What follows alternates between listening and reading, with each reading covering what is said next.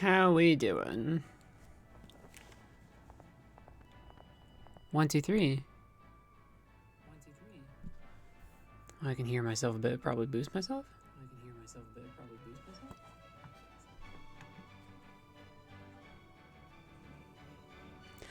1, 2, 3. You're gonna hear echo for a minute. 1, 2, 3. You're gonna hear echo for a minute. 1, 2, 3.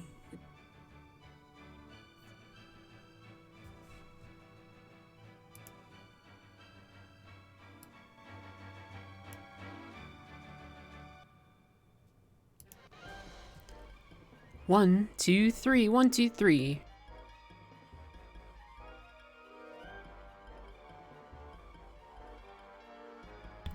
One, two, three. 1, 2, 3. All right. So that sounds okay. And the controller is working nice. I think. Yes, it is working nice. Now, a variety of things are going to happen, the least of which being I don't remember where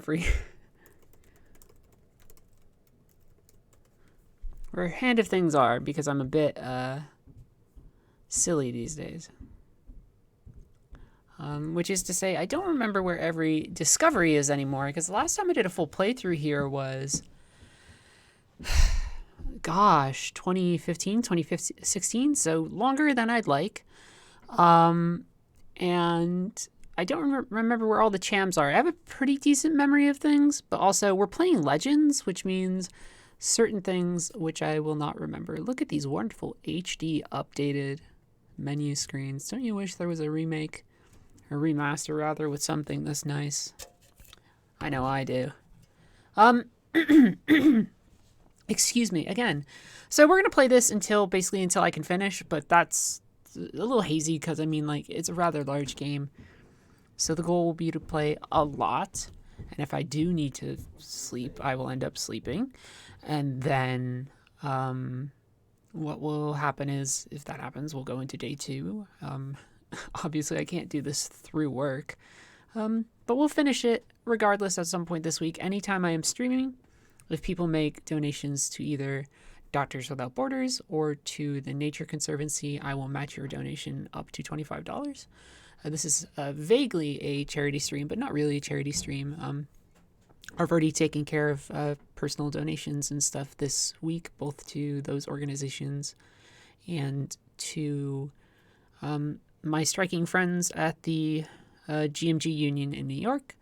I have a little bit more I can kind of stretch out this month budgetarily, so I said let's make sure all that goes to charity. So that's what this will be. We're playing. If anybody's like, why does it look so good? Why do you have these HD things or anything like that?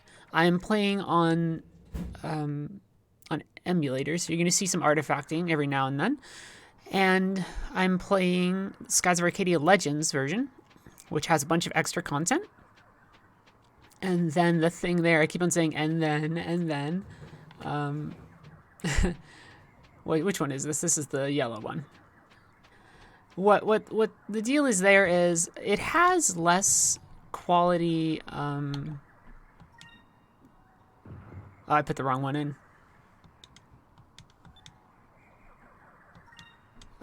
It has less. The quality of the audio in the Legends version is a little weird because everything had to be compressed to fit onto GameCube like mini discs, whereas the original version of the game was able to play on GD-ROMs, which were able to hold a little bit more data. At least in the case of audio. Audio data, for those of you who might not know, is massive. Massive maybe is the wrong word, but is quite large. Takes up a great deal of space. You know, there's plenty of things in games these days that also take up space. Audio is one of them. Our story so far.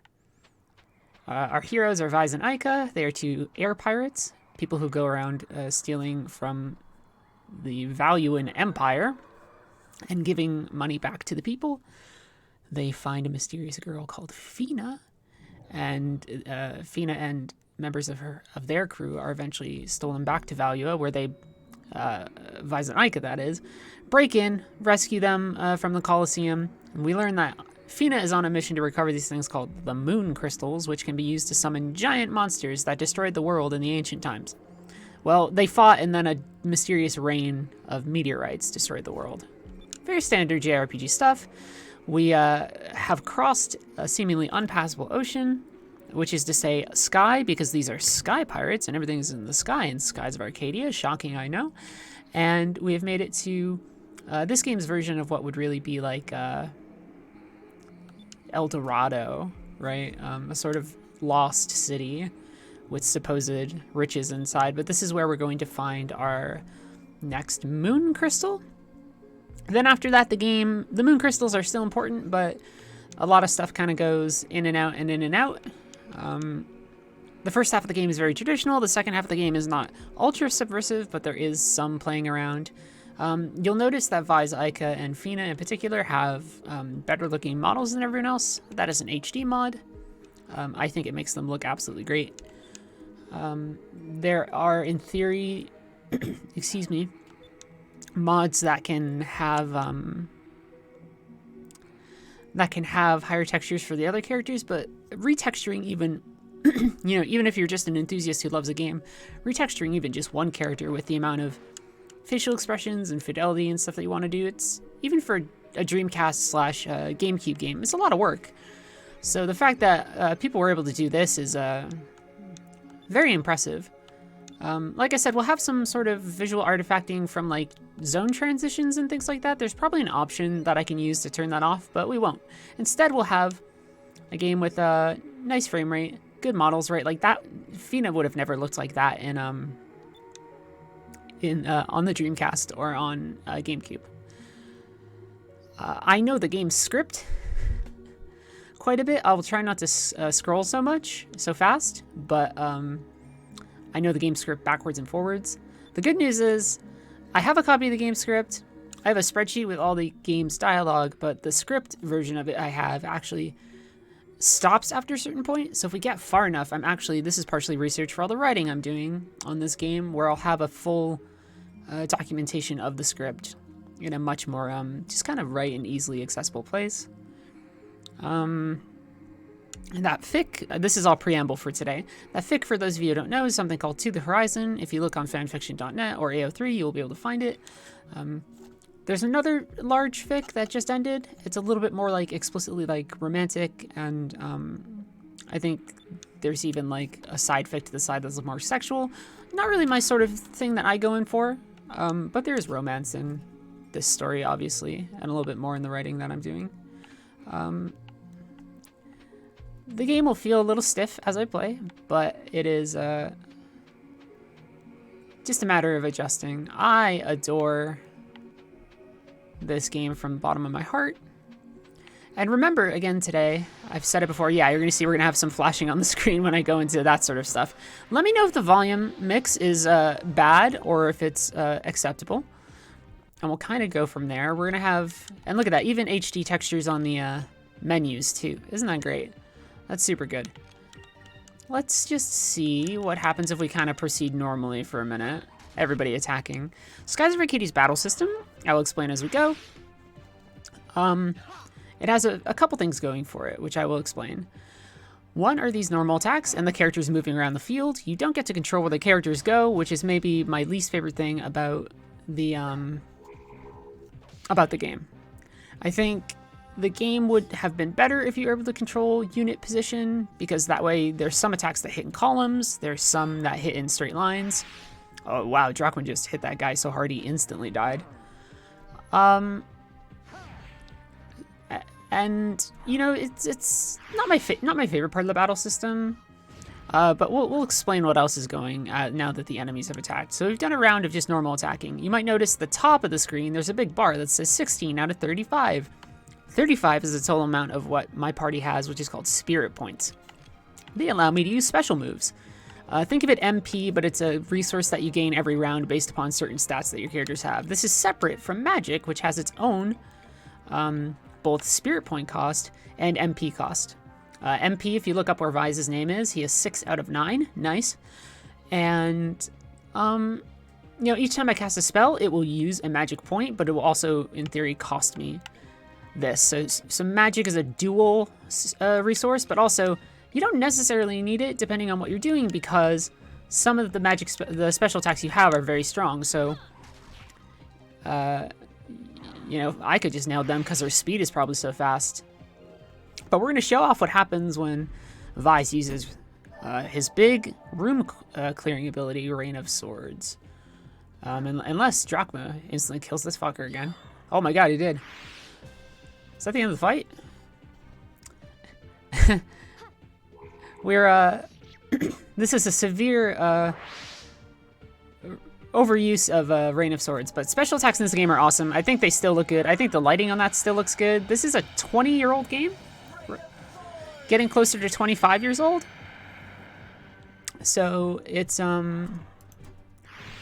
know, it's pretty impressive, all things considered, I think. It looks like we won. Here, I turned up the volume on the game a little. And if not, I can mix it even further. There's a catch to the game file that I'm on, is that I was using it for research purposes for the writing I was doing, which means we have an infinite amount of gold, and somehow, through reasons I can't explain, we technically have access to every weapon. I'm going to try and behave, but mostly we're here for the experience of the story. I've played enough of this game that I don't need to be like, well, what we need to do desperately is, you know, really have the challenging thing. I've played this game the most of any game I've ever played in my life.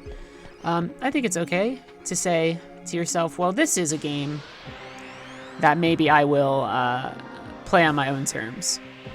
If anybody has a good idea of how to get rid of those sudden little skipping things at the start of battles, any of our people in chat who might be Dolphin Warriors, that'd be kind of nice. But I understand that not everybody knows what setting that might be, like what esoteric setting that might be in Dolphin. Oh, the sword put him to sleep, even better. My team's doing so good today, but it's about to wake him up. That's the downside of the sleep status effect. It doesn't persist through a round. If it did, it'd be very nice. Will that silence him? That'd be very good. No, it's a counterattack.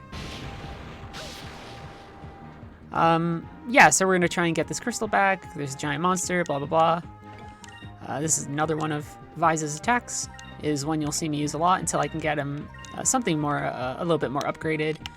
And to show off magic even further, we can just heal the full party. Using Fina, who is very powerful with healing.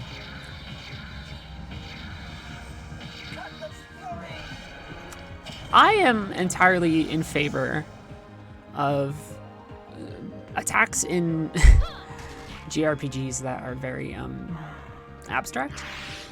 Like, I know the style now, and it will and always will be until the world ends, which, look out, world.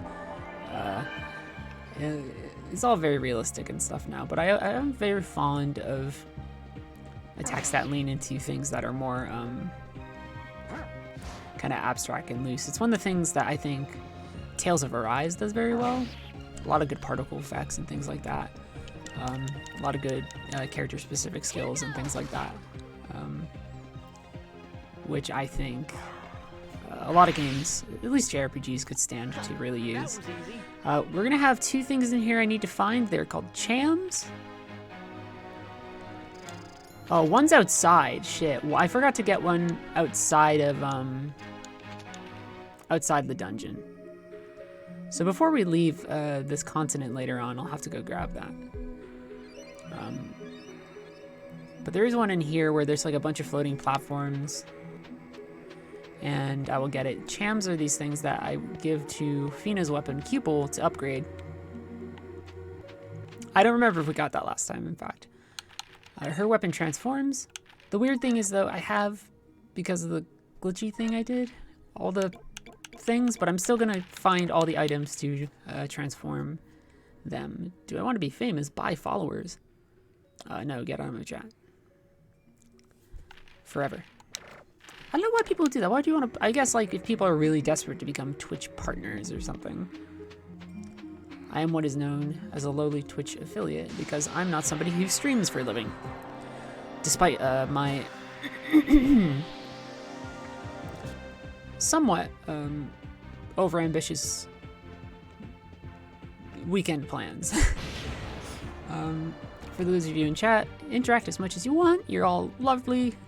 And for this game in particular, I love talking to y'all, because otherwise I'm gonna really just really focus on talking about the game and a handful of other things. I'll probably get existential at some point, you know how it is. This game was released around 1999, 2000, depending on where you were. It is considered, maybe along with Grandia 2, to be one of the big two RPGs for the Sega Dreamcast. My Sega Dreamcast, which is within arm's reach. I could have played off of that, but I also like the ability, for instance, if I need to, I can speed up.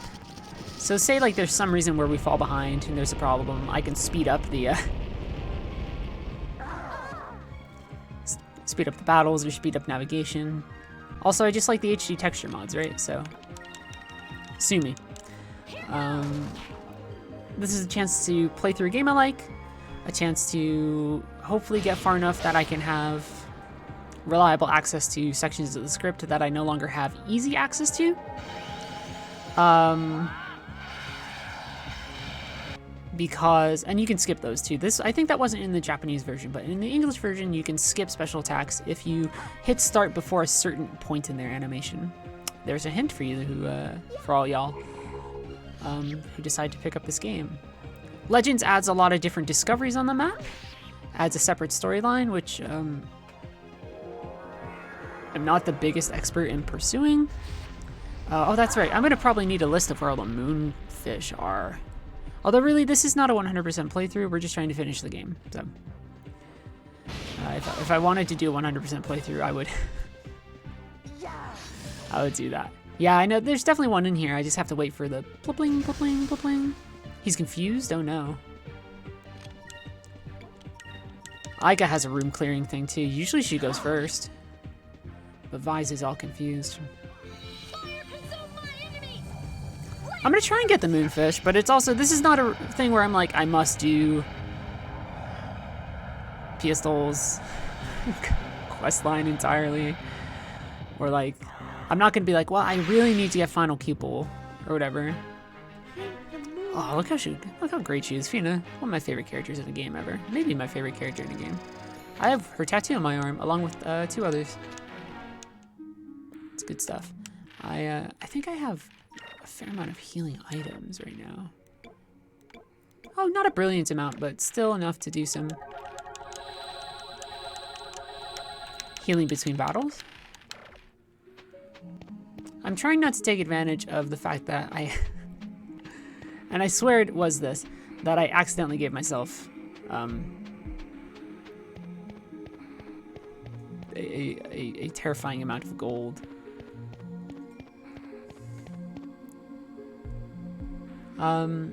Skies of Arcadia dungeons are interesting to me because they remind me in a lot of ways of Zelda dungeons.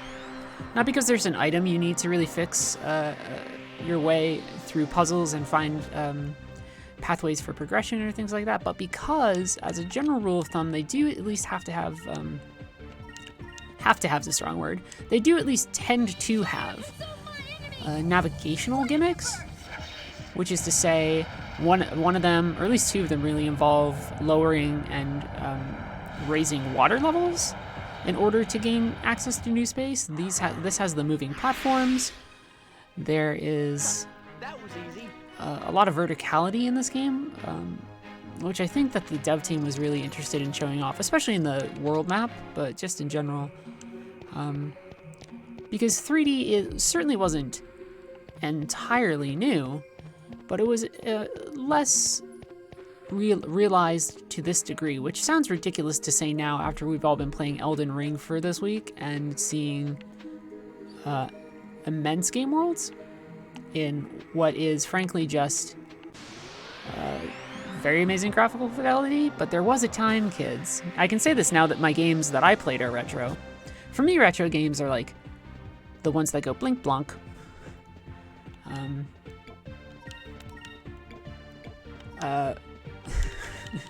You know, it's like Mario, like the original Mario is retro to me. And I guess that still is old retro, but are we gonna have a term where it's like super old and then like retro being like whatever's like maybe 20 years old? Are we gonna have to talk about them, you know, like the roaring 80s and whatever, who knows? I think that'd be very funny. But there was a time where like on-field character navigation like this was kind of a big deal. More 3D world maps was kind of a bigger deal. And not in the sense that we were all going, oh, although some people do, right? There's always been graphic snobs in every generation of games. But more to the sense of us being like, wow, it's really fun to, you know, navigate spaces in slightly different ways now, right? One of the reasons people loved Ocarina of Time was not just the scale of that game, I would say, but also the fact that it, oh, I forget my element chart too. But also the fact that it, you know, recontextualized the way that you think about some spaces. Oh, I thought I did Cutlass Fury. Oh well.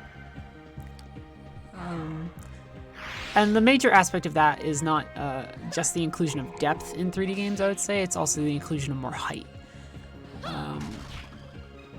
That said, when the earliest of 3D came out, it's like generations before this, N64 and such,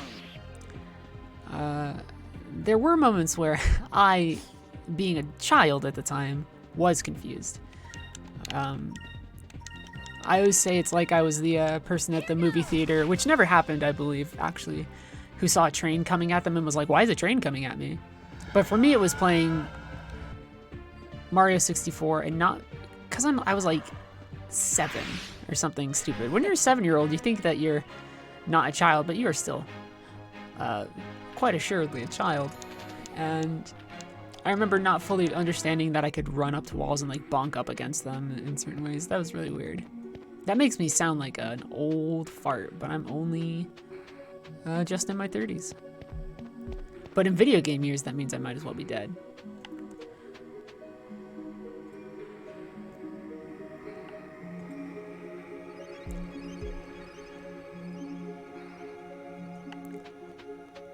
Rixus is a relatively straightforward dungeon. Usually you have dungeons that are maybe a little bit... There's at least one dungeon in this game that we're gonna get to, which is like... I say it's straightforward, right, as I look at all these fucking platforms. There's at least one dungeon in this game where I'm going to get absurdly lost. It's a dungeon called Mount Kazai, which I quite firmly... It has like 3 floors, 4 floors. It involves raising and lowering water. There's a diving suit segment for a lot of it. It's confusing as fuck, is what I would say. It is a ridiculously confusing thing. You're gonna see more special attacks from other characters later. But for now, we're using the tried and true ways of trying to clear out mobs when you're in a dungeon. I think... So Skies of Arcadia Legends reduces the amount of random encounters you have, because a criticism of the first game is that there were too many random encounters. Now, I played the first game when I was like 10 or 11. Along that stretch of time. Probably started when I was 10, finished when I was 11. Or maybe I was already 11. Regardless, still pretty young. And you know what? I finished that game as an 11-year-old. And, you know... all the adults who were like, there's too many random encounters. Yo, if I can do it and I was a little baby, anybody who wants to go back and play the original can do it. Is this a Zivulin Bane? Sometimes there are these little treasure robbers inside of treasure chests called Zivulin Banes. Yes, it is. It's gotta be a Zivulin Bane. If you get attacked the moment you open a chest, you're like, that's our good buddy Zivulin Bane. Also, you can focus in between rounds, which gives you more, MP. I was like, oh my god, do I have a Sacrum Crystal? That'd be amazing. Sacrum is an attack that, or a magic spell that heals everybody. we'll let Vice use Cutlass Fury, because he can just use it at the start of rounds now, which is great. Zivbanes are kind of like, almost like optional mini-bosses, right? Boxes are spells that are items that allows you to use spells automatically, but they have a chance of breaking. So if you're very lucky, a box that you have will will last quite a bit, but if you're unlucky, you'll use it once and it'll break. So you gotta take it how you can. We're actually gonna have both of them focus, and we're gonna try what happens if Drachma uses Tackle, which is also a very powerful ability. Abilities are unlocked by finding these cool little things called moonberries, which are either random drops or you can find a handful of them in the game world. By the end of this, my characters surely will not all have their ultimate abilities.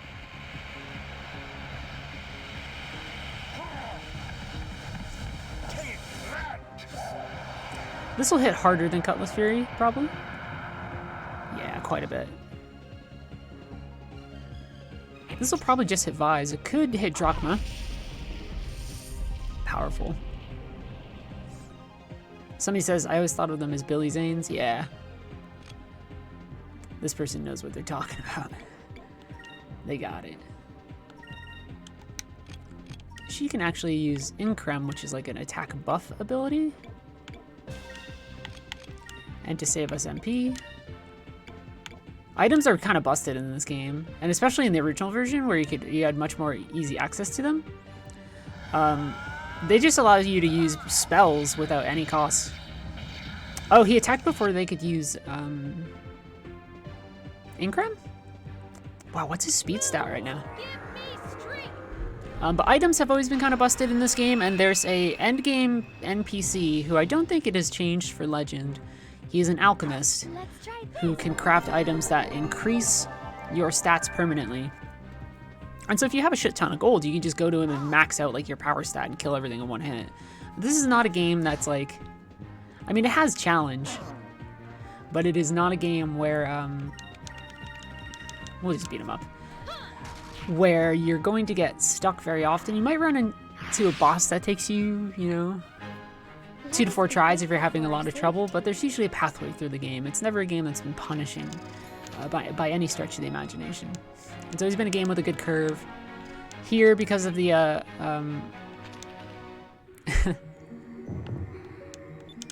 because of, is this a good place to get off? No. I shouldn't phrase it like that. But because of the way that you level up everything, whether that's in this version where you get more XP per battle, or in the original version where you're just fighting enough that you're going to get the XP anyway, you're usually on the right. Like, the curve of the game is always pretty gradual, pretty comfortable. Oh, that's Cupel making a noise for a Cham. Where's the Cham?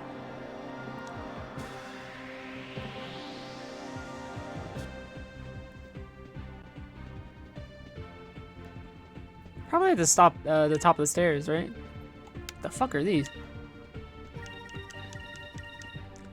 Sometimes you see an enemy and you go, boy, what are these? A lot of enemies in this game are not just like, here's a giant rat. It's like, here's a weird totem pole. Here's a clay creature.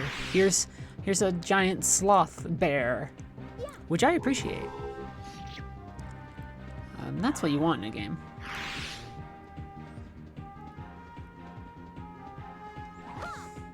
We'll get through... Wow, they die pretty quickly.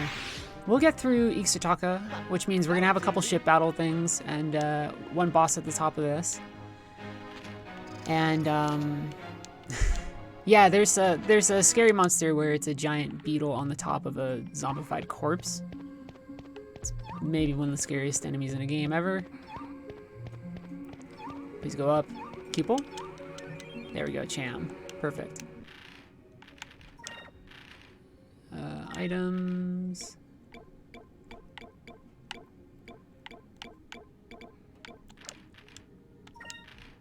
I have no clue if my thing will upgrade right away. from this because I accidentally have all the weapons. Does anybody know what happens after Cupel Sword? We'll try and keep it in proper order. Oh, there's actually gonna be another area where I get quite lost, and it'll be the Dark Rift. I used to know my way through there backwards and forwards, but I need to go through there to find a crew member, and I will need to similarly just navigate my way through there. It's kind of an overworld puzzle, and it is rather confusing. I think there's a moonberry right over there, if I recall correctly. I want all the moonberries.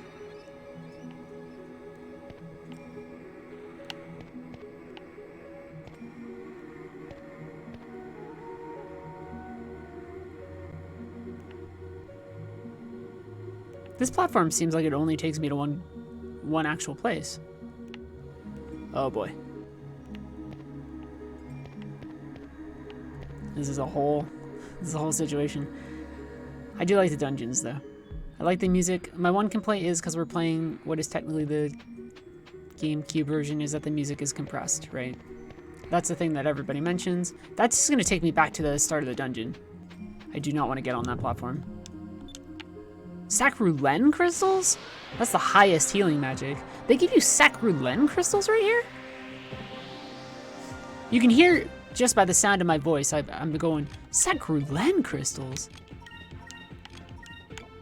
Let me tell you something though, friends. After this fight, I'm actually gonna have to use the restroom. I did not think ahead too much. It'll be okay. And we'll get through as much of the game as possible. I imagine we'll at least get to right before the big final battle-ish area. Or at least we'll get maybe through Yafutoma, and then that leads us into the end game, really. That was easy. So we have a lot of stuff going on. But oh my gosh, suddenly I have to go to the restroom, which means I will be losing some of you, because every time a streamer leaves their chair, you lose some people. If you stay here, I promise you a day full of adventure, good feelings, maybe the occasional bit of serious talk, because, you know, we have to be serious about our world. And remember, if you're able to show me, most likely you can contact me through Twitter DMs. If not, otherwise you can message me here in chat and tell me. If you do donations today towards Doctors Without Borders or the Nature Conservancy, I will match your donation up to $25 per donation as well. So if you are like, actually, I want to donate again, then I will match you again. We'll go from there. But right now I have to use the restroom. I'll be back in a second. It should be quick.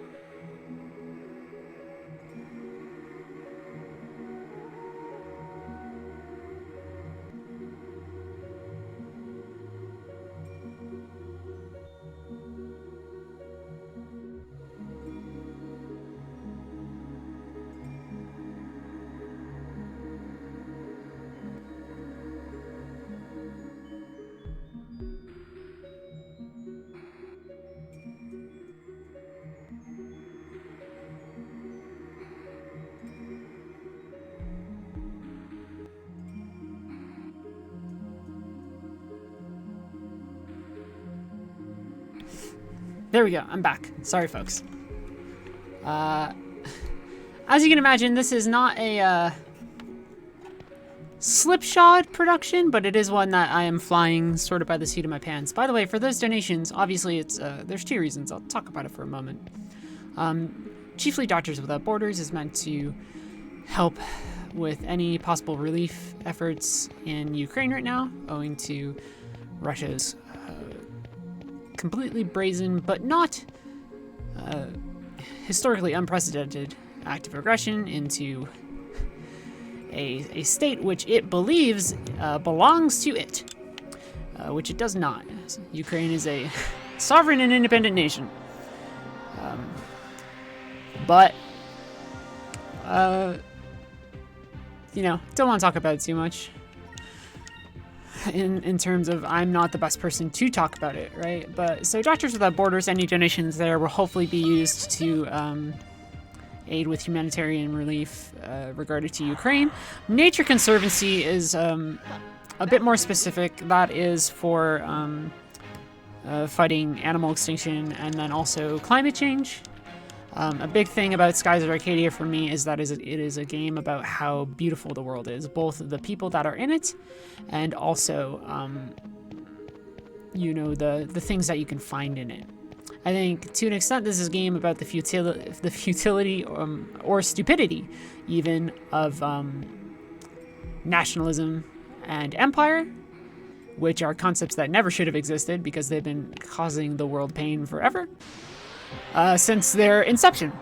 And so I think this is a game about the importance of individualism, about helping a community, about understanding the wonderfully amazing, diverse things in the world that make the world so wonderful. And also when that means going to a new place, even though we are fighting many a monster, it means when you go to a new place, respecting the culture, but also respecting the world around you on a natural perspective. Now, I feel a little bit guilty because I'm streaming, but as I understand it, if you're on a laptop or something, this is surely better than if you were sitting down watching television right now. And as my time after I move across the country goes on, I'm going to start volunteering, hopefully at more places. So I'm very excited for that. Here we go. This should get us what we want, right? Or is this where we came from? Fuck. No, this is Moonberry? Light coat. A light coat of paint, am I right? Playing Skies of Arcadia is a weird thing during a time where, so I'm gonna be honest with you, I read the latest IPCC report about climate change, which was not very heartening. And given the situation with the new war, I don't believe a lot of politicians will have the will to do a necessary thing, which is, I believe, to transfer their countries to sustainable energy and independent energy that undermines the fundamental power of corporations and then petrol states. It'd be wonderful if we did. If I could sit down in a room and talk to a general and convince them that it was a tactical decision, fuck it, I would debase myself to do that. But really, it's a decision about saving life on the planet. So I'm at a point where I have a lot of doubts about the future. Being fully honest, right? Although that's only renewed my commitment and desire to help the people around me, because what do you do when there are certain things in the world that you can't control? Well, you focus on the things around you, you focus on the people around you who you can support, like any good blue rogue would. But also, when you play Skies of Arcadia, or you we'll give Drachma his weapon, or you write like I am, novelizing Skies of Arcadia, and you go, well, how long will that last? What is the value of that? Should I not be immediately volunteering to fly across the ocean to do XYZ? You know, like those are the questions that come up. You know, you think, why am I doing this? What is the purpose of artistic endeavors?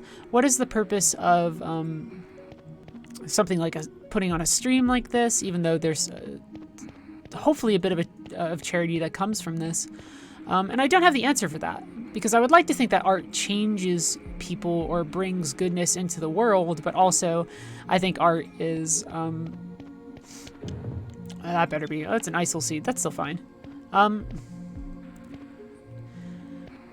Art is currently is always in a battle with politicians who want to curtail art and corporations that don't want messages in art that complicate their role in sustaining sort of hegemonic powers, right? So why am I writing a story about silly air pirates? Well, I think it's inspiring and fun, but also 10 years from now, is that story available? Is the world in a state where people want to even hear that story? Am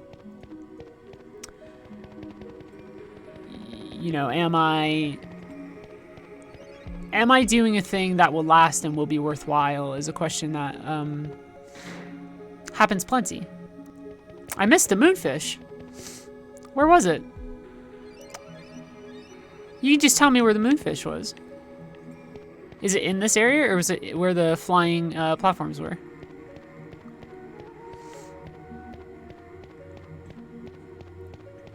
I didn't hear a good blip-pling, blip-pling. But you can't just say I missed a moonfish. Platforms, so if I go back here. It's on the top floor of one of these buildings? Presumably? Just before the one that takes you back. Which I think is this way? Well, you know why I didn't go there. It's because it's the one that takes you back.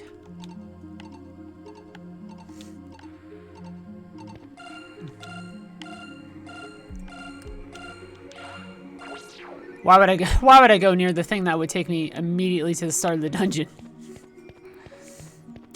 Unless I needed to leave here later. Moonfish are for a Skies of Arcadia Legends specific storyline.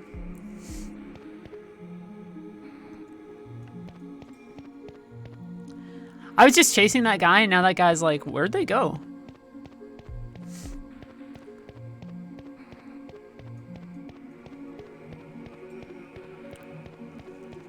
I actually don't remember the proper pathways here to capture him. Careful, ambush? Hell yeah. Ambush me.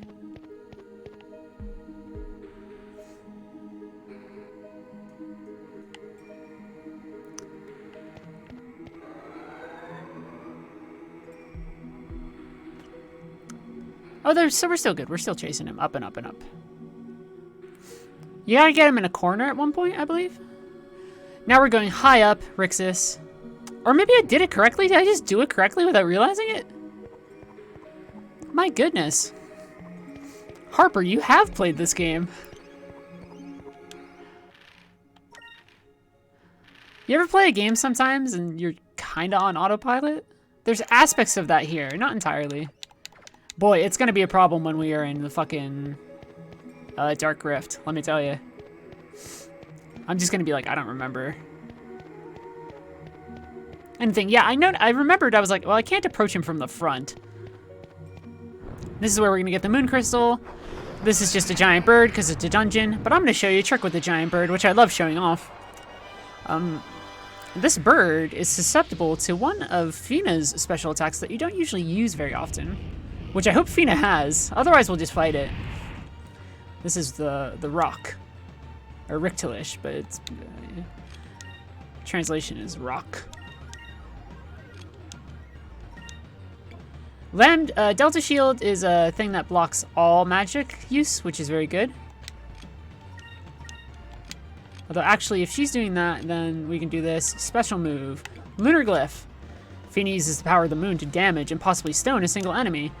Not usually something you do, because Fina's raw damage with special moves is not great, but the ability to turn this fella into stone and stop him from acting for most of the battle, very good. Oh, I thought he was just going to take out Fina right there. Would have been a little perturbed. But you're to see that bosses have a modest amount of health. But yeah, this should freeze him in place. I mean, there's a possibility he dodges it, but you know, that chance is fairly low. Yeah, it turns him to stone. Not something that happens very often. We're building up for a big attack here. So we're actually going to use our time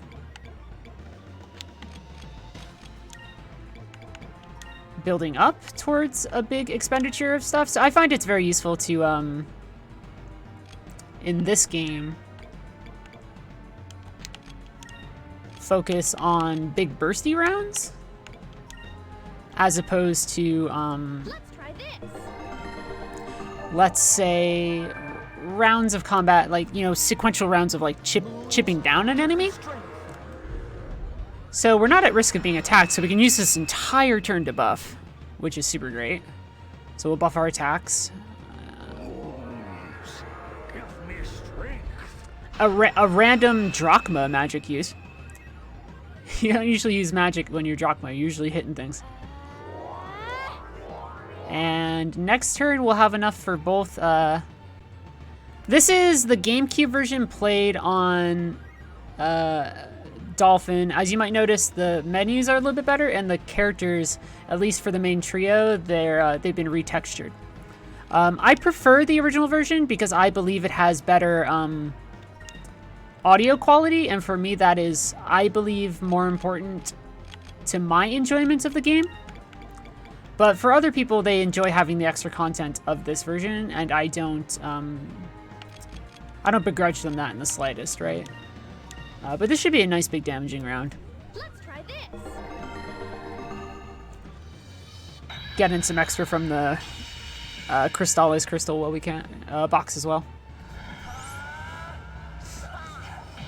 Yeah, so Dolphin is, you know, I work for a major video game studio and a major tech company, and, you know, these opinions are my own. I think emulators are astounding and a very important aspect to preserving our history as an industry. Even as I go, oh, video games industry, electricity, climate change, blah, blah, blah. That's where my brain is because I'm a dummy. But the music changes when you have advantages or disadvantages, by the way, which is very good. Yeah, so the main character is going to look very crisp. And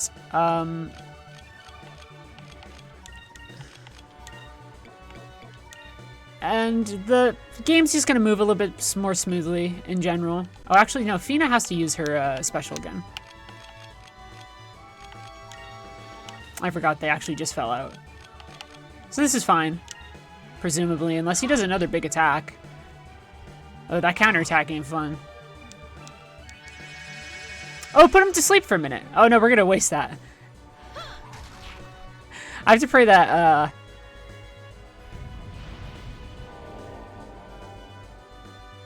Oh, well, if that just... I was like, if that even just put Aika to sleep, that wouldn't be a problem. So I don't dislike the music in this version. I know a lot of people grew up with the music in this version and find it perfectly acceptable, but the version on the Dreamcast is higher quality, and some of it is, like, properly, like, well-orchestrated music, so that makes a difference. If there was a way to have that music on this emulated version, that'd be great, but to my understanding, that is an exceedingly difficult task to pull off. So it's not something that I would expect to happen without pretty significant changes in our understanding of this game's programming. You know, so even if this game was ported, I would say, given the fact that I'm pretty sure the source code to this game is, in fact, genuinely lost, the most we could hope is like a port like this. Maybe some better looking models. Probably the Legends soundtrack and Legends content. You were shocked at how much more instrumentation and detail there was. Yeah, that's why snobs like me prefer the Dreamcast.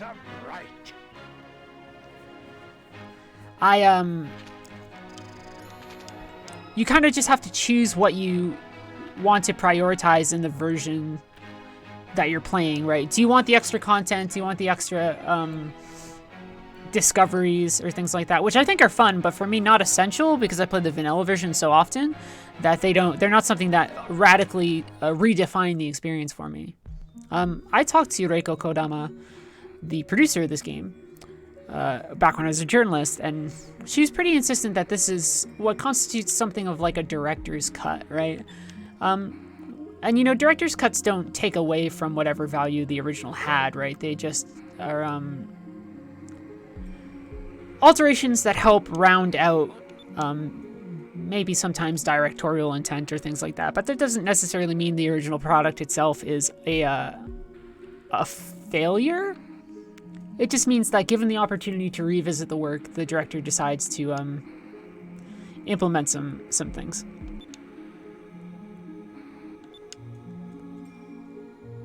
But you know, there was no moment where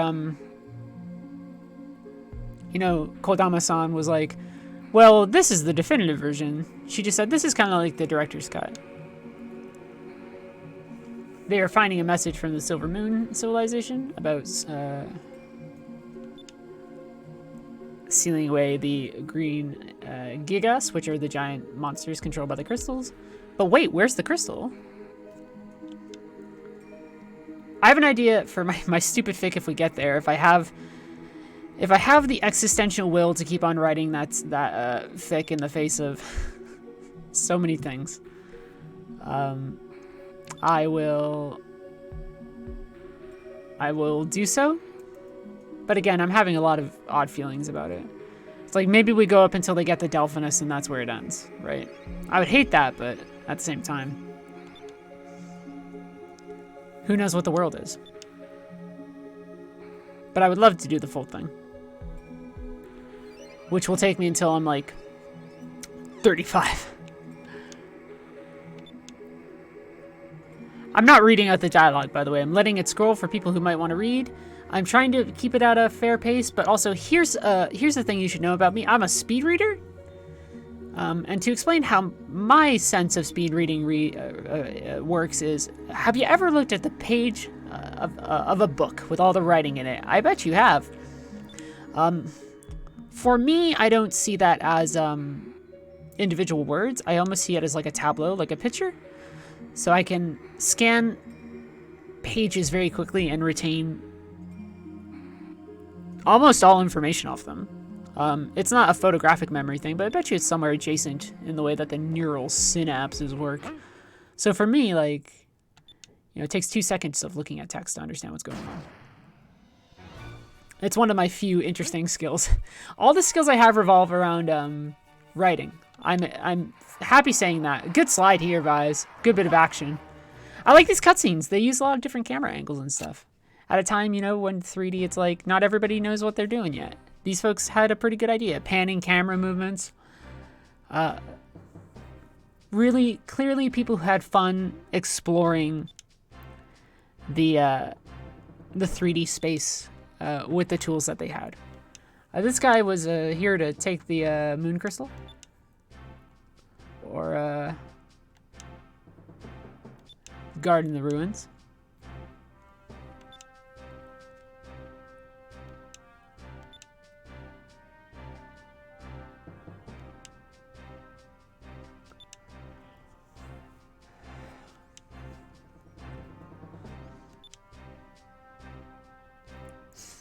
And so we've had one of these giant monsters pop up when an admiral summoned it. And now, this time, the people of Ixa'Taka are being violently oppressed by the dirty colonial bastards that are the Valiant Empire. And so when given a tool to throw a giant fist in the face of Valua and punch them in the nose, they do something pretty understandable, which is at least motivationally understandable. They summon them. They summon the Gigas. Of course, we have to look at the Gigas. I mean, you can look at them as metaphorical for a lot of different anxieties about weapons, even in the 90s, heading into the 2000s.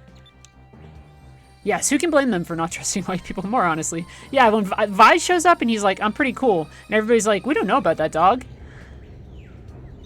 They're like, Fantasy Spain has been here for about 5 years or 7 years, maybe even longer, and they ain't been good to us.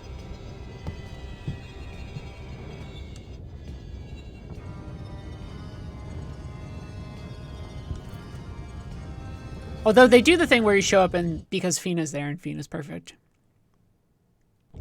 They're like, are you our god? But also they had the mural up there to kind of explain that. It's not just like a, oh, Quetzalcoatl type thing. Although it plays into that a bit. Reiko Kodama was really into archaeology. I think Shintaro Tanaka studied it entirely. So this is a game informed by people's general, like, hobbyist interest in, you know, world exploration, and then also studies into archaeology. That doesn't mean it's, like, super authentic, but whatever. Why did they finally just tell us the name is the Cygnus after we've conquered this thing? Also, this is one of my favorite shots in the game coming up. Because this is what all empires deserve. And you're gonna know the shot when you see it, because it is just brilliant. Alfonso sucks.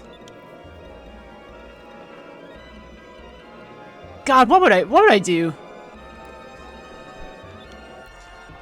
to live in a world where we could sail the sky and not have it poison the sky? I'm trying to find ways to not fly as much. You have to understand just how much I'm gonna try and, even as I stream a video game, really find ways to at least change my behavior so that I at least feel like I'm not being a bastard to the environment.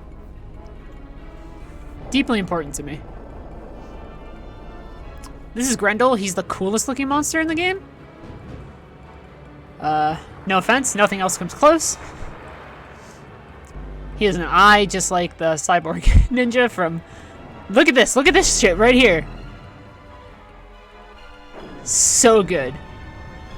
This is an early, relatively early, not super early, but you know, getting around more advanced, you know, early-ish 3D game, and look at the way they're doing it. They're framing the monster low so he looks taller, right? This is what you do when you want to frame something to make it look imposing. You put that camera low. When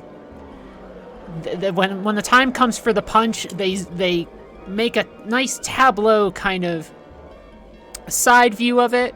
There's plenty of cuts here. Like, this could just be two guys talking to each other from one camera angle, but instead there's at least two camera angles in this scene, probably a third one, right? Which is really, really awesome. You were always creeped out by Grendel's ring-shaped torso. Kind of, yeah. This is like a fucking great monster design. Just a top tier. The other Gigas are not bad, but they're like a little... Also, like, look, it's right there! Yeah! They're a little more abstract, except for maybe Blueheim, who is very explicitly a bird, but also kind of a phoenix. And then you get something like Yelagar, which is a scorpion dragon, maybe, sort of? And then you get Zelos, which is just orb.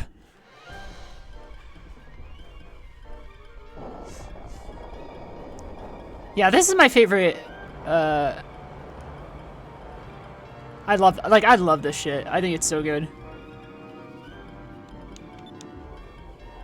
Although a lot of what I'm gonna write in Ixa'Taka, I need to I want to reimagine a handful of things. There's parts of me that want to reimagine like ship designs during this stretch of the game. Maybe some things to De Loco's ship. I don't like his little grabby arm. Sorry, world. I might adjust the visual concept of the chameleon just a little.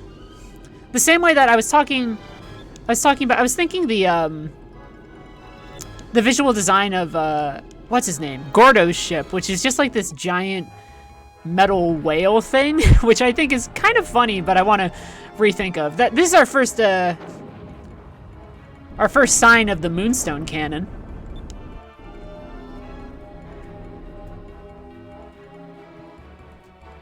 De Loco can't aim for shit. And yet.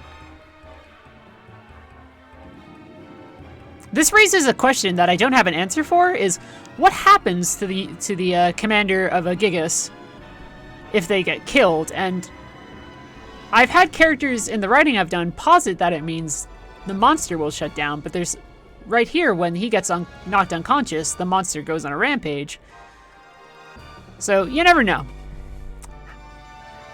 Who could say? Also, is the sound mixing a little bit better now? Doing everything okay? We're doing good. Some people, by the way, are like, why would Grendel just be a giant? And also, like, the world of Arcadia is very, I don't want to say, look at that thing on its wrist, by the way, which looks very much like Zelos. I've never noticed that before. I don't know what to think of that. Like those things on the wrist.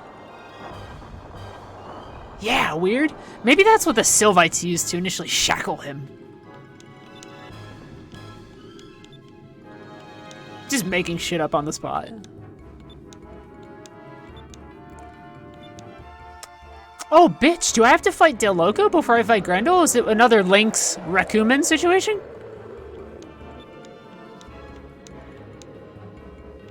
De Loco? Bro, there's a giant monster. Oh, this is the best, one of the best musics in the game. The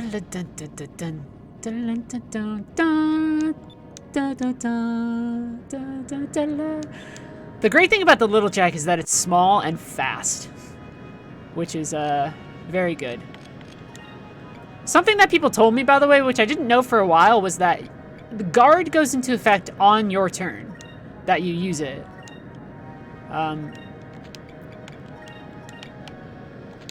Oh no, I gotta actually, that doesn't go as far as I'd like, so... G-type cannon. So as you can see, this, so we'll talk about how this works. Airship combat takes pace on a grid. And as you can see, I can kind of choose when I attack on that grid. And so, for instance, I could put a cannon here, and then like I could take these sub-cannons, which use extra attack to fire further into the round. But I don't have enough sort of ship points, MP, or whatever you want to call it, to do that. I don't know if it has a different name in ship battles, but what I can do is fire a torpedo, for instance, which you can fire multiple turns ahead. So now I have a turn up there that's marked as a critical attack turn, which will have 2 attacks hit it on that same thing. So I will focus, fire the torpedo, defend a little, and then both my attacks will hit on that big turn, which is very, very good. I like the grid battles in this a lot. I've talked about them before as almost like a painting space, where combat is like kind of linear in the sense that it progresses down a very straight path, and you have some space to paint around in there. The grid of the ship battles really allows you to do a variety of things. I would say. Especially once you get a crew member who eventually can give you max SP for your almost right off the bat of a ship fight.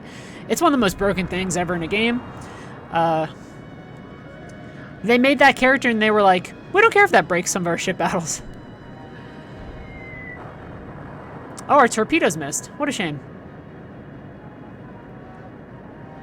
I can't believe we have to fight De Loco. Yo, no offense for the fic. I'm not writing out 2 De Loco fights. He might just get punched.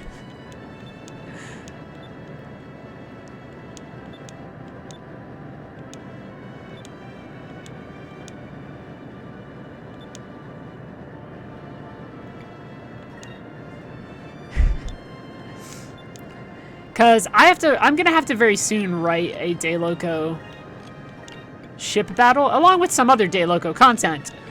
And, wow, ship battles are hard to write as it is.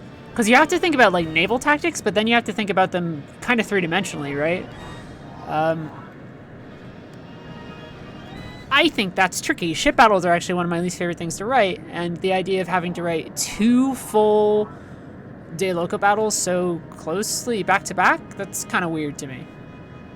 I think that, now that I think about it just in general, and this is not due to my mixed feelings about De Loco as a character, at least as presented in this game. Because I think there's some stigmatizing stuff going on in this game. Sorry. I love this game, but if you love a thing, you have to acknowledge its problems, too. That's a pacing issue, right? Like, to have 2 big... like, to have a ship... Like, in this, you can do it because it's a video game. But in a written thing, to have a ship battle before another section where you have to do a tactics battle against a giant kaiju monster seems a little weird. I do like the fact that we do get our first hints of the Moonstone Cannon, though. Fucking when do I get my chance to do...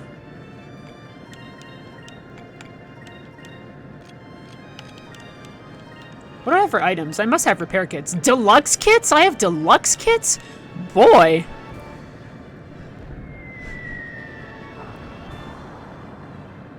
With items like these, who needs enemies? Ridiculous. Yeah, like for ship battles, I had to look up some actual like old naval tactics, and that's hard. It's hard to be like, we need to cross the T, and people are like, what the fuck does that mean? You just have your characters talk about it as if they understand it, and then you make them do it, and then people will understand that's the thing they said that they were going to do, and they did it. I'm not a great fiction writer, I don't think.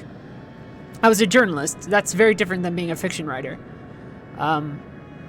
But I think a thing you can do if there's like a term or a tactic or something that you're about to employ is that you don't need to have a character who's ill-informed and goes, what does that mean? I don't understand. You can have characters like, you know, we did Baltor and we talked about crossing the T, which is just this idea of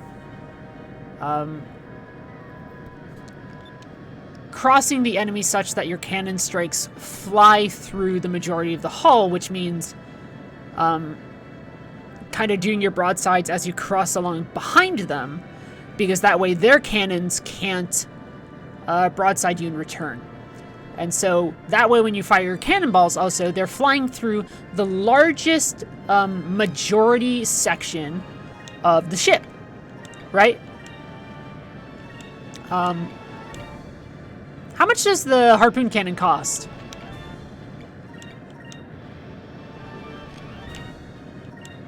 Is it 20? I want to see how much I can get away with here. 15.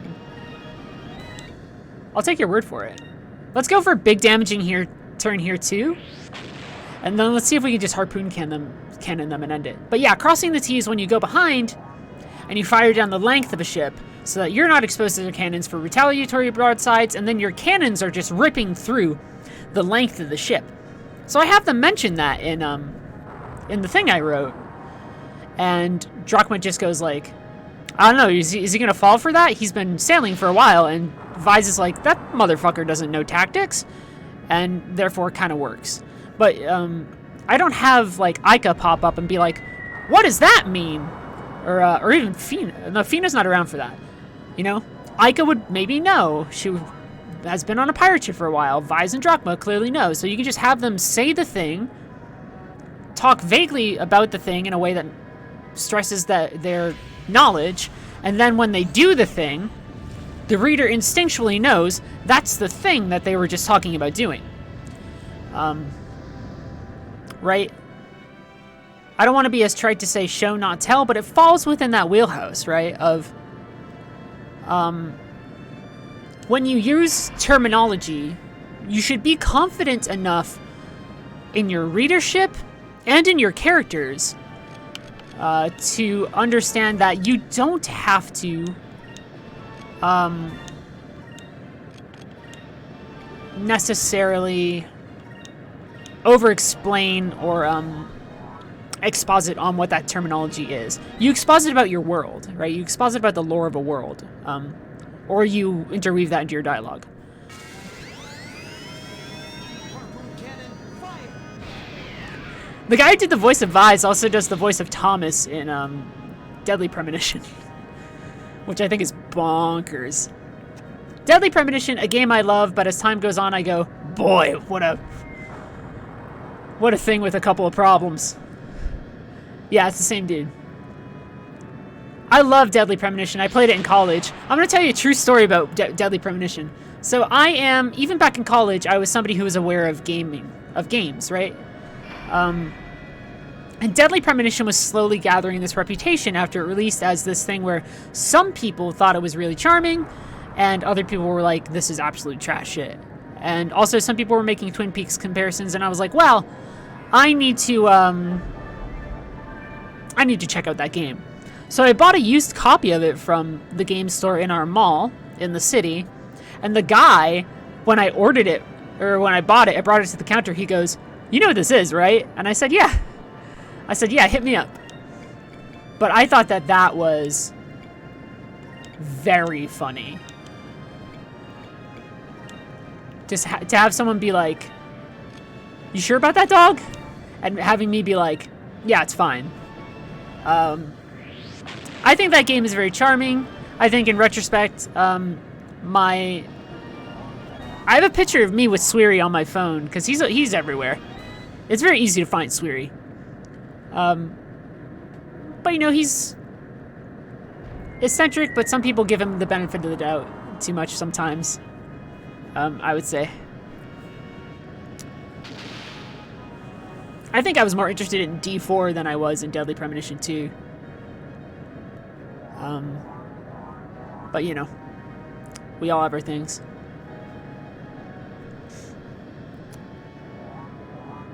Dark Dreams Don't Die, which ends on quite a cliffhanger.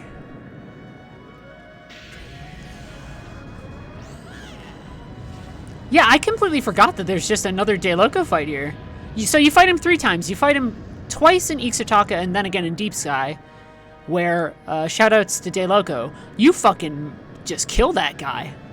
Spoilers for later. We're gonna go beneath the cloud layer, and we're gonna shoot this guy, and he's just gonna go down.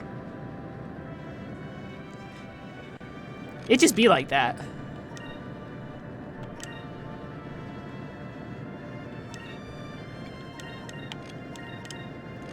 And if I can get away with healing before the Grendel fight, I'm gonna do it. Appa Wax is like using Quicka. Deadly Premonition is great. Its open world is really cool. Its side quest design is a little archaic, but feels really well. The problem that I have with Harpoon Cannon, fire! with Deadly Premonition is the way that it presents its villains. I wrote an article about this for Kotaku, which, don't go looking it up right now. There's a strike going on. Even going to a website when people are striking is technically crossing the picket line. Don't do it. Don't give Jim Spanfeller or that parent company any revenue at all. Because not only are the workers the leverage against the bosses, also the people who come to the site because of those workers are leverage against the bosses. So, there you go.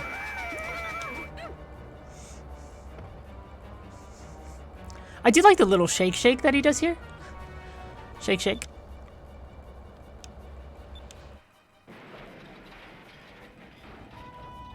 Yeah, I don't know how I feel about the little grabby arm that just has a flamethrower and then a handgun.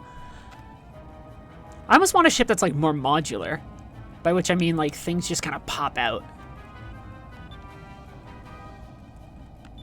Hey, boy.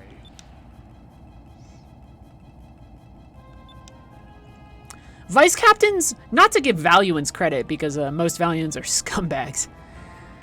Vice captains in this game, they do their job and then sometimes they get killed for it. This is an interesting one because this is actually a Gigas fight that you can win by getting rid of all the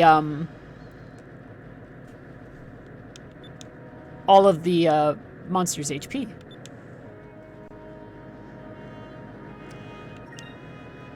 Which is not always the case.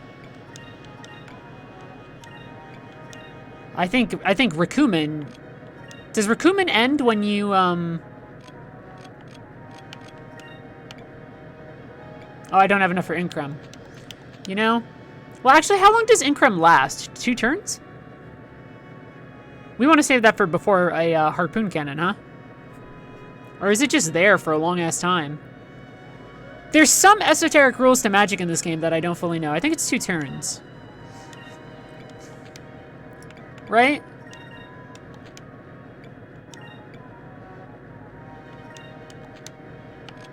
What am I doing?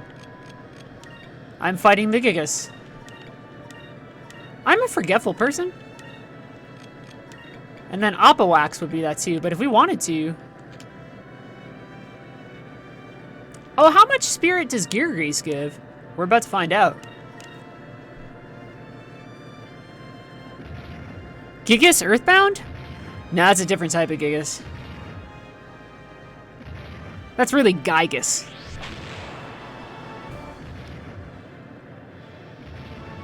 With a Y as well. And he attacks you with things that you can't comprehend. Earthbound, a game which I've played once and then never touched again. Not because I don't like Earthbound, it's very good, but also just sometimes that happens with games. Sometimes you play a game and you go, got it.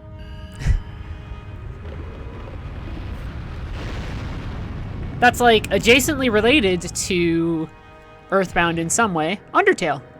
Played it once. Did the happiest ending? That's fine. Played through the bad ending up to Sans. And then said, you know what? Got it. I'm good. To me, that still counts as completing the game.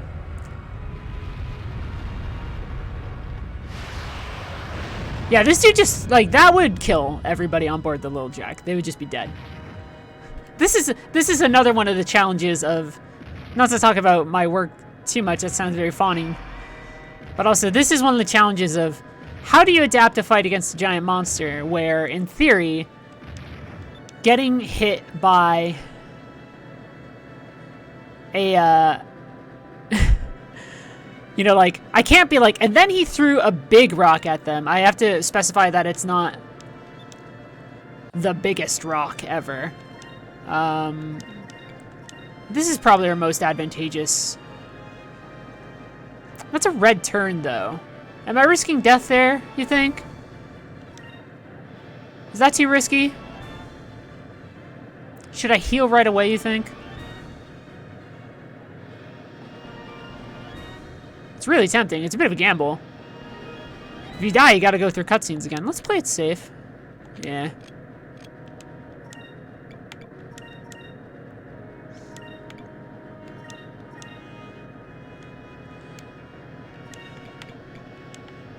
Oh, you know what we can do? Fucking, of course. Look at that. Harpoon Cannon, turn with a torpedo. And then... Brilliant.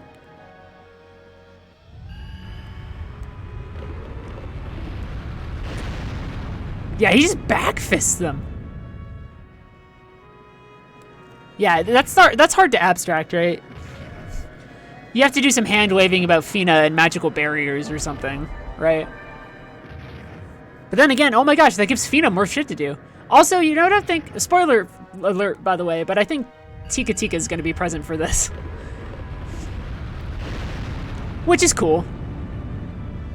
Ixa'Taka is present in Rixus, which means he surely is going to be present here, because they're not going to be like, okay, we'll see you later.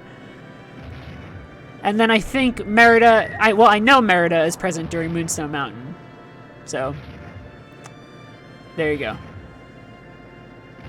I want to start giving crew members chances to show up earlier so that we can establish them building a rapport with Vise so it's more natural for them to show up later. That's like when we did the Temple of Pyrene, we had Beleza go into the temple with them, because why wouldn't you? You can have a lot of fun with that. She just stays outside?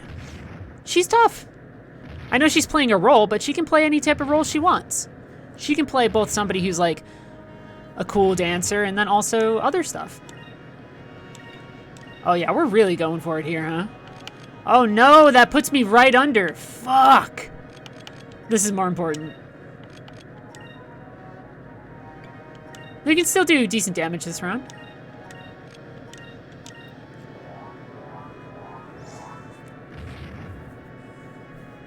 I mean, the idea is that we're eventually, the game's gonna be like, well, what are we gonna do? And you go, we're gonna knock him into a ditch. Which somehow he can't get up for, but if you had a torso that thin, it might be kind of hard.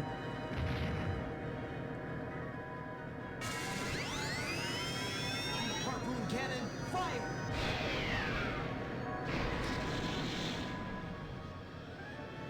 Oh, the torpedo missed. Why do you gotta do that to me, torpedoes? Why are these missing so much?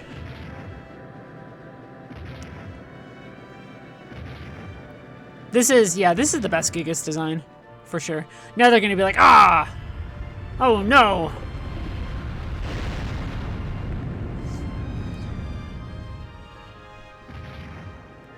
And then the next one should be the boulder, right? Never go near the feet in this fight, by the way. He steps on you.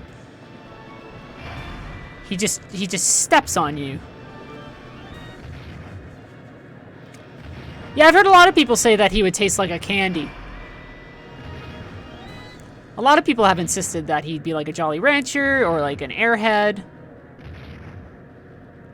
Right? One of those type things. Definitely has the textured look of an Airhead.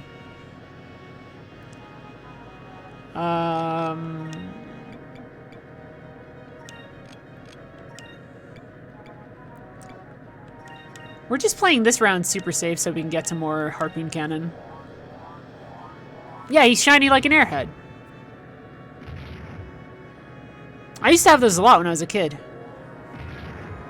We would camp on Cape Cod, and the store, the camp commissary or whatever, had Airheads, and they were always a nice little treat.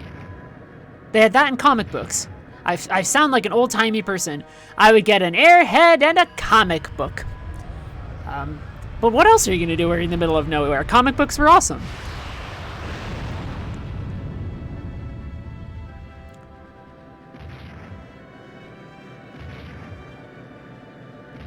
Archie comics? Sonic comics? My earliest Sonic comic I have is Sonic comic number 3, which is somewhere down here near me. Or it's maybe 4. It's the Sonic Spinball one.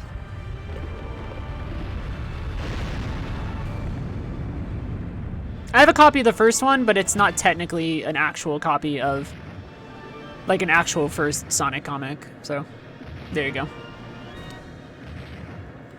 I got all my Skies of Arcadia shit near me right now. I have the music box, which you might be able to hear.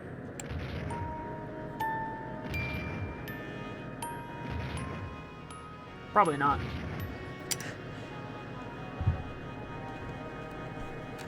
Overall, the music. There are Sonic comics? Yeah. There have been Sonic comics for a long time. They were published by Archie Comics, and then they rebooted them eventually because this was before a lot of like story existed for Sonic by the time those comics were being made. So they were very much like, you know, and here's our lore of like Knothole and Sally Acorn and all that stuff. Some of the stuff that ended up in the Saturday morning cartoon. And then eventually they were like, none of this lines up with the games. We need to do a soft reboot, which they did eventually. If my torpedo doesn't hit, I'm gonna be so sad.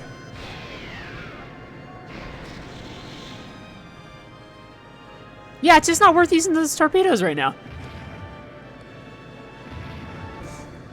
Maybe during that, usually, sometimes you can get those stuff to land. Ah, frustrating.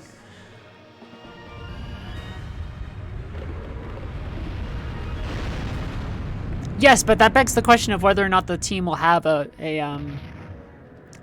torpedo tube, and I think they will. I think I know where they're gonna get torpedoes, and everyone's gonna be like, "Why did you have this?" And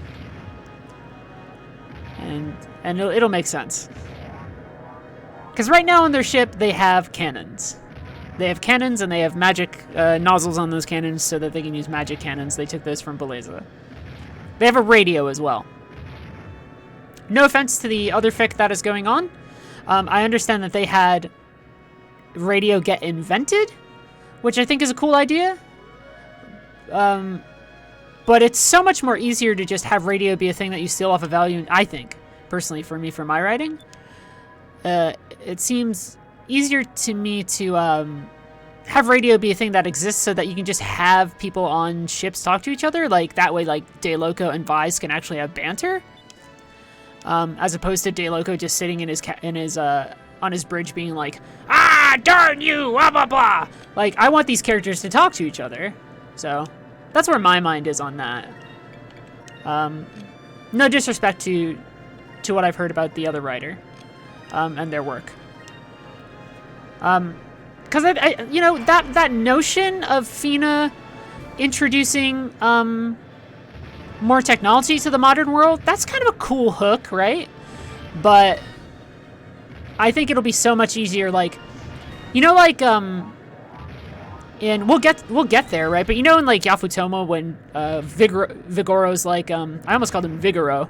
I guess you could. I would say Vigoro. When Vigoro's like, "Look, my ship, look, my cannon's bigger than yours. Ha ha ha ha." Like, he's saying that to himself. It's much more funny if he says that to Vise, and Vise or Aika or someone gets to say something back. And also, by that point, they'll have the Delphinus, so they should just be able to do that. I have some good plans for that section if I ever get there. How do you beat a Gigas as dangerous as Blueheim with just one ship? Perhaps the power will be so devastating that enemies and allies will have to put their differences aside in order to battle a dangerous monster. Perhaps.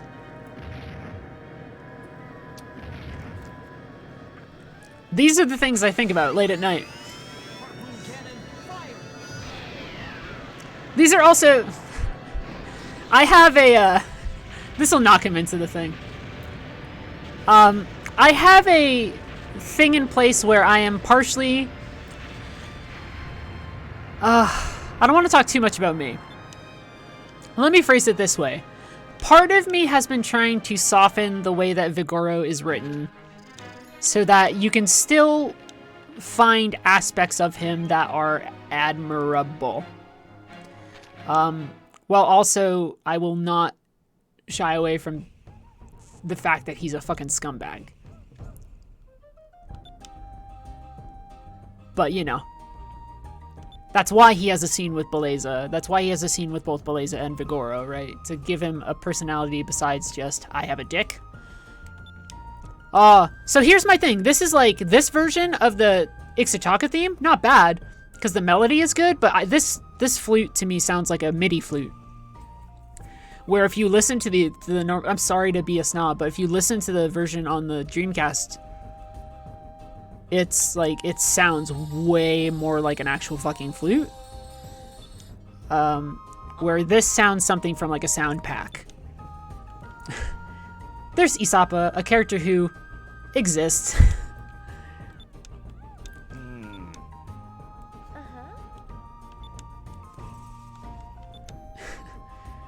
I need to think of a name for the king too. Don't they just call him the king? I think I have a name. I'd be writing this and a gift thing that I owe someone. That chapter if I wasn't doing this, but I think this is a good way to reconnect with the material, maybe feel calmer and better about myself. Yeah, Mr. King Ixa'Taka. A thing shaped like itself. Who's the leader of Ixa'Taka? Ixa'Taka. What? I have all of the discoveries in Ixa'Taka. I know that for a fact. This isn't the black market ship, is it?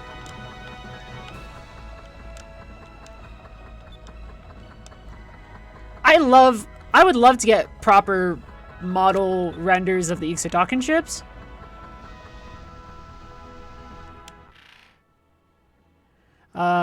I'm doing something important because we're about to encounter Skies of Arcadia, a game that I love, but which sometimes has no chill. Oh, fuck. No, I gotta go to Rixus, don't I? For a second to make sure I have the Cham. Yeah.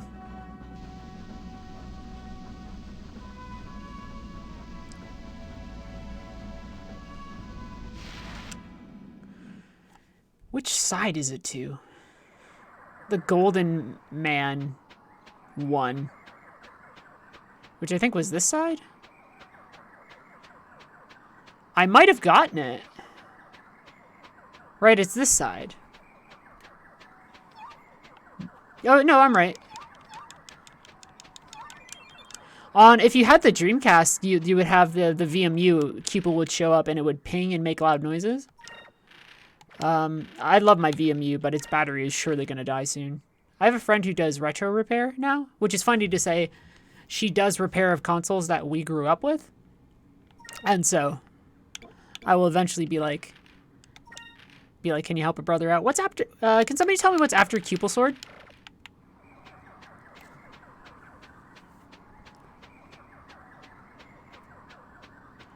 I'm not going to be able to ask that when it's like, Cupid Star. I don't know if it's so. I'm gonna try and get one more Cham, and if it doesn't upgrade, then I'm gonna have to start like manually upgrading, which is kind of silly. I accidentally fucked myself over by giving me too many resources.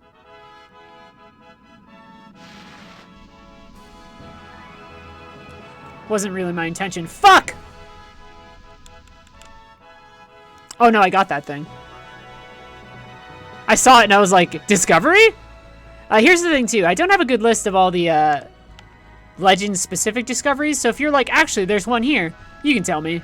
Backseating 100% allowed. Is this where we find the rings? No, we find the Rock's Nest. Oh, I never noticed. Look at the little scale guy next to the bird. Brilliant. This should be Will-O-Wisp?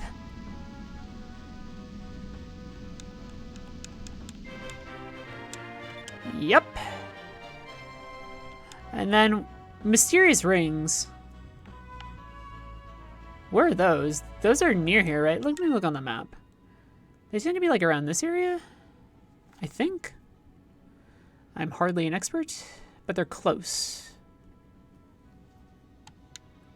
I might have Star. It's an invisible discovery, but it's on an island, yes?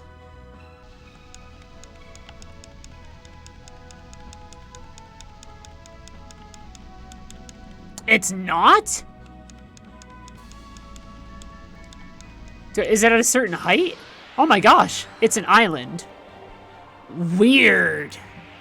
Weird, weird, weird. Yeah, this is what I'm talking about when I say, like, the enemies in this game are bonkers, and I kind of love it. You ever been attacked by a giant cabbage? I sure as fuck, apparently.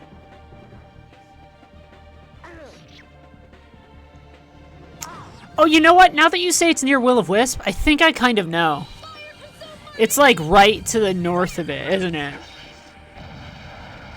Oh, the downside is not knowing where all the Legends discoveries are. Fuck. What a shame. I'm just gonna be like, I don't know, dog. As a reminder, if anybody is able to message me on Twitter today with proof that you have donated to either Doctors Without Borders or the Nature Conservancy, I will match your donation today. Up to $25 per donation. So even if you donate $5, that instantly turns that donation into a $10 donation. If you donate $25, that becomes a $50 donation we've given to a charity. Although I know people are stretched thin right now. But keep that in mind. That was fun.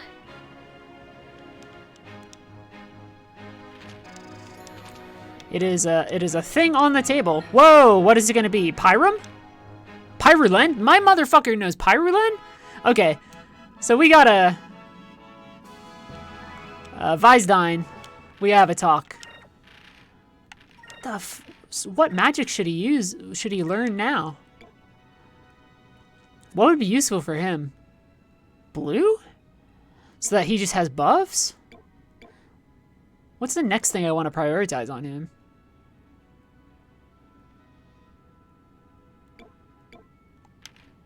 Oh, did I make him equip the cutlass? I might have him have Sword of Decat right now. Is Encremus after Pyrulent? I thought Pyrulent was the end of it. Oh no, it is Encremus. You're right. Shit. Let's look at people's magic for a second. How's Aika? Her purple should be pretty good. Yeah, let's get Crystallulan. And then go from there. I think we want her to get at least Sacrum. Fina is very close to Sacrulen. But the thing that we're going to really need to get soon is Ryslem. And then Drachma. Drachma, you're just like, boy, do whatever you're going to do. Hope the stream is going well. It's going good. It's nice to play a thing I love and feel good about myself.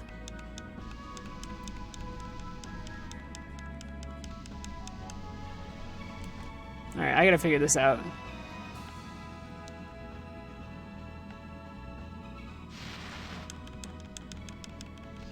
Surely it's like right here.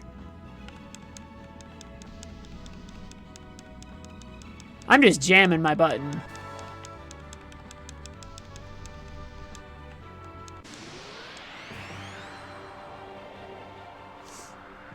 It's right near this island. I know it for a fact. Well, no, I can't retreat, because then what happens to my swashbuckling rating? Gosh dang it. This is not a Vise of the Legend run. That would be absurd. I would die. I mean that. I would straight up die. Just would kind of be a disaster.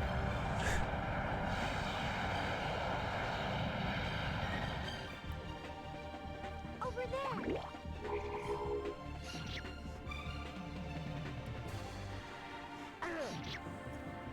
Yeah, that's just flying cabbage. Kind of. Those are just flying... I don't know how to describe those weird fruit things ever. They're pineapples, but they are sentient and they might have eyeballs? Yeah, I was gonna say south.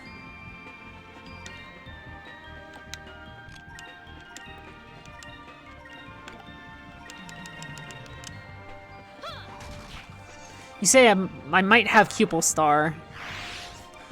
Well, when would my next Cham be? Oh no, I get a Cham right after I beat Gordo. So we'll find out if it transforms or not.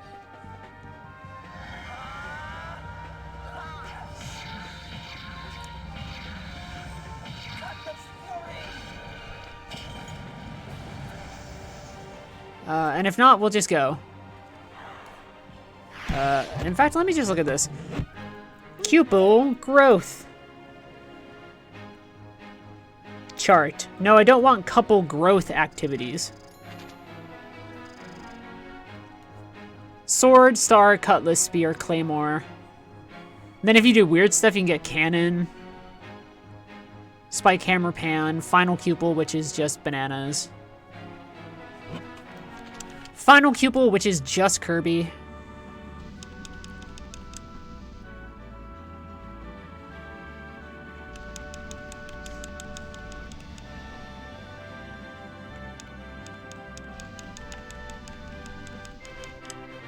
There we go! Some people had some theories about these.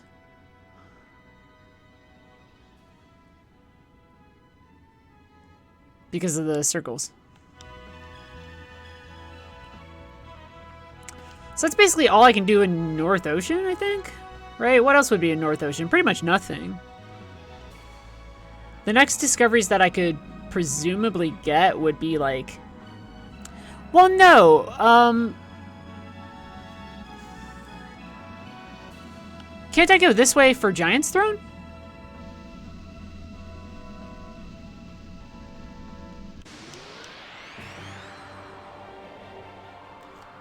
Right? Tricyclone is visible, though, right? You can see Tricyclone, so that's... Like, that's one I don't have to just be lucky. So, that's fine, then. Yeah, Tricyclone. That's a Legends one, isn't it? That's not in the main game. I always forget that it's in North Ocean, because I added... When I was writing, I put it in South Ocean. Which I think most people do, because it makes so much more sense for that fucking nonsense to be in South Ocean. But imagine trying to chase a moving thing in South Ocean when you already have to do fucking Kama Rock. Absolute bullshit. Imagine if there was like 2 of them. Everybody'd be like, what is this? Yeah, Giant's Throne is here somewhere.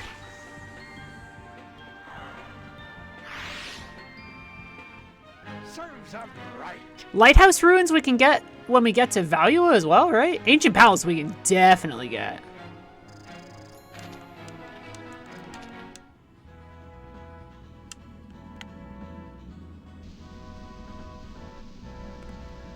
Da da da da da da da da da da. I think Giant's Throne is here. Yeah. Yeah. Played a game or 2 in my time.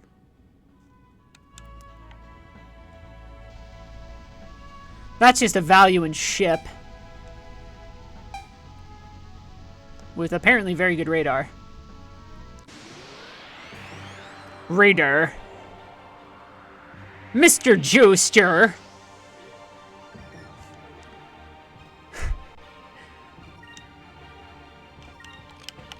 Oh, that's a baseball!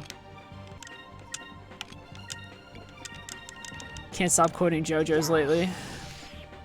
For 9,000 different reasons.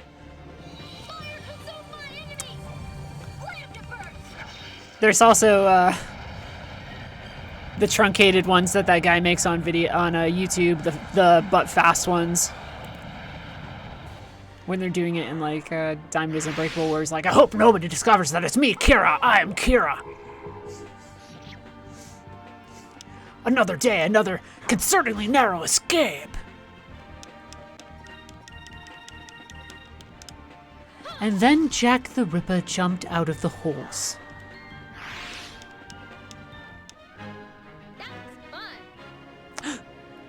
Just going, you're not from the Incidental Character Speedwagon Foundation. Shit. Oh no, I went too far, Gordo. I hate this ship. Not a big fan of it. It's weird. Did you build it, dude? I think it's cute, but also I just go, what the fuck is this thing? Also, I will say it's not nice that they call him Fat Guy. Obviously, those are the more obvious things about Gordo that we can talk about and be like, you know, let's not. But I think Gordo's a perfectly fine and nice character. He seems like a good gentleman thief type of guy who just wants to sail the world, steal things, and enjoy food. Who wouldn't want to do that? But at the same time, I see that ship and I go, how did you rob a Valuan shipyard? Like, I'm trying to figure out how it works in my brain, head canon, fanfic canon wise. You don't have to explain stuff, but also like it's kind of cool to have a backstory for like things. The only complication is that it means we're going to see 2 iron, like proper like iron ships that aren't Valuan, pretty close to each other, which are the Centime's ship and then also this. Isn't Centime's ship the ironclad? Anyway, isn't it straight, like, it's a riff on not World War, on, like, the iron ships of the Civil War, sort of. The chefs here are the most annoying thing.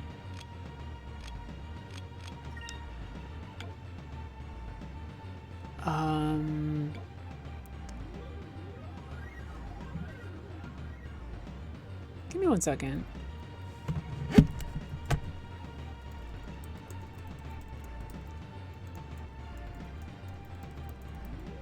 I want to check something very quick.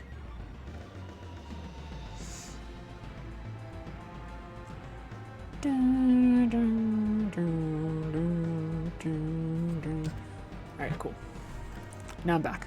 Also, they're red. Red is weak to purple and blue, right? So we can just...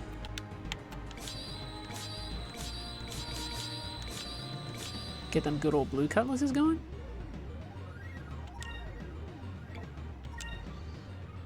Purple's fine. Green is very risky for her right now, so let's fix that up. Look at blue pupil. Blue bowl.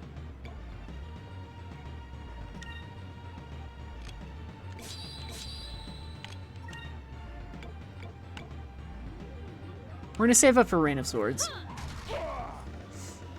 Oh, did I make her accidentally? Oh, he's confused? Gordo just got instantly confused? Word. You kidding me? What a great start to a fight. No, I know the chart.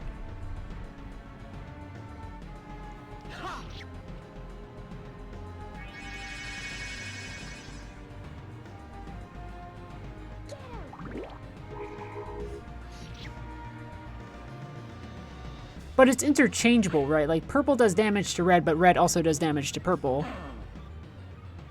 Right? Purple and blue both do damage to it, but they both take damage from it.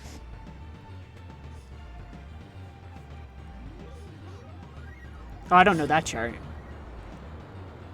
Yo, Gordo, stay confused for a little bit. If I attack, does he get non-confused? One way to find out. Talk about a game that I've played many times, and then sometimes I go, I don't understand the base mechanics of it. Because I'm a dummy.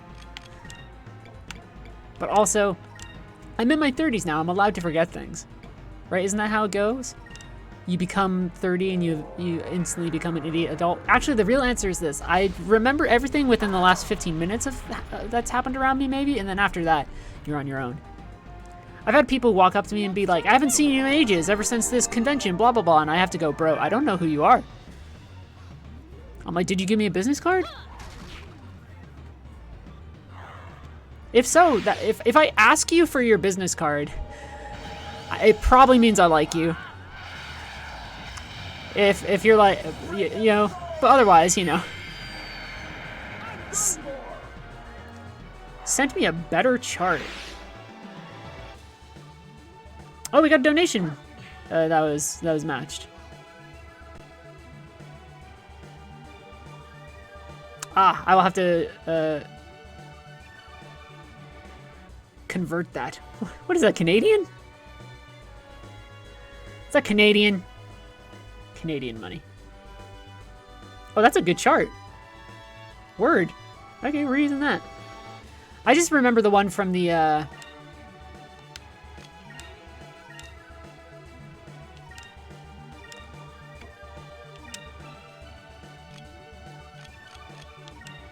Oh, I wonder if this will... Oh no, she can't use that.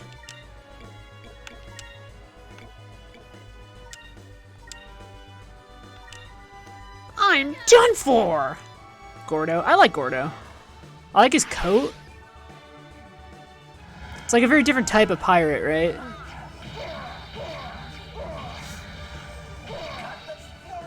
Does Gordo technically count as a bounty as well? Right? Let's try this. That's pretty good. You know what? That reminds me. I need to figure out a better way for Ica and Fina to get their boat. It turns out that is something on my mind too. They have to do a bit more odd jobs than just work at like a cafe. In this, does Gilder give them money in this? No fucking way does he do that, right? Oh, I love that. This is one of my favorite parts of the game, of the people weaving in and out from each other. It's very good. Yeah, I get a champ from that. Look at all the fish I get. Gordo. Thanks, bud. I'm not going to be able to see the tricyclone. This is when Gordo's like, don't you know about his dead son? And Drachma's like, you better shut your fucking face. Also, they have a very powerful ship and they decide to board? Presumably because they want to steal the food and not blow it up, right? That's Gordo's MO here? Because otherwise, I feel like Gordo's ship is would be able to do well.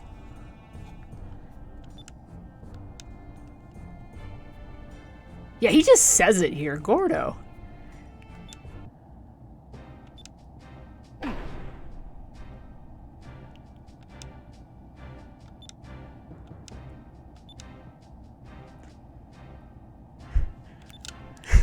Imagine being Gordo and being like, that's interesting, I heard some stories. It's because your son's dead.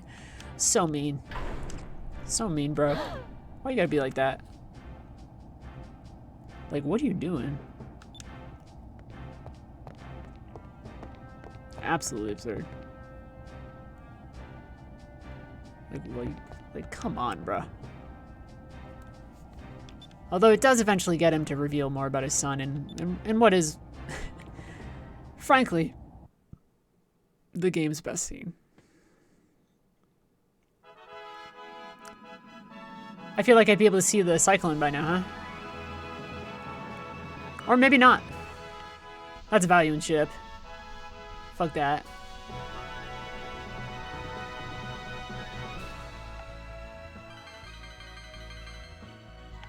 Hell yeah.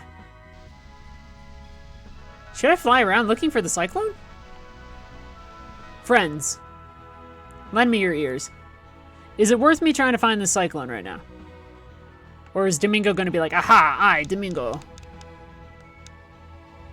de la Fuerte, or whatever the heck name I gave him, have discovered the tri-cyclone.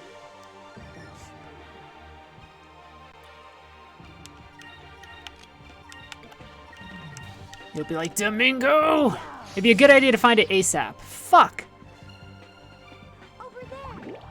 I wish I had a map that showed its, like, actual pathway, but I don't. I don't have a discovery map in front of me. That might be a good thing to grab. Fire consume my enemies. Land to burn. That seems like a pretty useful thing to have. Oh, you know what's gonna suck is if I accidentally, if we get to Purple Moon stuff and I accidentally fight the giant fucking freak spider, who I hate. That thing's weird. Why is it there? No idea. Failed Gigas experiment. You know, make up your mind. Could be anything. That's straight up just a value in ship.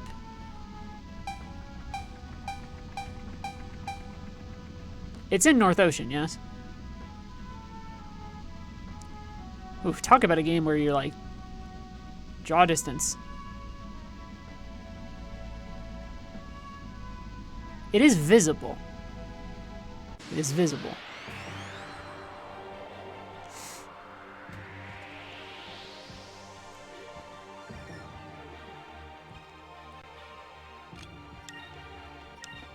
It is visible, right? We have to make progress through this game. If I try and find everything, I will be here until Tuesday.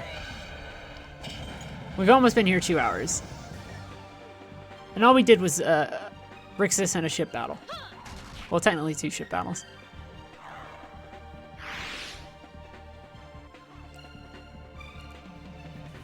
Once again, reminder, because somebody did take up this offer, if you do show me proof of donation to Doctors Without Borders or the Nature Conservancy, I will match your donation up to $25. I am not necessarily a person of means. What does that even mean in this day and age? Couldn't tell you. But I am at least able to do that much. So.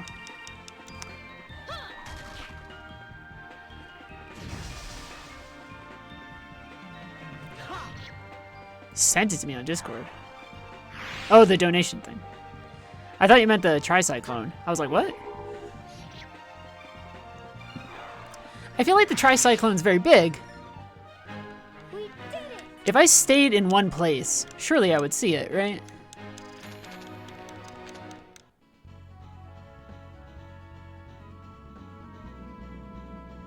That's a black pirate ship there too? What the fuck? What the fuck, Richard? It's really a North Ocean discovery. It's close to the Ixa'Taka wall. It doesn't move that far from it? I thought it would be further in. Ah, gosh, all the random battles.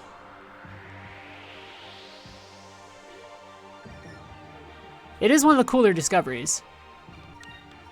Motherfucking tricyclone. It's good stuff. Did I miss a moonberry in Rixus? Does Rixus have a moonberry? Oh my gosh. My brain. It's fried. Absolutely fried, chat.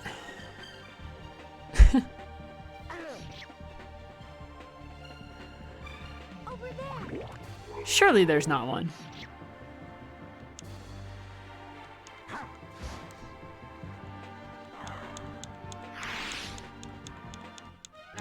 We did it! Because I would love I need Pirate's Wrath, and I would love Fina to get her ultimate attack too. The rest, it's like, I will not cry if I don't have Epsilon Mirror and Omega Cyclone. What the fuck? And people say that Legends lowers the random encounters. Retreat!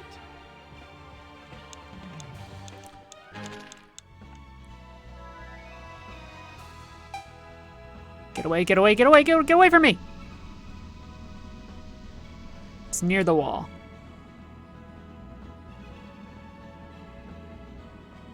It's near the wall.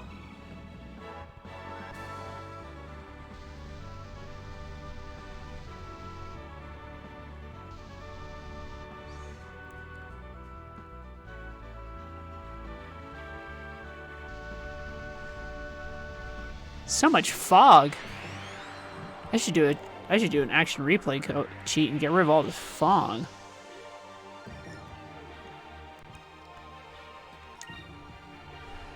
Well, I can't skip every battle. That would be absurd.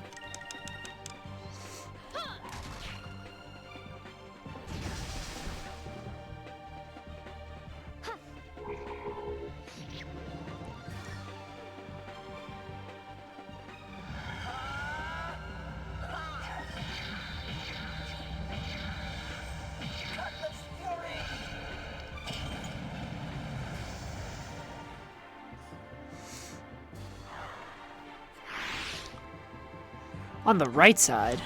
I thought it was it's not a wandering discovery?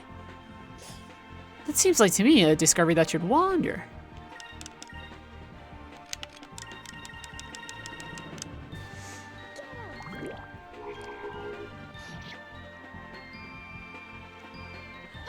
I used to have a girlfriend who very much loved when Fina said, "Get him!" I wrote an email to that voice actress and she said hello. And I have hesitated on writing a response because I was so flummoxed that anyone would dare reply to me. I say this as a journalist.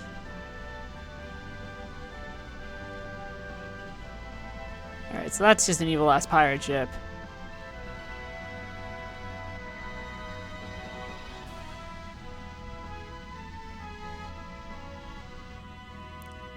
I can see the silver moon from here.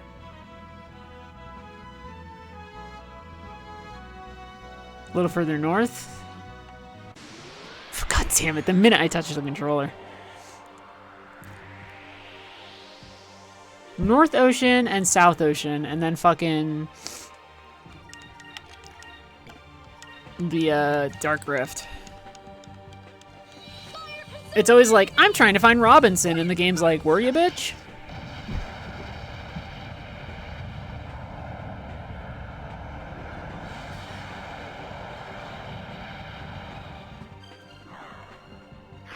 The game's like, how'd that work out for you? Over there.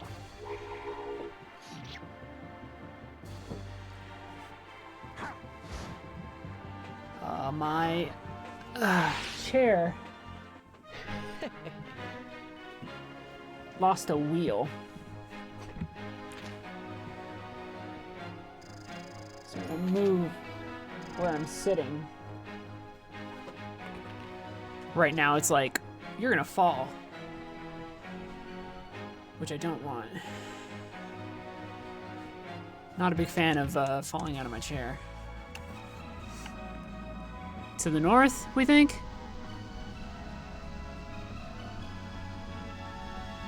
Oh, there's so much fog.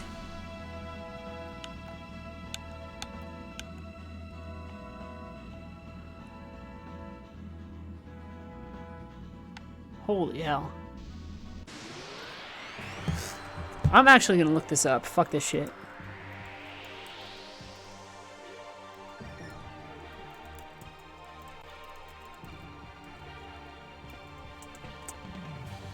Yeah, like, no fucking way, dog.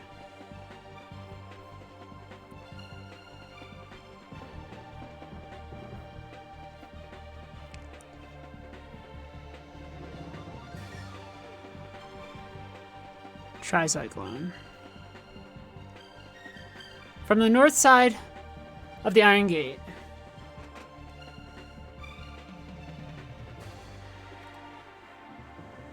Follow the wall. East and then south. Once you reach the Silver Moon area, fly north. The Tricyclone has a long flight path and moves almost as fast as the Little Jack. Well. Great. That's good news for me, a person who wants to make forward story progress. Because the last time I streamed this, we only made it through to Cat's Island. To Grand Fortress 2. We didn't even do Grand Fortress.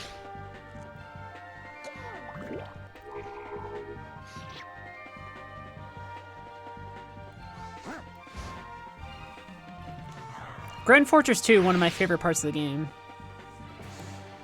And then I'll need to take stock and remember what party members I can and can't get. So it'll be like Pow, Polly, Lawrence, Kazim, Osman, Khilafa? I can get a few. Right?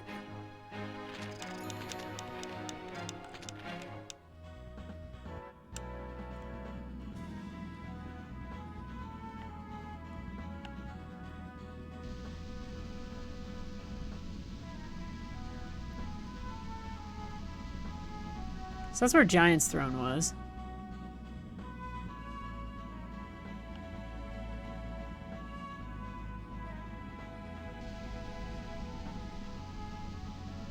Disaster. I want it. We're not going until we find it. Sorry, friends. Everyone's gonna want to leave the stream.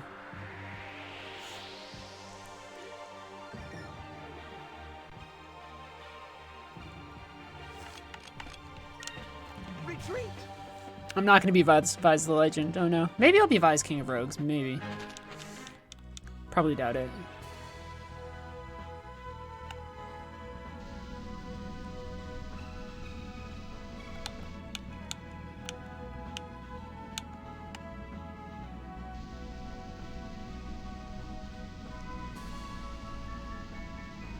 Oh my god, the fog just makes it that much harder. There it is!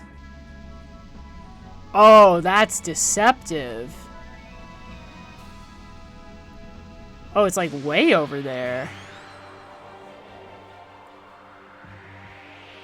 That's fucked up. And that's like, that's pretty screwy. It's that deep over there? Holy gosh. That's not fair.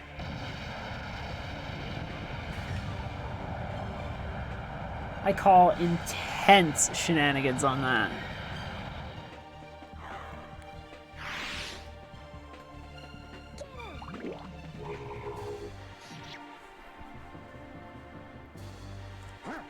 That's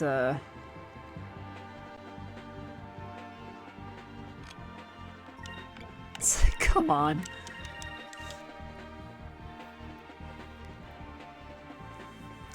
I think so. I've looked up stuff, and based on what you're saying, I was assuming it was further north.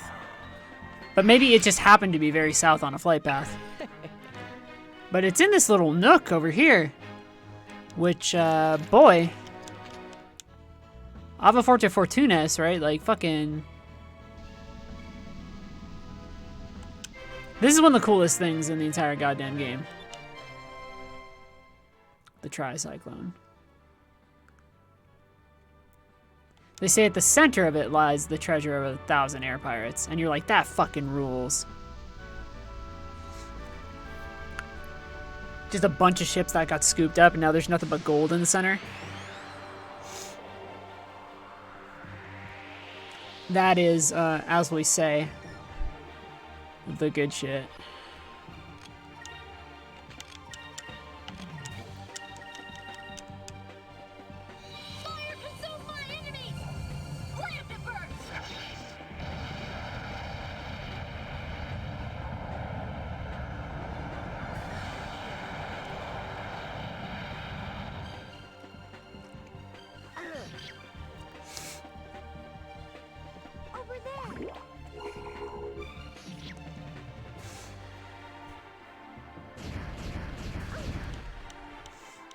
We're gonna get there. We're gonna get to... Oh, you know what's actually gonna be funny? When we're in Valua looking for Rocknum, I always forget the way to go.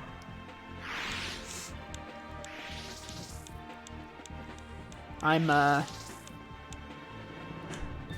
always like, maybe he's over there, and the game's like, actually, there's nothing there. You buffoon.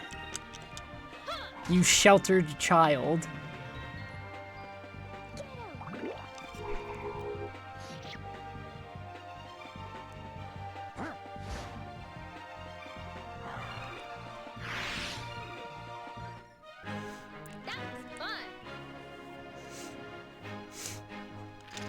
Pardon me while I snuffle. All of a sudden, the weather today is making me a little...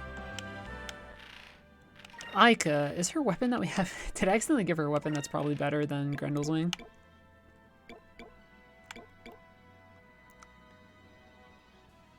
Yeah.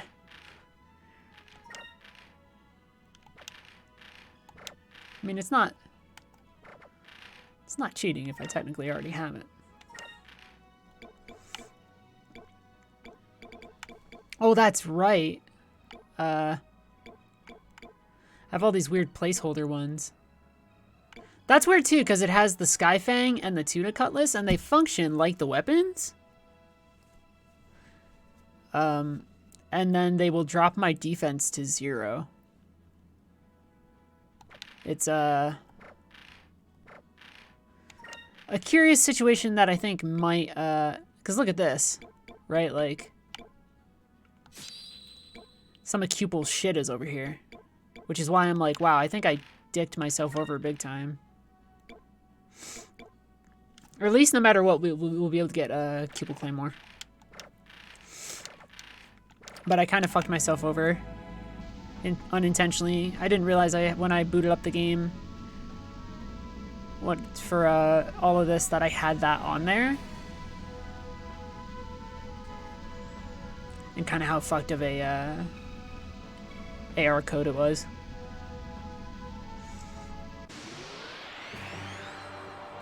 I don't care about the money. It's like whatever. I'm playing this game to enjoy the experience. Some people might say I'm cheating the game and myself. I don't really care that much.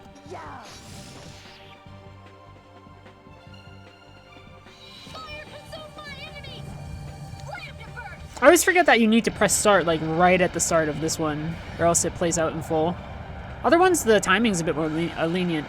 I also don't know why it just stops you from being able to do it after a point. Much to think about.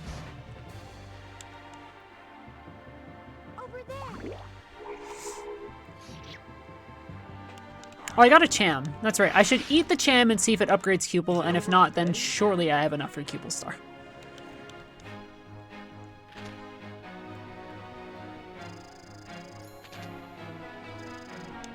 Although Cupel Star requires 12, so...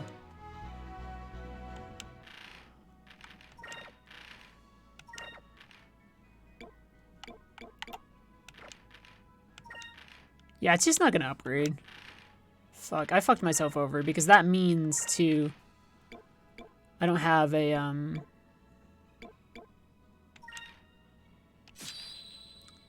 even if I got final Cupel, I think I'm dicked over by it being here. I want to see if there's a way for me to sell these at a store.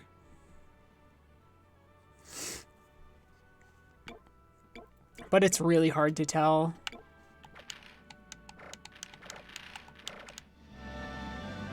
It's not the end of the world.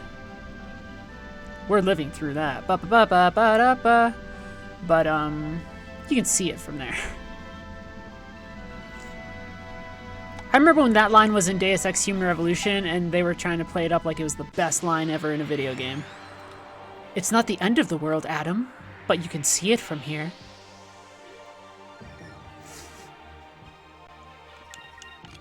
I don't dislike Human Revolution. Actually, oh, you know what? I think Harry's making a video on that. He might have released it already? I forget.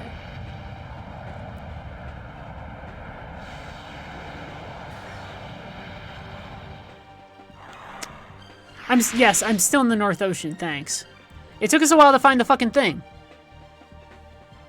It's not funny. It's not funny. Don't laugh. Stop it. It was very important to me to find that cyclone. It's not funny at all. I refuse. I refuse to believe that there's anything humorous about it.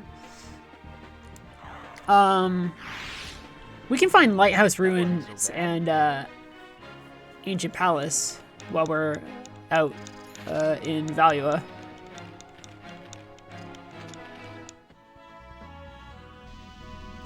There's nothing here, right? I know on the other side, over this way, is like Looperland. Everybody loves Looperland! Is the lighthouse here, right? Yeah. That's right, the ancient lighthouse.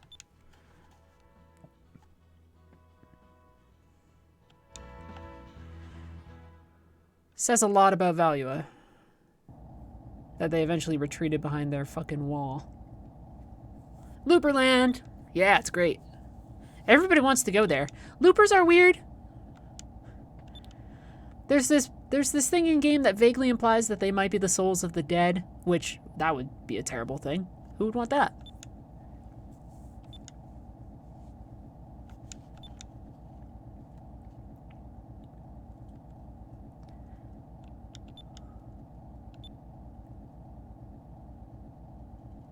Every now and then for certain scenes and facial stuff, the models shift back to the originals. Is that a Valiant ship? Nope.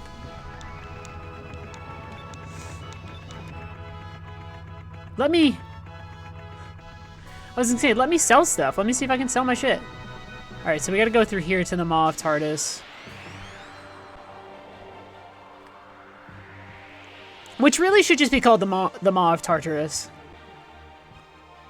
Let's not beat around the fucking bush here, people. Oh, actually, no, what I need to do is, for now, since we're in this area and it's a good excuse,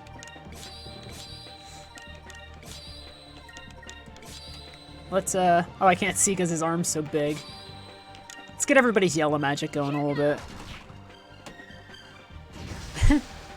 Used to play the crap out of it growing up. Me too. Me too. What a phrase to say. I'm in the same room where I beat this game when I was 11. You know what I did when I first beat the game? I ran upstairs because I was crying because I thought it was so beautiful. And I told my mom, I was like, you wouldn't believe it. I just had a thing. Which is a child's way of saying I just had a formative experience. She does not remember that night, but it is a thing that happened. And I'm sure at that time, she was probably like, what is my stupid 11-year-old kid talking about? Why are they crying? What could be so important? And the answer is... the answer is something that changed my life.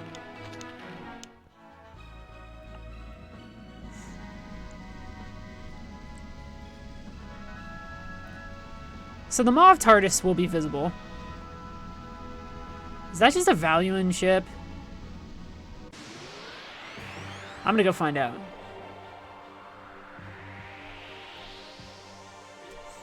Oh, you were too young back then to have that sort of crisis. It's okay for us to have crises now because everybody's like, hey, we tried to do nothing to save the world. But, you know, back then it was like, you know, the world was awash in possibility, and it turns out that the people who were in control of that are all like 90 years old now. No offense to anybody in chat who might be 90, but... all the politicians your age are the most psychotic people in the history of the world, parts 1 or 2.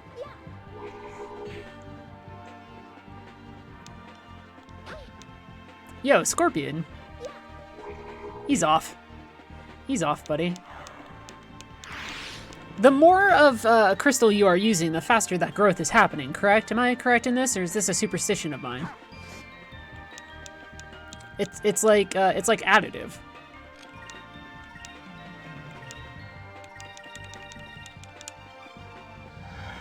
It is not, however, I think, multiplicative. It just adds to the percent of growth. It doesn't like multiply it by 2, then by 3, by 4. Hit him! Alright, well. If this thing doesn't dodge in the next 2 seconds, it's fucking dead.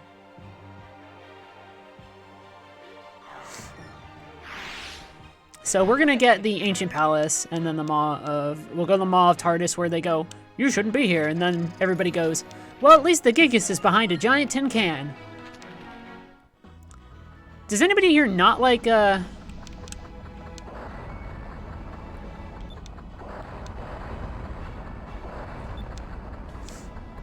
Yeah, see, there's a huge thing implied with Valua that they're undergoing what is an intense energy crisis. Because they just mined up the entire land. Which begs the question, boy, how long have they been at it? I never got the sense that the world of Skies of Arcadia had been industrialized for particularly long.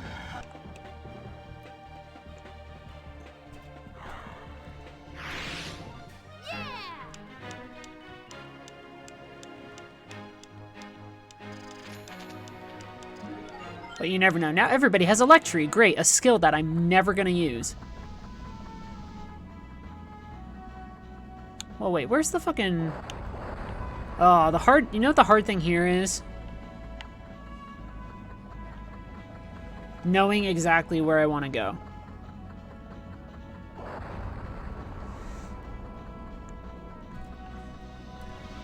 It'll be easier once I find the Maw of TARDIS. And then from the Maw of TARDIS, I will go this way, right? To the south.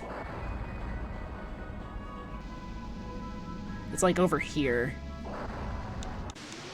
I remember where discoveries are by them fucking relation to actual landmarks. That's the only way you can do it in this game. For some of them.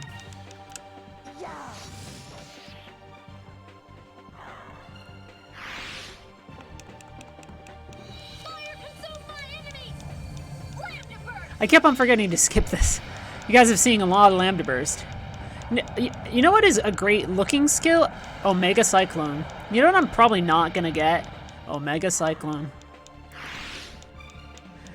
I'm probably not going to even have the Judgment by the time I have Enrique in my party, which because end of the game, yes, we're bringing Enrique, yes, Justice Shield, blah, blah, blah. Although the first time I played as a child, I brought Gilder. Let us be thankful for our safety.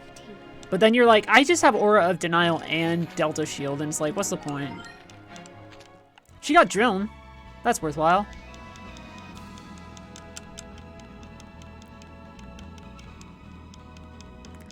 Yeah, it's like this way.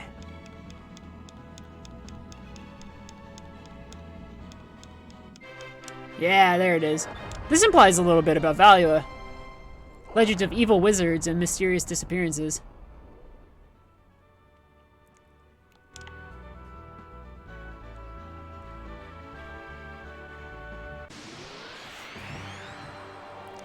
The only downside about Judgment is that weird part where... Maybe it's not a downside. It's an interesting animation. Is when Enrique, like, pulls on his cap. It's like a very odd gesture he does. He, like, kind of, like, stands up and pulls his cap tight. And the voice actor for Enrique is kind of like... He's like, your trial shall be swift and just. And you're like, what did you say?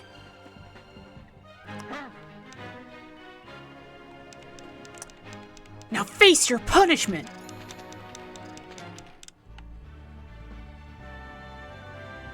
Maw of Tardis will be back here again. I'm just gonna, if I write this, I'm just gonna call it the Maw of Tartarus. Tartus? Please. Can't do it. It is very clearly the Maw of Tartarus. We fight 2 guards here. Who aren't difficult, but oh, I could just heal myself with Skies of Arcadia very slowly. So funny. Can you imagine if I was like, well, I have 1,000. Yeah, this is great.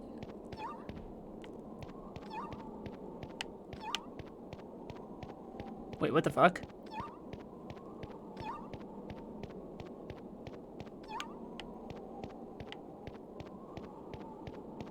Wait, what? Fucking, there's a Cham here?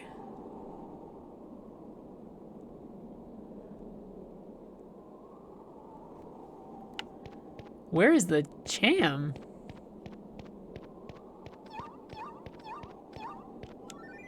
Oh. Oh no, it's not a Cham. It's a Chom. How's the Sky Pirate life going? You know, it's alright. Hey, it's John. John Renish. I know you. We never got to do that podcast thing. I'm very sorry about that.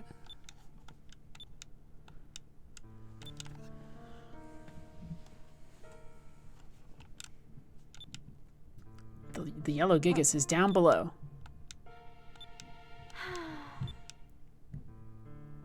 I think they come here assuming that the crystal would be there, and that tends to be the case. The crystal is with Yellogar, and when push comes to shove. Yo, imagine having to be one of these dudes whose job is to just shit, to sit out in the middle of fucking nowhere and guard a seal that hasn't been broken in like a millennia. That's like red versus blue territory of like, of being like, you ever wonder why we're here?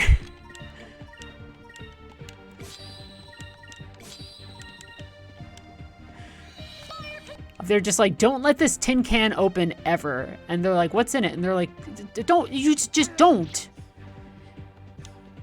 We know it's bad, just don't open the tin can. The closest thing we have in the game to like a weapons, like waste disposal site is just, we put the monster underground in a big fucking tin can. Shit, what is the storyline that I have for the war in Oh, the Sylvites talk him down and then, or they use magic to calm him, and then the Fulmarians fucking seal him up in a can? Something like that. Fire consume my enemies! Slam to burst!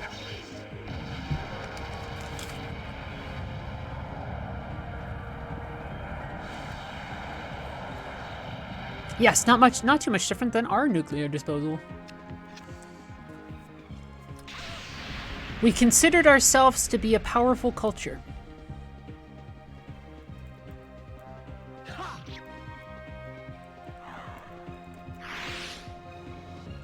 You know that one, right? This is... maybe this is touching too close to people's comfort phrase, but in 1993, there was a thing where some laboratories where they tried to think up an example of a message that could be sent to further generations to tell them to avoid waste construction sites. And I actually know it word for word, which is, this place is a message and part of a system of messages. Pay attention to it. Sending this message was very important to us. We considered ourselves to be a powerful culture. This place is not a place of honor. No highly esteemed deed is commemorated here. Nothing valued is here. Another very good line. What is here is dangerous and repulsive to us. This is what was it? This message is a warning about danger. The danger is in a particular location. It increases towards the center. The center is dangerous here, and it is of, what do they say? That wasn't so bad. A particular size and shape and below us. The danger is still present in your time. It is a danger to the body and it can kill. It is a form of energy, and it is unleashed only if you substantially disturb this place. Multiple phrases in there that stick up in the mind, but I always think of, we considered ourselves to be a powerful culture. No highly esteemed deed is commemorated here. Nothing valued is here. Of course, that presumes. The yellow crystal is already in value and it's safe from you? You don't fucking know that. Wait, who has the crystal right now? Is it? It's in the fucking Gigas. Oh, they're gonna fight Nazar.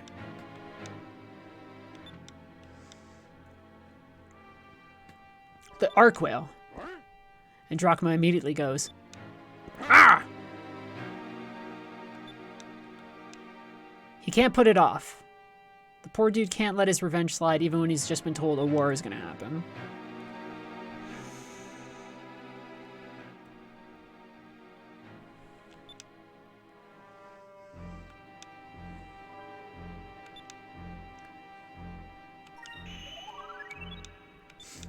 Whoa, does that mean I leveled up entirely? The blah blah blah blah blah blah?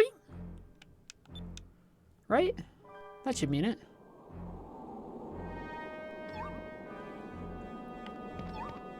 Wait, what the fuck? Are there like multiple choms here?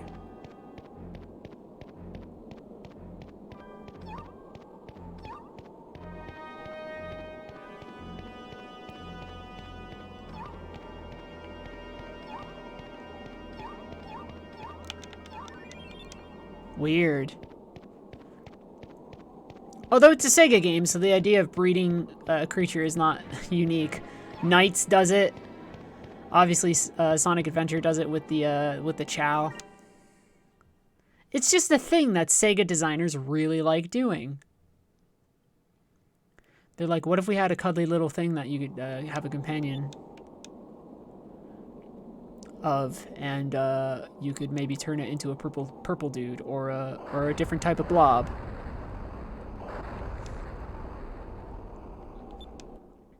We finally get one of the best scenes in the game, though, which I've talked over in a bunch of things here. This is a weird one. This doesn't happen very often, but there are sometimes framing devices where Vise is just talking.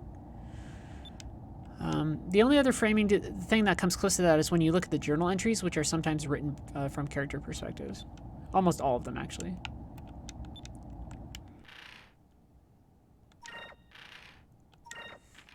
He gets the heal.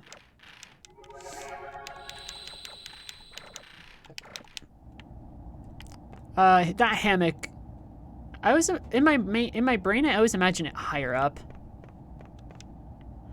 What's he say here? That's like the bedroom. Yeah.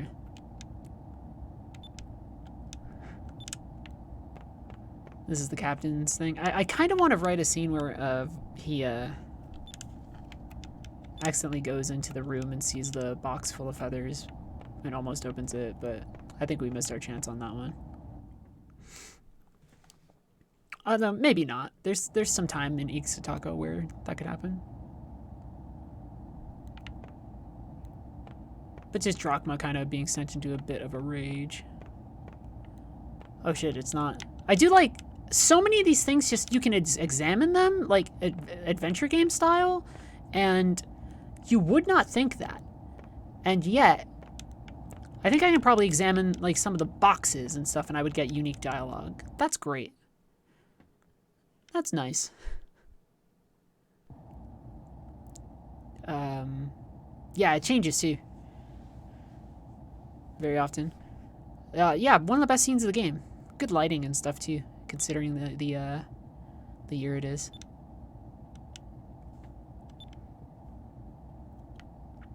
This also implies a lot about Drachma. About like, he thinks he's finally gonna do it, right? He thinks he's finally gonna fucking get it done. Or like die trying. Evocative stuff here too. I always never know how to talk about it because it always makes me nostalgic for thinking about a lot of stuff. I think about missed opportunities and all sorts of things, right? Think about, I don't know. Taking a screenshot for a second. Looks good with the updated texture on Vise too.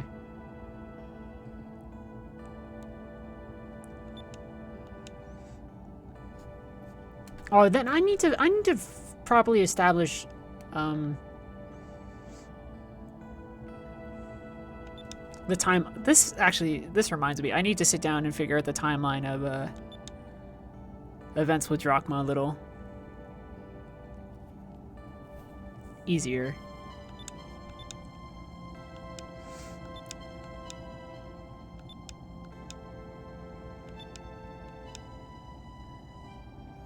It's never clear to me exactly how old Jack is supposed to be when he dies.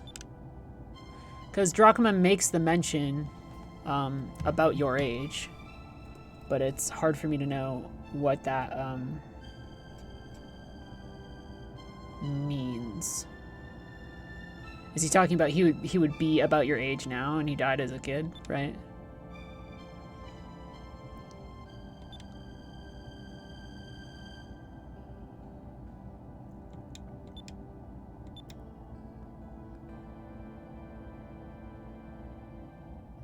And the fog comes in.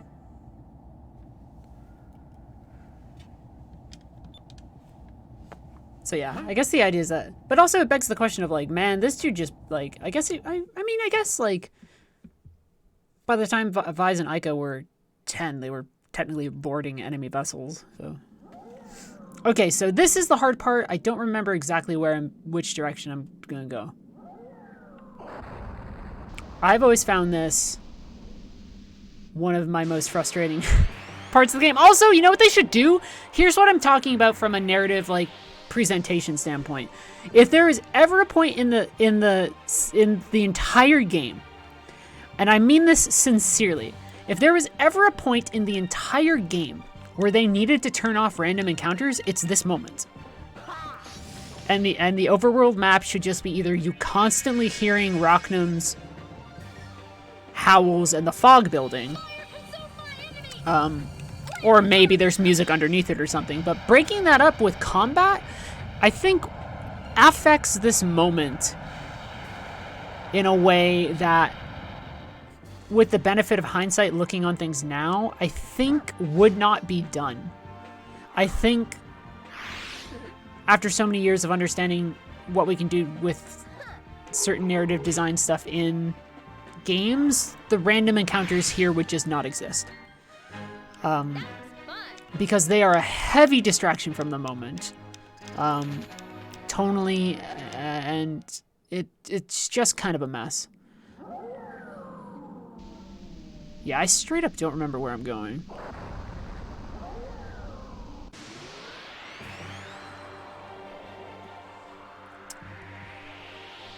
right? The focus here needs to be not on the weird monsters that are jumping on your ship for another random battle. The focus needs to be on Drachma and on Rachnum. And with the right context, I think Rachnum's cries can sound like a warning to the player that shit is about to go down, which it is. I don't know. I've thought about this a lot over the years, where it's just like, I don't have a lot of gripes about this game, but this is like a very hyper-specific one where I go like... Because there are moments in this game and cutscenes later on where like big shit happens and they get rid of all the sound. Like they're doing good stuff, right? I'm thinking specifically of when the Sylvite Shrine is destroyed. That was easy. So it's not like this is a game made by people who were just like figuring it out for the first time. These were people who had at least a decent understanding of where to go. Fucking which way am I even going, dog?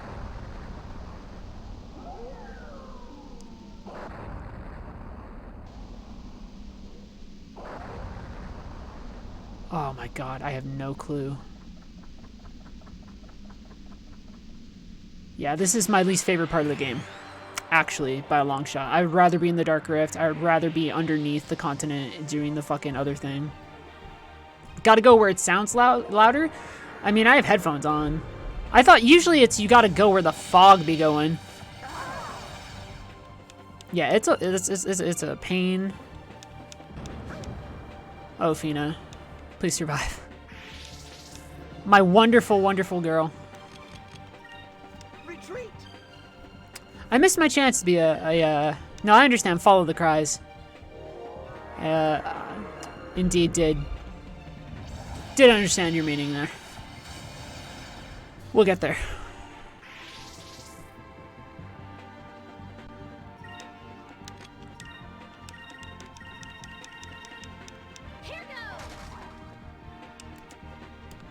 It's, but this is actually one of my least favorite, moments of the game.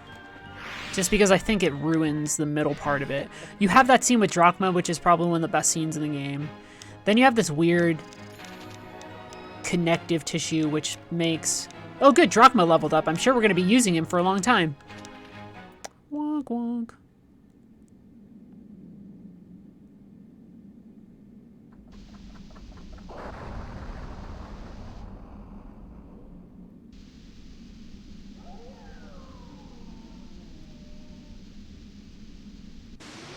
Oh my fucking lord. See, this is actually... It actually annoys me. This is one of the few times I go like, Skies of Arcadia, what are you fucking thinking? No way.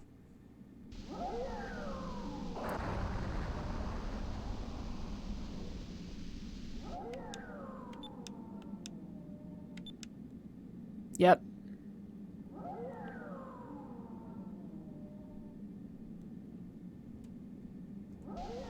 Somebody please tell me.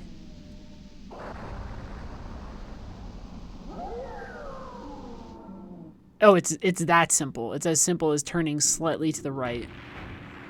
Absurd. Can't believe it. That's a good shot of the little Jack, though. It's one of the few times you can really see that flag. There's Rachnum. Wow, he's such a big, strong monster. It's almost like we've fought big, strong monsters before like him. I wonder how he's so big and strong. I wonder why he has a thing on his head that looks like the thing we've seen on other things.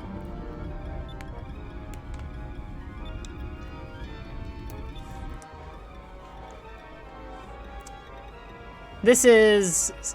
Do they show it? Is this supposed to be the Monoceros? Or for a while, it's just that Ramirez has this ship, and then he later has another one, which is dubbed the Monoceros. You gotta be consistent, and the game's not consistent about it. They're just like, Ramirez has a black ship, and then later on, they're like, here's the Monoceros, and it's different. I'm looking this up right now. Monoceros. Yo, what the fuck? The Monoceros is uglier than this ship. Why does what? Why is this other picture I'm seeing? Yeah, this has to be what's intended to be the Monoceros.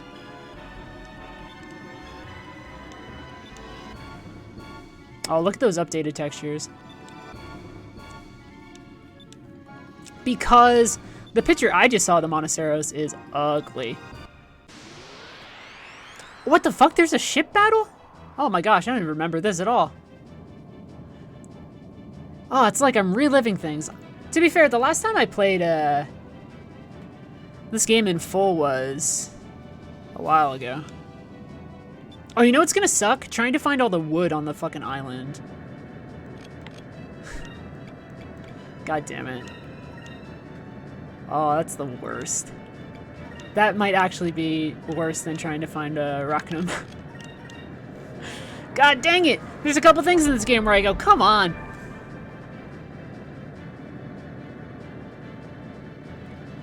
Yo, this has to be cut if I write this section. You can't just have... I mean, you can have like a running gun battle, but you can't just have a separate, additional value and cruiser battleship right before you're about to have the climactic attack on Rachnum. You can have it be chaos with all sides and blah, blah, blah, blah, blah, but you can't just be like, and then they dueled another value and ship. You can do it in a video game. But when you move something to another medium, you have to focus on the strengths of that medium. If you don't, you're a fool. It's for Ramirez to sneak behind them. Perhaps.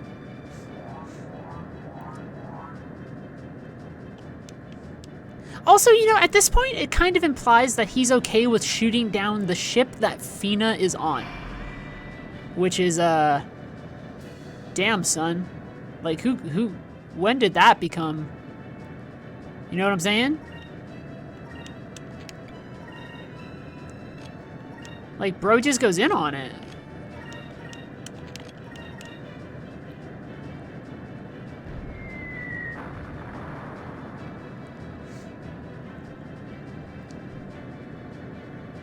Yeah, this is why replaying this right now is good, because I'm going to get to this segment within the next few months, provided that the next few months aren't the worst ever in the world, and that my mental health holds up, which it has today, but today is one day.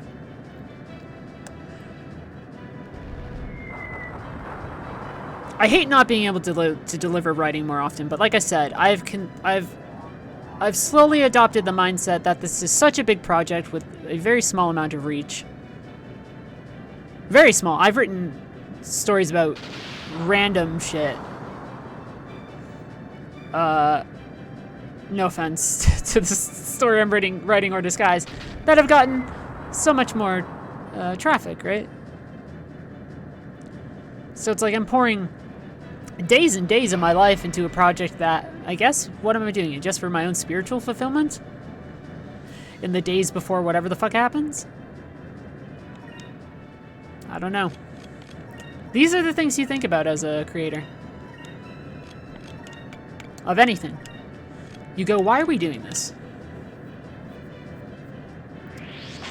I would like to think that creation of any kind, whether it's music or programming or art, especially art, like hand-drawn art, paintings, music, have an actual thing that resembles magic, which can then be used to bring good manifest into the world. But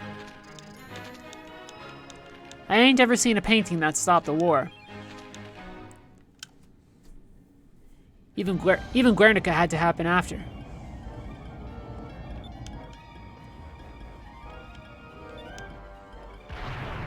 Did I just say Guernica? I pronounced that terribly.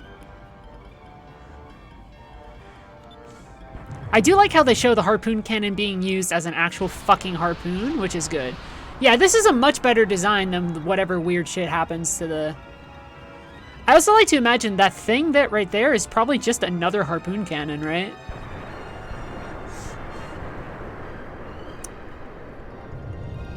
Yeah, they get fucked up here. This is another good drachma moment, and it's a good moment for the game because, spoiler alert, who here in chat doesn't know the game? Because I'm going to be talking as if, first off, it's like a 20-year-old game. That many of you are like, I don't know it because I'm 15. So, this game's a decade older than you, because I'm old now. But this is a good drachma moment.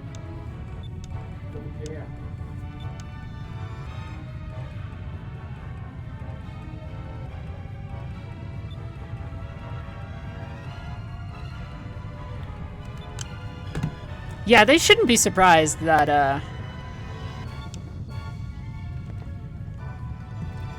that they've been attacked. I don't get to run around the burning ship, do I? Oh, I do! Oh, what's he gonna say about this stuff here now? Nothing. He would have been like, why am I looking at a map? This is great! What the fuck? Oh, he does say a couple things. What? What?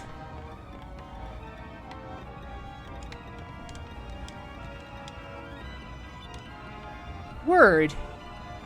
That's a lot of good forethought from the developers. That's somebody, well, I have the entire game script in a spreadsheet. If you just want it. That thing exists. It's a document. It has that and the Japanese. I think small things aren't completed, like demo disc stuff or like cut content.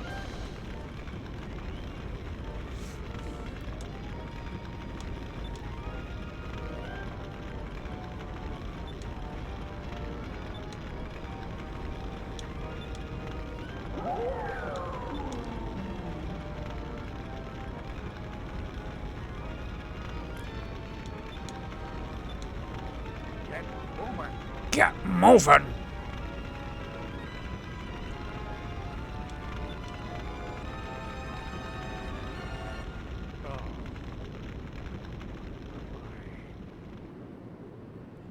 Good shot. Good perspective shot. That's from the perspective of eyes. Look at them use 3D.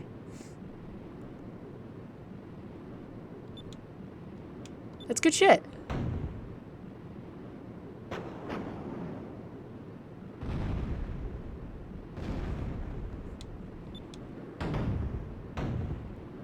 Like, bro, something is up here.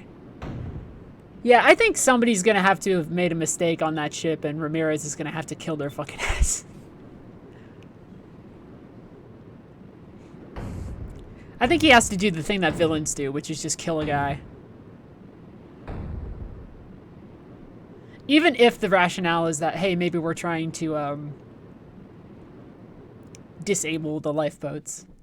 It's like, bro, you're firing a lot at these things. And I get the idea of, like, right, firing on...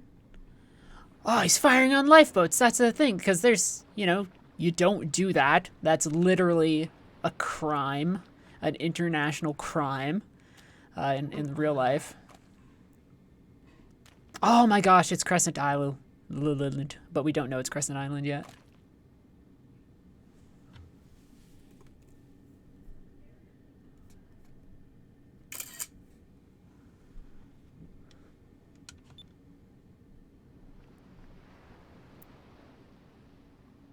Oh, no, I'm not saying that. I'm speaking generally. When I talk on stream, I'm not necessarily always interacting with chat. I'm responding generally to things that are in my brain. Very often. But yeah, there's the possibility that something that he was like, hey, blast of eyes out of the sky.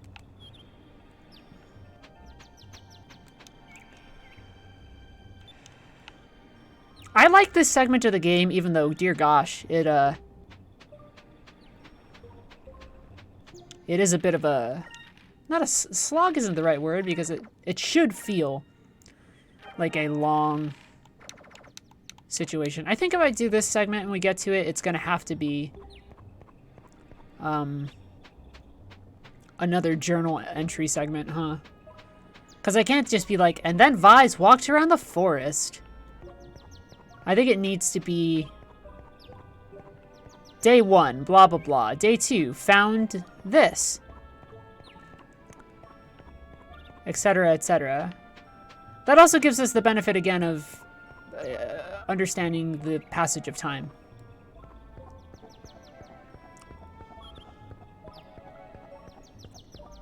Right, of being like, well, day 6. I need to be realistic about it too. I have to be like, this fellow was not on an island for like a shit ton of time. He did okay though. I do like this little side story part with Gonzalez and his bud.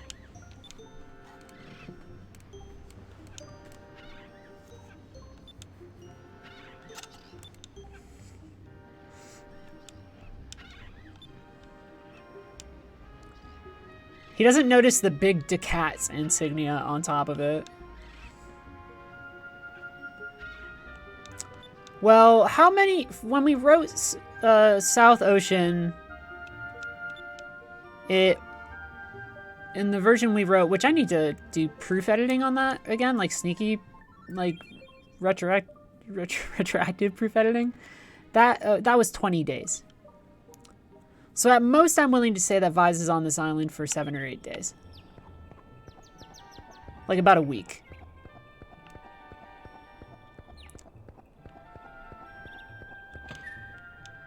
Fucking Moonberry.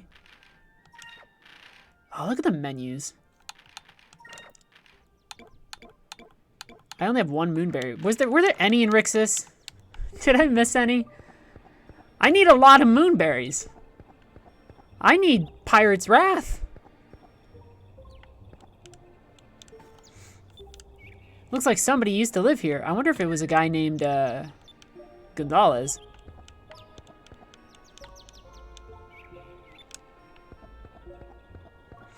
Oh yeah, Gonzalez and his boyfriend. How did you guess the angle I was gonna take on it? That's not something you can put at the top of the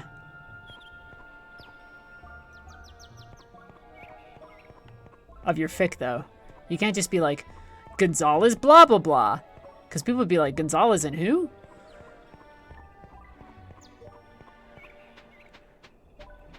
Does the other guy even have a name? Or is he just Old Sailor? I can't just call the other guy Pedro, because then that becomes Pedro Gonzalez. Famed baseball player. Is that his name? Is that his real name? Is it Pedro Gonzalez? No way! What? Ah, no, that's illegal! What? No! Wait, what years was Pedro Gonzalez on the Red Sox?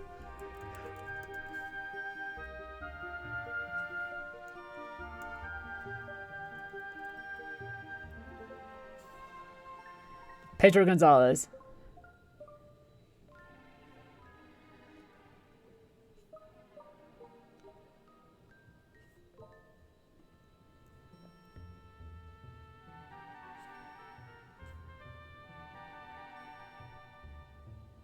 Wait, am I thinking the...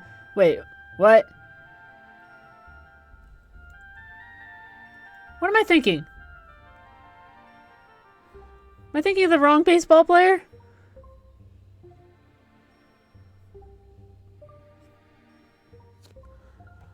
I'm going brain dead. Oh no, he was on back in the day in the Yankees. Old one. What the hell? My controller vibrated. Why did my controller vibrate?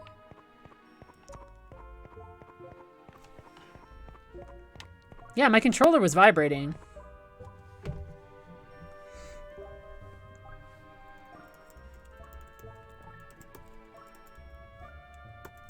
What am I thinking of? Yeah. I'm not going fucking bonkers.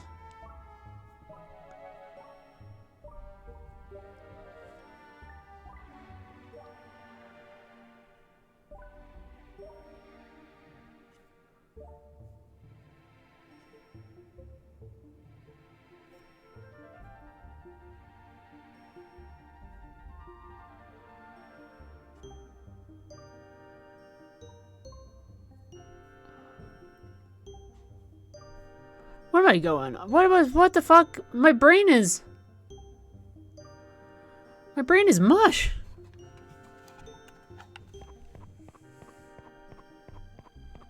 Why is my brain so much mush right now? I like these save icons. I've seen what the original ones were. They were weird. They had like a card in them that almost looked like a tarot card.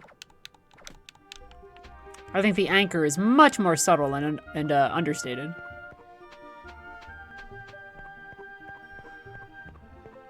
The guy's name is Petro? Can't believe this. Can't believe this nonsense.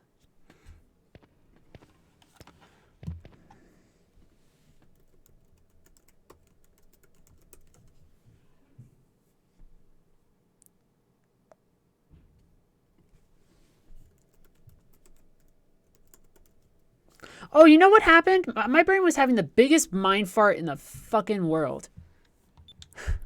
It's Pedro Martinez. You know, I got so excited about the possibility of him being named after a baseball player, of them being named after a baseball player. I forgot it's Pedro Martinez. I was so excited. I was like, Pedro? Oh. That is very close to being a senior moment, but also just me being very excited. This is one of the few times we get to see Aika with her hair down. It's a good look. Also, welcome to Clara. Look at that little picture of Gilder in the back there.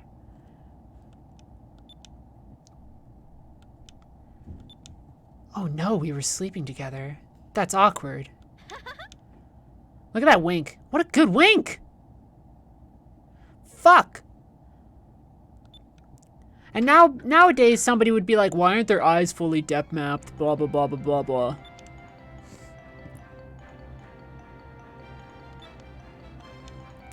Is this like one of the first few times that we hear this, theme? Does Clara just have her own theme?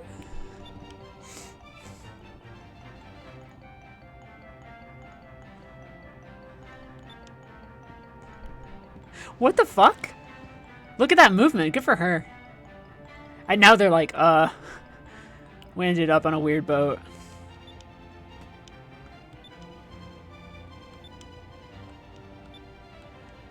They have the best luck. They land on a boat with a cool older lady who's gonna help them. Because she and Gilder are like my age.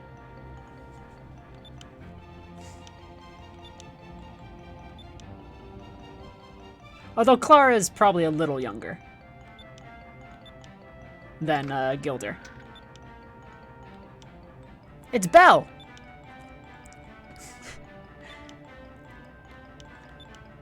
She will join our crew eventually. Automatically, which is pretty good. I don't use her very often. I mostly use Kazim. Look at that boat.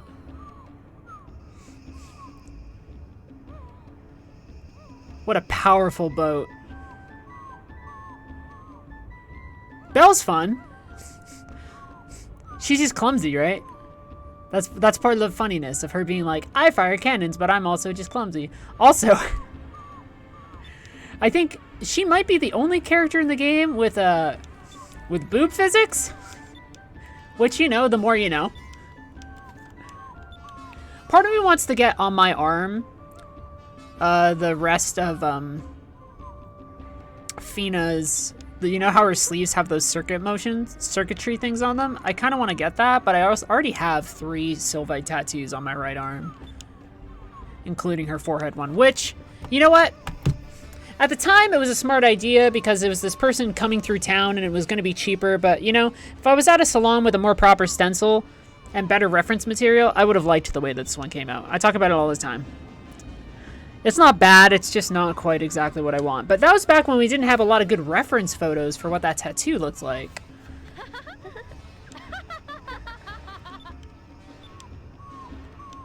Honeymoon? Hahaha. Fina doesn't know. Fina's just like Dante from Devil May Cry. She doesn't know what sex is.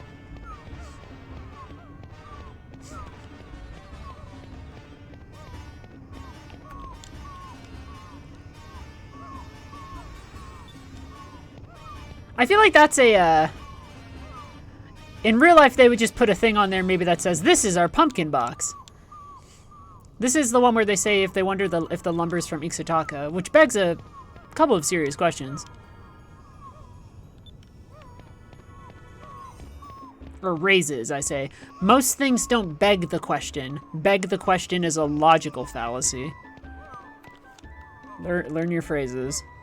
That's the type of shit you have to worry about as a journalist. You say raises the question. You don't say this begs the question. Does it? How? Tell me how. Tell me like structurally how it does that.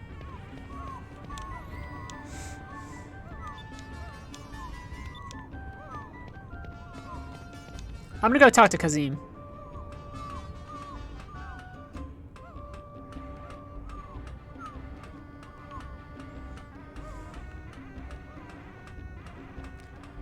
My bud.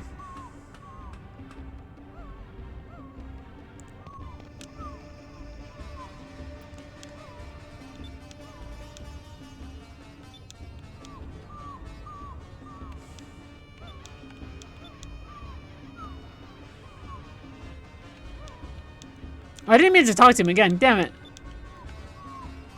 I like his little motion, though, with the arm. Arrgh. As a reminder, for you people watching the stream, if you're able to DM me or otherwise find a way to show me that you have donated to either Doctors Without Borders or the Nature Conservancy, I will match your donation up to $25. Per donation, not per person. So if you decide later on you want to do a second donation, I'll match it again.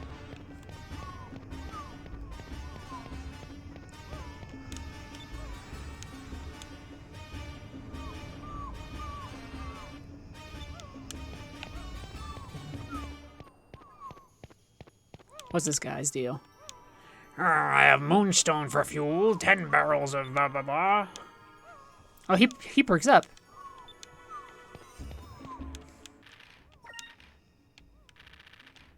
For a minute, he was just kind of like, I'm a salty dog. This is probably like in my top 3 segments of the game. It's this, Yafutoma, and maybe the first trip to Valua. I think are all really done. Look at how you can tell how that's just a flat thing this time. There's no depth there. It's like walking into a Wile E. Coyote hole. But that's how it was back in the day.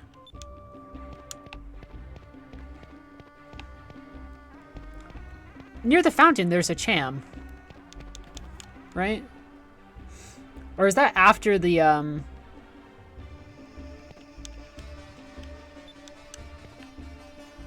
after things happen to it, right? That's afterwards. Am I gonna do the optional fight in Nazarad? You mean the imposters? I'm gonna have to, right? Otherwise I'm gonna be Vise the fallen pirate forever.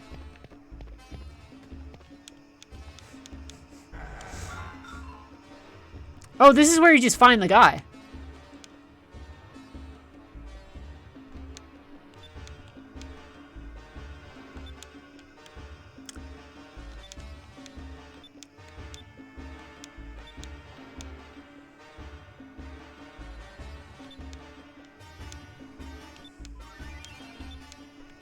Motherfucker gives you an Abric Cham? Wow. Am I gonna do the fight with Ramirez? The only one I know that definitely happens is the fight with Ramirez on Crescent Isle. I think this could end up being a duel between Vise and Ramirez before like Fina steps in and says like, stop.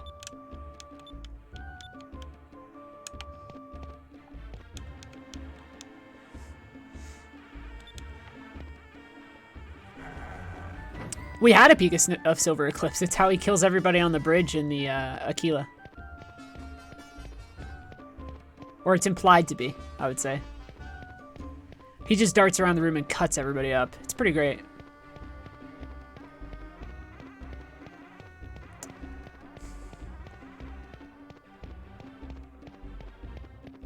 there's a cat in chat. Cat, you're allowed to be in chat, but don't spam. Don't be a spammer.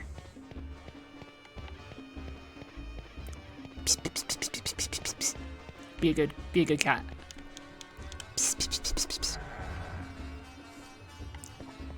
Is it that I talked to this guy?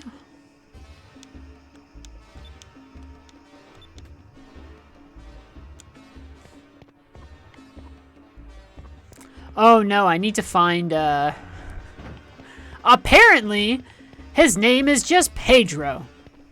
I gotta find Pedro. Gotta go to the inn. But first I'm wandering. It's fun.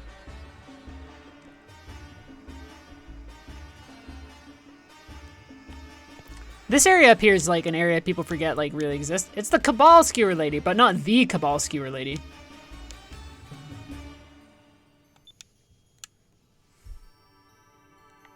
I would eat a Cabal Skewer. Look at the little puppets that he has. Little weird like miniature Dabu and stuff.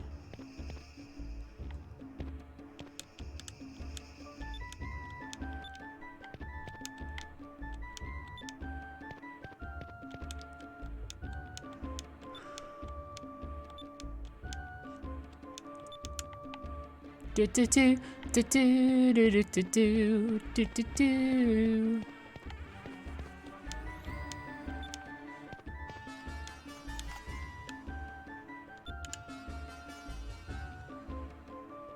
Buy some now before the monkey eats it all.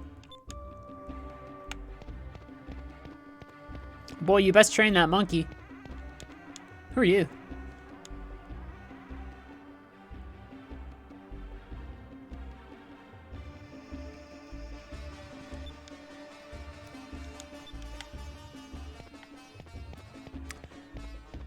Huh?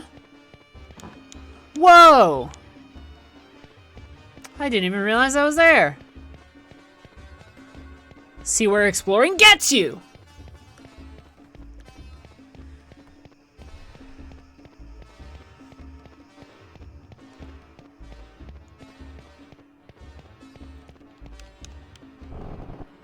Environmental fact now that I'm one of those people. Turns out the most wasteful meat is in fact like lamb and that stuff. And then beef. Chicken is the least footprint wise. There you go. A little bit of information for you.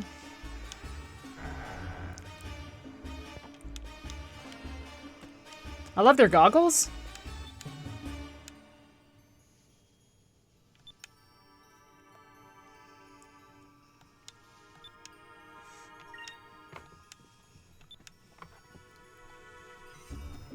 This whole section of the game is great. Look at the lighting here again. God fucking damn it. Cut it out.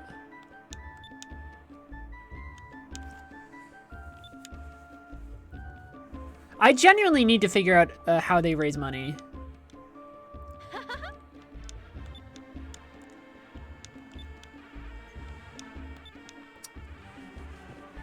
That's a problem-solving decision.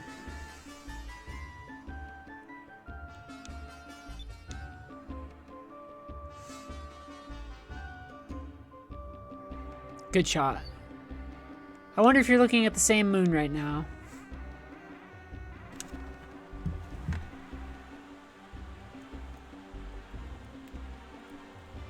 Oh, god damn it.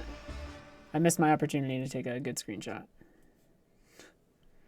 God damn. I was trying.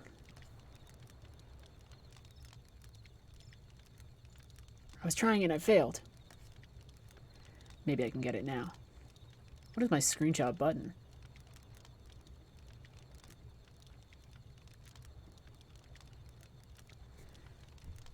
I like how they both say the same thing. Are you looking at the same moon right now? Oh, they all love each other so much. They love each other so much. It's too much, man.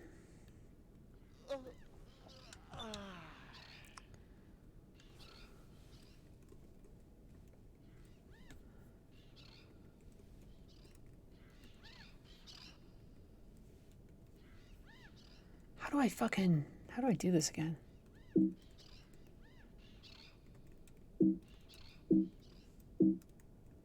How do I... Wait. How do I take screenshots on my thing again? What? Friends. Give me a second while I figure this out.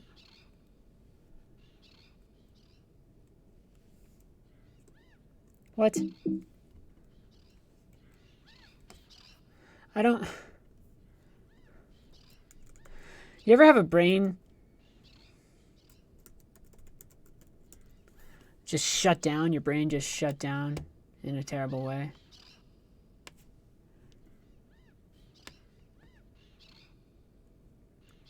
It's shift command. The fuck? World?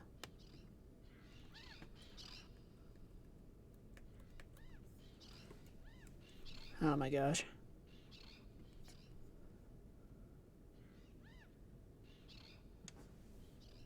I'm just trying to figure out some things, friends. You know how it is. Every now and then you gotta support your shit on social media.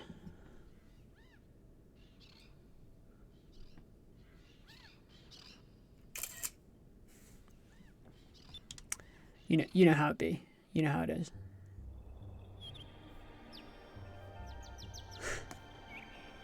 Sometimes you waste everybody's time.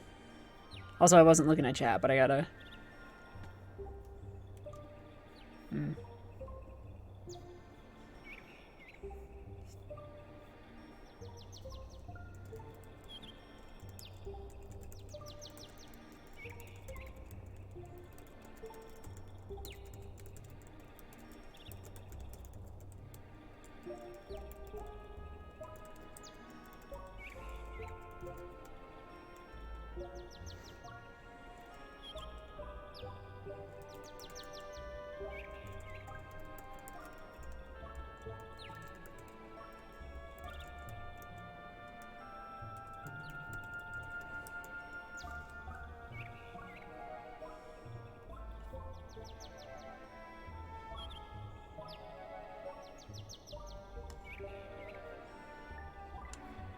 It's good stuff. It's good stuff. Now you're craving cheese? This is... I also like the start of him doing grapes. What's today? Is it wood day? Or is it food day? Wait, which day is it?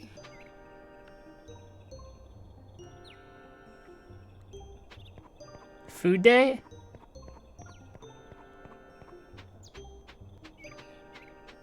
Seriously, yeah. I meant on the island. Somebody help me. I wasn't paying attention. Am I hunting Grapor right now?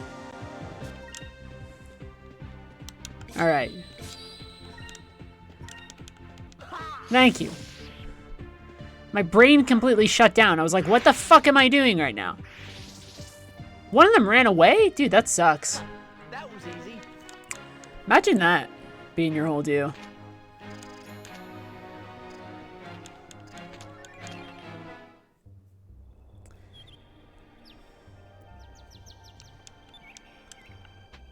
What are Grapors even?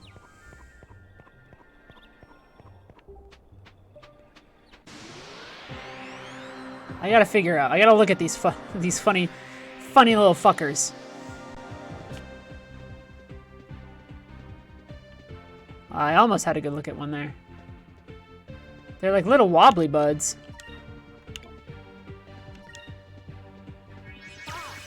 Yeah, they're weird, huh? Moons, give me strength. Also, by the way, this might be a place where a literal gun that I've set up in the story that I'm writing That was easy. exists to get fired once again.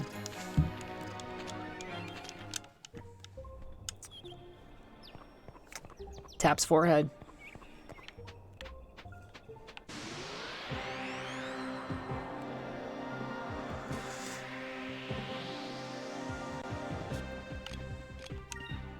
Yeah, you're right. Pyrie's the way to go here.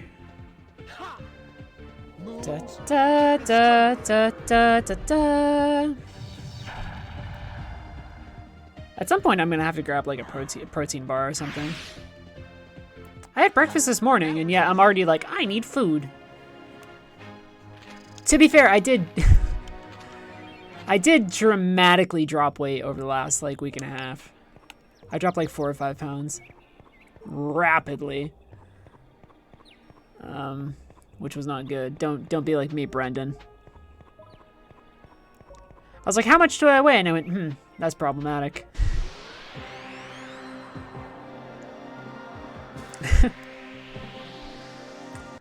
I was like, that's very different than what I remember. Moons, give me strength.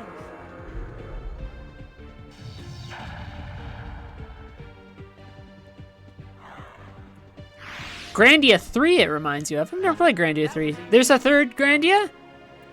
I know Grandia 2, because Grandia 2 came out kind of alongside this game. Grandia 3. I feel like I should know that. I'm a JRPG person. When I think of games with the number 3 in them, I think of Suikoden 3. Which is great. That's a game about war with multiple perspectives. And then they all converge near the end. One is the perspective of mercenaries working for the big empire. One is the perspective of the general of a group of knights and the neighboring merchant nation. And then the other is the son of a tribal chieftain on what is essentially the grassy plains or like the steppe. It's all very good. You get to see things from each of their perspectives and how certain things happened.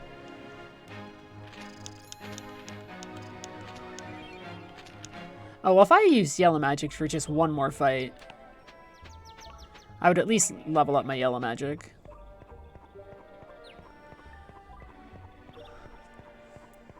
Yeah, Hugo. Suikoden 3, a phenomenal game.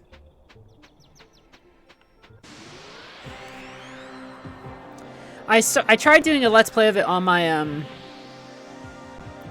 YouTube channel, which nobody watches, and never finished. Because I ended up getting hired. When you're hired at not just at Kotaku, but like anywhere, it becomes a little harder to be like, and here's my next entry in my Let's Play. Especially because I was making some money off of it, but not a lot, right? I would have had to restructure how my Patreon significantly works in order to keep doing that. Yo, do you have enough meat yet, dog? There you go.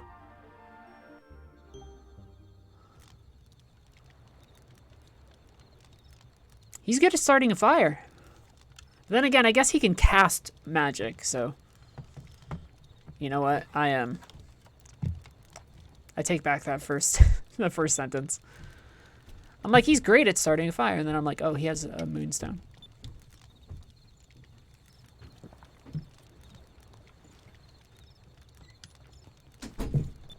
I'm a dummy. They taste good, apparently. I'm moving over here for a second. Ah!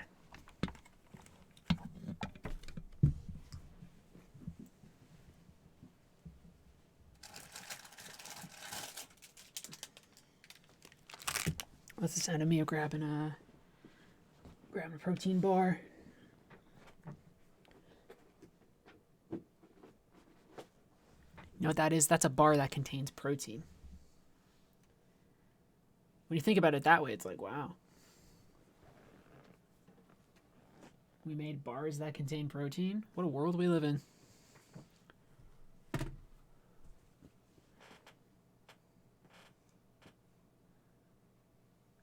I'm fixing something on my chair too, by the way.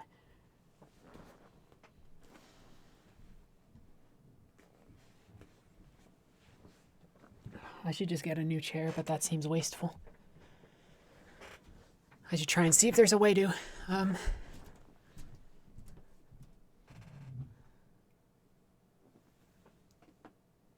get a replacement wheel on this chair.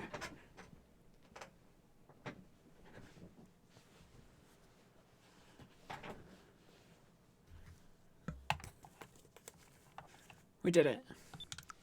He was hunting on the island. Started my third day with a big breakfast of weird grape things. Of weird grape fish guys. This is wood day. You're gonna hear me open this protein bar. This is not a good protein bar. This one tastes like chalk. I want you to know there's like most protein bars taste terrible. Cliff Bar chocolate brownie though, pretty good. And it has actual oats and stuff in it. So I recommend that one. This is a pure protein bar. Chocolate Deluxe. This one tastes a little bit too much like a candy bar, but I need food.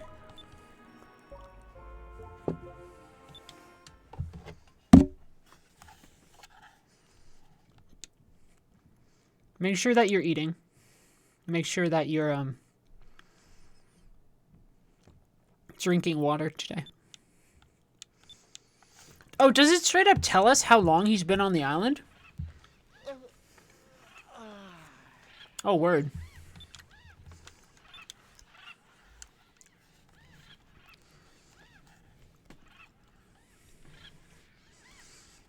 Okay, so this is my least favorite part because I remember one time doing this.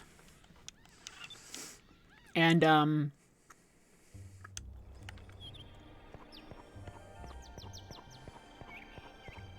very much not being able to find all the sticks.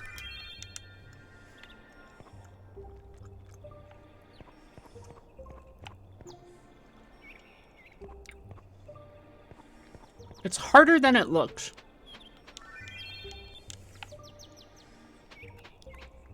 Especially because the camera is not as cooperative as you would want it to be, because this is early. Well, not early 3D. Though. For me, early 3D is like N64. That's early 3D. But this is still slightly underdeveloped 3D. One might be up on the ridge, though. Or it's over here.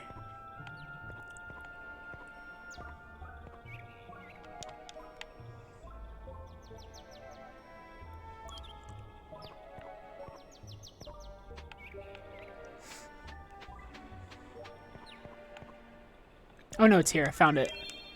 Yeah, boy. I remember one time doing that in a playthrough. And that one was, that particular playthrough, for whatever reason, was really bad. I think it's the one that I have a full Let's Play of this game. Again, on my YouTube channel that I don't watch. It was a little bit before I knew who I was, if you understand what I'm saying. So my voice was very different then. Even though my voice is not too different now.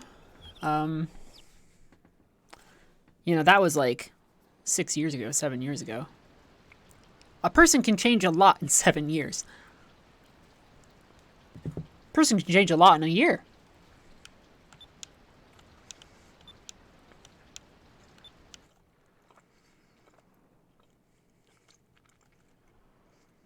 Hopefully you don't hear me chewing on this protein bar. If you do, if I do, I can stop. Particularly if any in the audience has misophonia.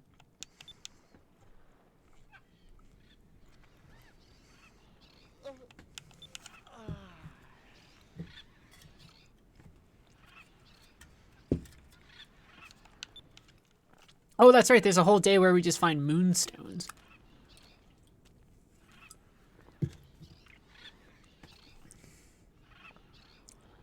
You could probably, get rid of this part of the game and just have him be like, and then I found moonstones because of the rain, and now I had to fix the thing.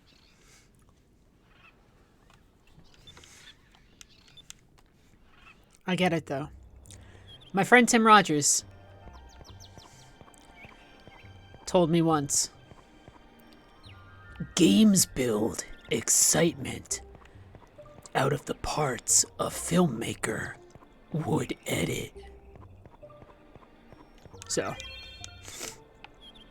you know, there's that. Isn't there one that's up here? I swear to God there's a day where you have to come up here.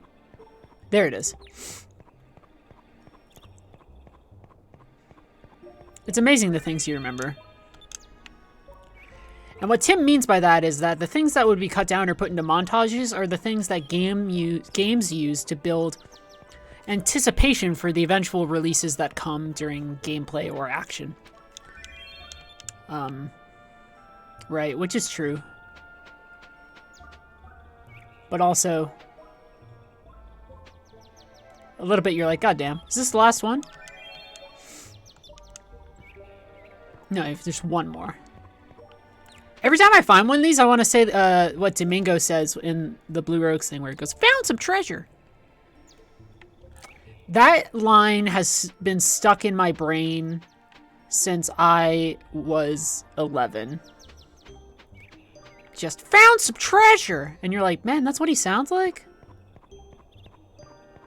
Because some of them sound like pretty hardcore. Like Kazim's like, "Get a load of these!" And you're like, hell yeah, bro. Is there any in here? I have to find one more. This is hell. Oh no, it's right over there? Did I not pick up the one that's like right near Gonzalez? Wow, this process is going way smoother than it used to. Back when I was young and stupid. I wish I could fix it so that those artifacting things from emulation aren't showing up. There's probably a setting that I could have flipped to do it, but I'm not smart enough.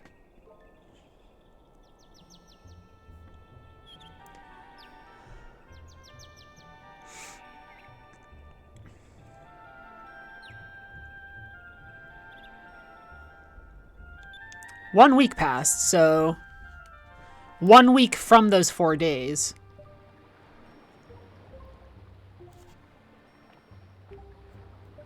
So he's been there 11 days. Or is he... Oh, actually, you know what? Or is he saying this is the 5th day? Because he was on day 4. So is he saying this is the 5th day, therefore it's a week? Even though, really, that only matters if you're one of those people who doesn't consider the weekend part of the week, which is weird. You should. So on day 5, he starts building the ship. Almost all through the night. And look at him, he does a damn good job of it. This is when you're like, oh yeah, he's like an air pirate. He knows his shit. What if this was like a weird stream where I was like, look out below for your free drops in Lost Ark. If you watch for an entire hour, you get a legendary horse.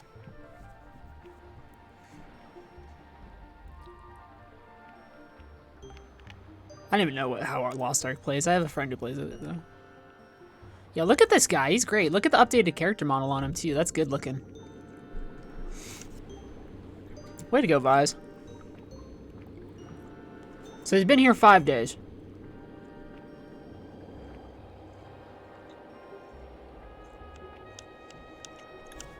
You got stuck not being able to find the part of Horteka that advances the story. I think it's finding Hans is probably what you had trouble with.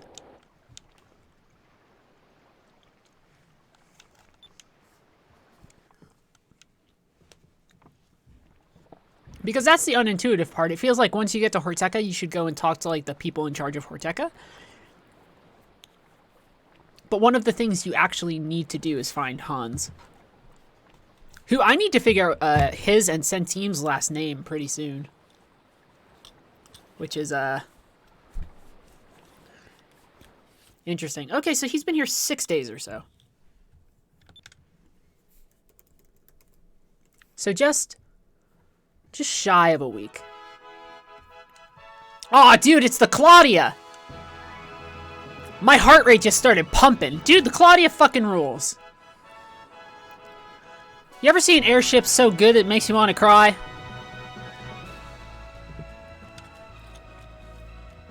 Also, good use of the overworld music here.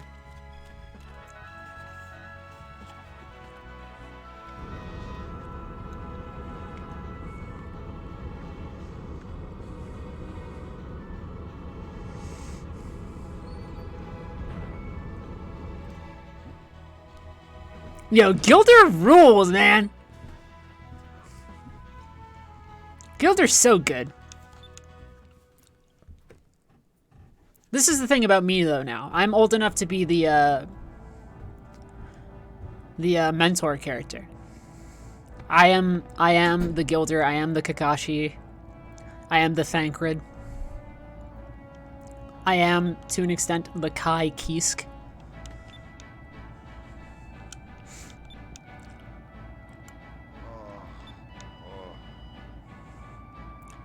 of course, the lore here has to be that he paints all of these pictures himself. Gilder, incredibly skilled painter, focused on one thing only.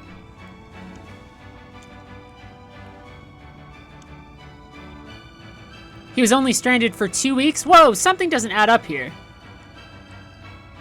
Okay, so when he says a week, it has to be a week from that period.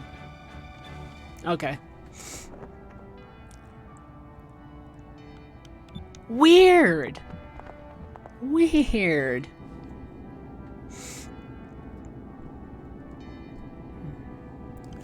Look at all these pirates that we don't get to know, except they show up every now and then and you can go, they must have a cool story. It's like One Piece. Every now and then you see somebody and you're like, they must have a cool story. Except with Oda, he's like, I'm going to tell you their story in 30 chapters.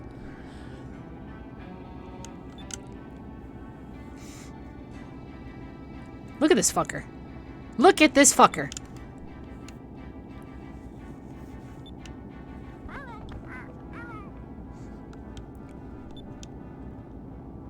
Oh, he's so good. And it is one of the better ship designs in the entire game.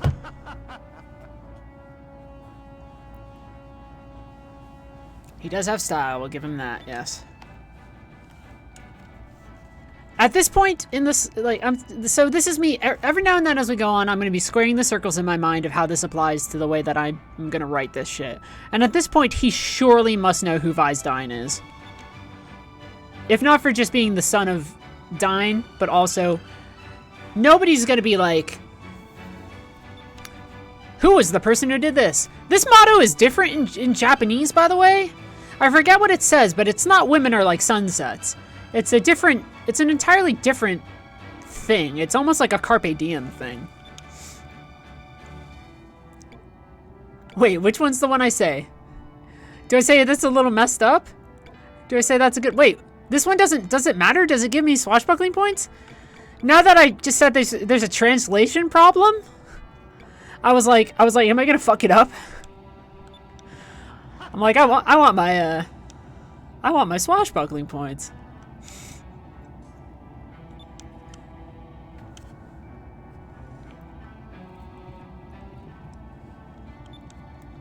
Look at how nice this fucker is.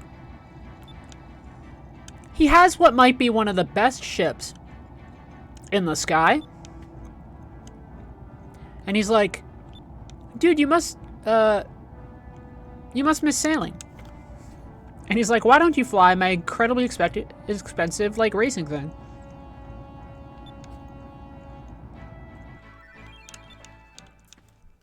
We're cutting out the middleman here for a second, though. Are you ready? It's not quite sequence breaking until it's sequence breaking.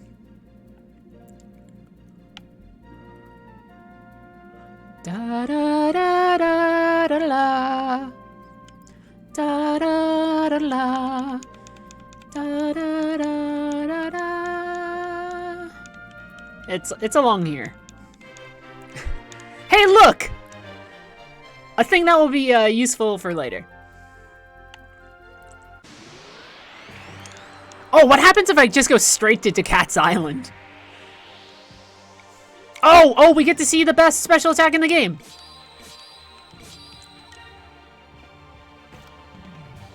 We get to do that.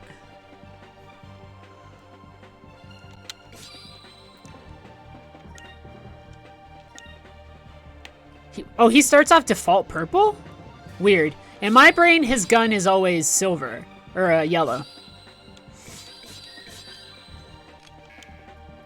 Oh, he doesn't know it yet! I have to give him the Moonberry! Alright, well, one of the Moonberries goes immediately to Gilder. It's too good of a skill to not have for what's coming up. It ends up being incredibly useful. I like how his up-close version of attacking enemies is that he just puts the gun against their face and pulls it. Truly a move befitting one of the Sky's most daring sailors. Do it, bro. Watch. Yeah, he doesn't fuck about. Why is this guy so dark here? It's very dark. I thought that Gilder came with Gunslinger.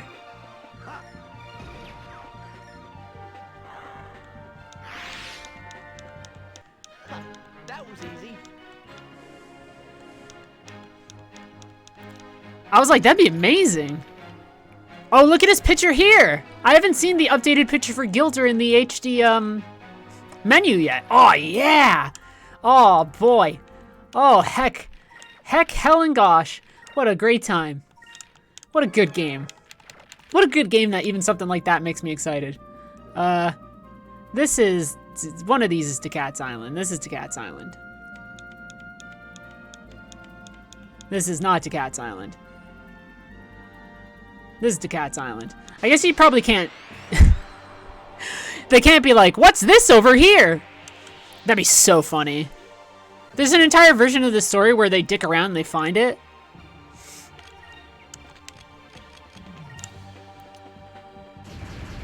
These are the dudes who drop tons of gold.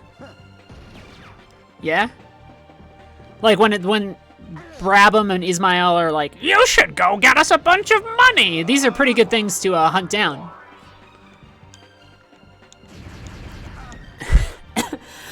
Excuse me. Yeah, and again, I don't know what these things are except weird plant fucking things. Alright, best thing in the world coming up. It even has a little musical sting when you do it. It goes like... It's very good. Ready? Come on, dance for me. Oh, you know who voices Gilder in fucking Japanese? It's Norio Wakamoto.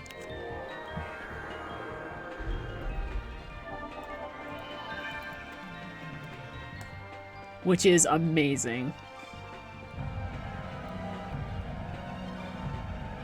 Come on. Dance for me. So good. He's the voice of Johnny in the Guilty Gear games. He's the voice of M. Bison in Street Fighter. He's the voice of here's another famous one that you might have heard. I wish they were all that easy. He's the voice of a little fella named Cell from Dragon Ball. Dragon Ball Z. He's the voice of a fella you might have heard of too from Cowboy Bebop, a little douchebag called Vicious. There's a lot of stuff, you know? In all the, like, the Sengoku Basara stuff, he's Nobunaga. If you know Code Geass, which is a terrible show that no one should watch, he's, I believe he's the voice of, the Emperor, right? Is he not? Yeah, he should be Charles Britannia. And then, for you JoJo fans out there in Japanese, I know there's at least one person who knows this character in chat right now. He's the Japanese voice of Whole Horse. He's done everything. He's a very distinctive voice. I can't imitate it. Because I don't know Japanese, but he's, oh, konosono desu ka? Oi, Hanako.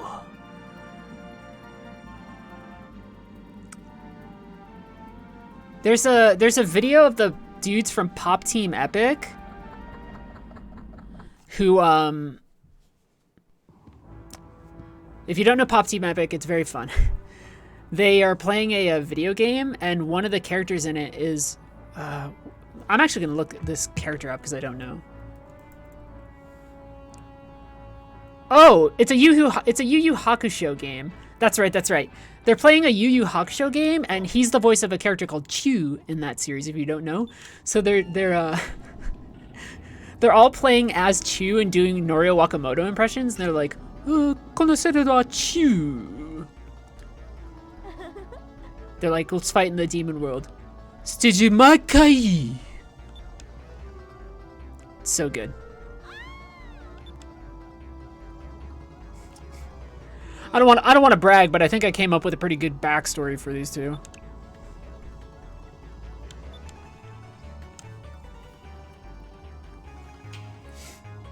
Here's the plan. We run away. The funny, I love this section of the game because it's just like, there's 9,000 times, well, that's a little much. There's so many times where, like, if Clara had just caught up with them and Gilder wasn't like, we're getting on this lifeboat, then they'd be on the ship. And she'd be like, oh, I found some people who were castaway. And then he'd be like, who were they? What were their names? She'd be like, oh, Ika and Fina, they were great. And Vibes would be like, fuck, look at this lifeboat. This lifeboat costs more than the boat that the girls are going to buy in Nazarad.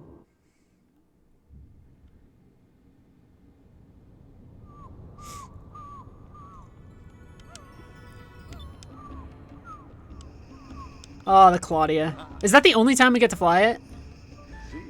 No, we're gonna get to fly it to Decats, right? Do we both have to go to Decats both time? No, we fly to Decats in the other ship. We fly to it in the ship the girls have. Or is it lifeboat? Really? Oh, what a waste. What a thing to waste. If I had an updated version of this game, like a remake-ish thing, I would make it so at the end of the game, you just have the opportunity to fly around in whatever ship you want. That would be like my bonus feature to the gamers.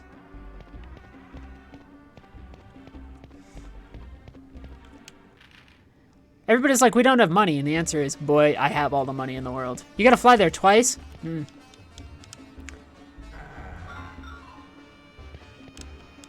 This guy should just tell him!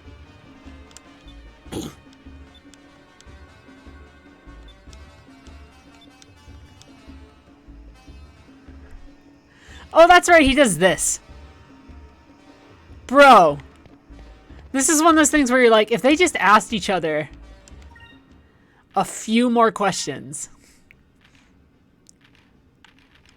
Oh, you know what I want to do, actually? I want to do this. Hold on. So my question is this. Why do I have 9? Oh, I have so many of them. What the fuck? Okay. So we're gonna take a risk here, because I don't think I'm ever gonna get the Sky Fang.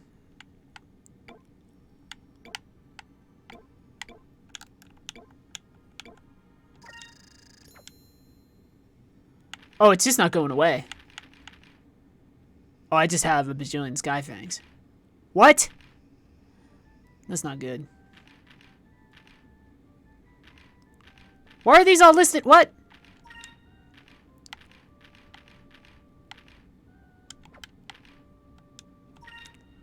I'm gonna have to check some action replay stuff. But we're playing until we finish the game, so fuck it. Tuna Cutlass. Gilder Special. Oh my god, am I not gonna be able to fucking equip the Gilder Special? Oh, what is wait, okay, so... let me figure out this situation.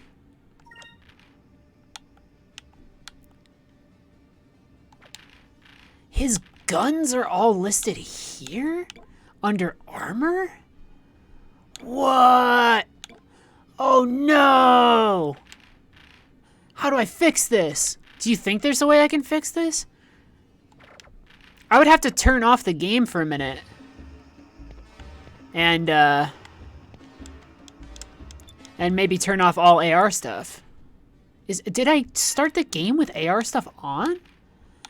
I fucking must have, huh?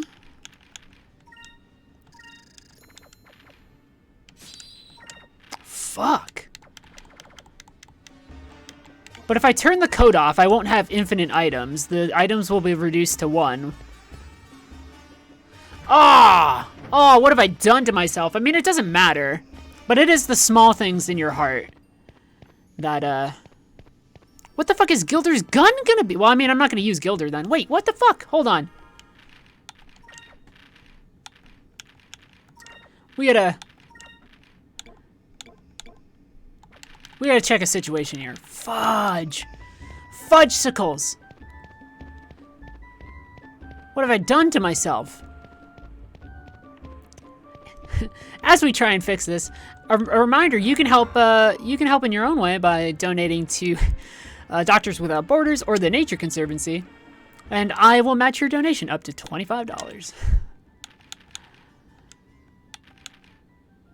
Oh no, sword. How many swords are there? What is not Ramirez's?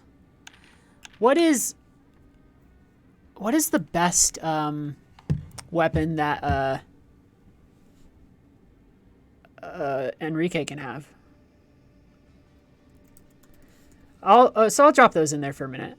So Doctors Without Borders, Médecins Sans Frontières is this one. Right here, and then Nature Conservancy donation page should be right here. I don't have a bot set up, unfortunately, but I'll have these here just to post for those of you who are interested. That's for Nature. Doctors Without Borders. Surely right now their main mission will be focusing on ways to help refugees and those in need of medical attention, considering the situation in Ukraine. Nature Conservancy is things like reforestation and other projects. Mostly North America, but also all around the world. You think it's Serpent Strike? Oh my god, damn. Am I gonna gimp myself for damage in the final fight?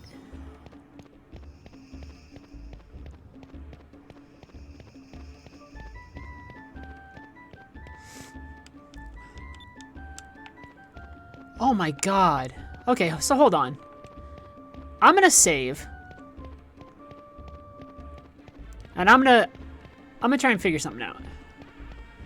I love these two lovers, by the way. We're lovey-dovey sweethearts. Good for you.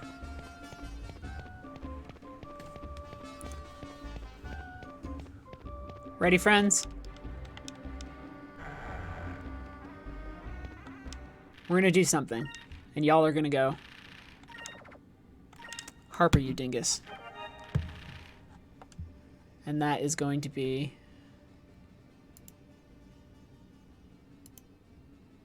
If I do this, you're gonna see my full display. Which will change to this. We're gonna try something. Which means we just saved the game. We're gonna stop that. Emulation, dirty word. We don't talk about that here. What's that right there, dolphin?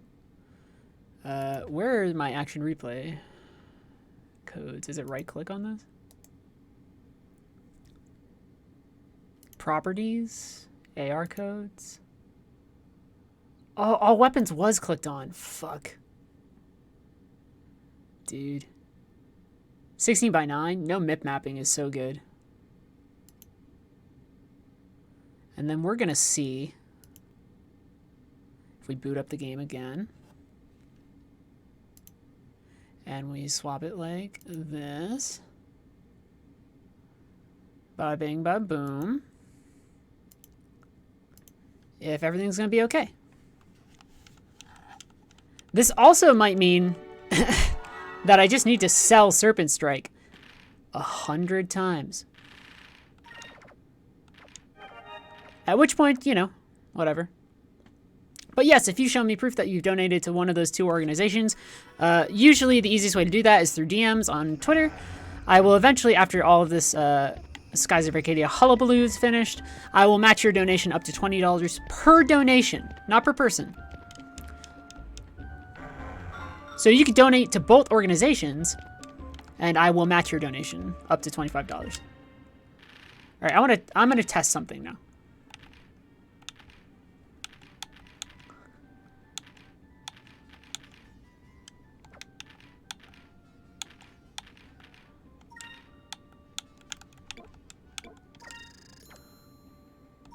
Oh, it doesn't go away.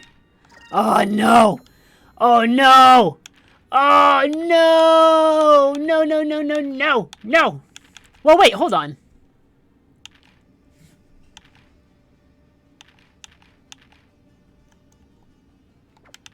Oh, how am I super fucked? Yeah, it might be. But no matter what I do, it's not going down. Oh, Lord.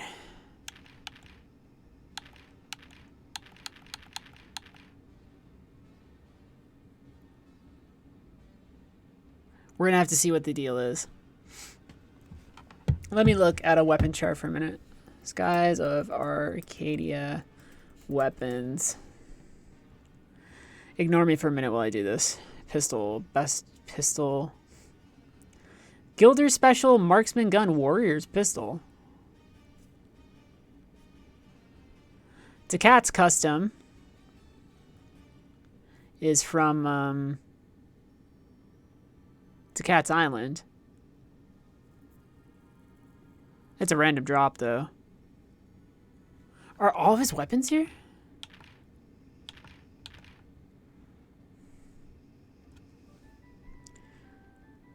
Not the value in pistol is not here.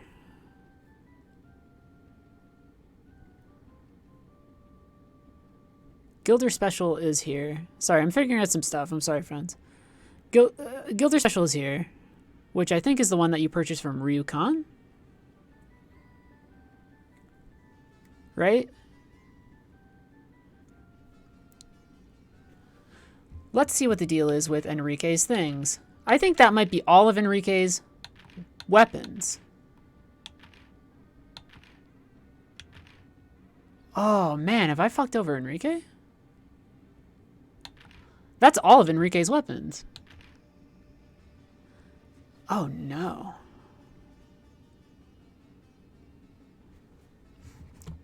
Well, is the Sword of Takat here? Because it's not, right? The Sword of Takat right now is listed under the Weapons tab. But if I went over here and said, watch. So I'm going to show you something.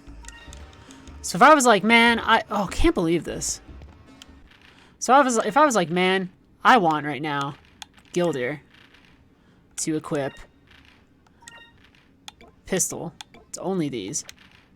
But if I wanted to be like, I want him to equip the Gilder Special, it's here. And now those stack, and he only has his base defense, right? Which isn't the worst situation in the world. Actually, wait, what? Yeah, right? Wait, what armor was he equipped with before?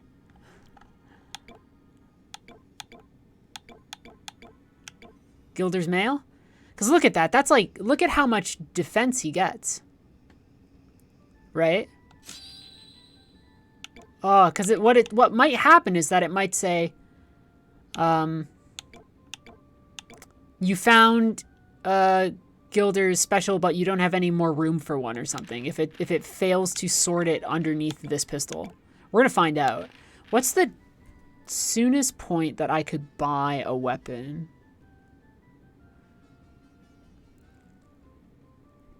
It would be value in pistol from Sailor's Island, which would be after.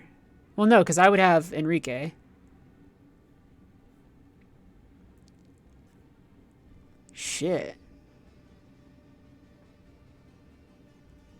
Where is...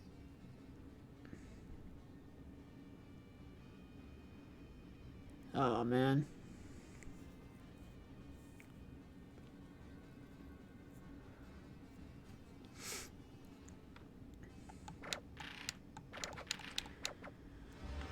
I could buy...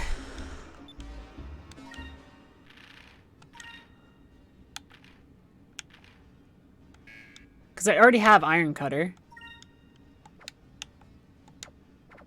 So my biggest concern is that it will let me buy something. And it will parse that as being part of the collective things that I already have. Because if I want to, I could buy another. And it'll say, oh, now you own 2 of them or whatever, right? Here it says I own 999, but I guess maybe if it's listed under pistol or weapon, it's hard to tell. We're not going to know for a while. That doesn't bother me too much. The way this game works, it's very hard to lose based on lack of damage. That's just not a thing. Really. Especially as long as I have Vise in my party. So a thing that needs to happen, or that would resolve this problem pretty instantly, is if Decat's pistol drops when we are on Decat's Island. Because there is the Decat custom, but it's a 5% drop off of the weird, like, snake things, I think. This is great. Good use of 3D space again. Dude, if he had just sneezed. That's great.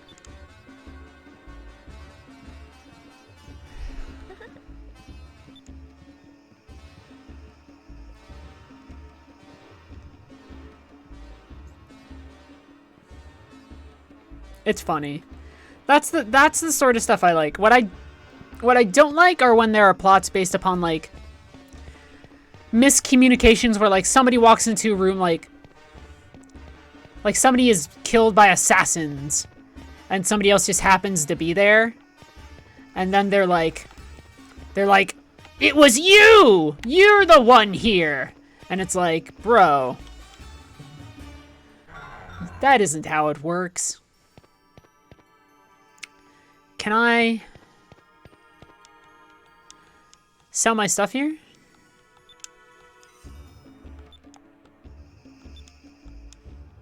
Oh, do I have to? Oh, fucking! Do I have to be on Vise for that? Fuck.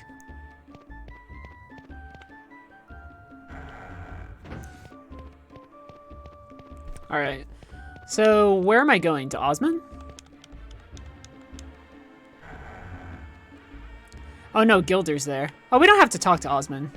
That's like not like intentional.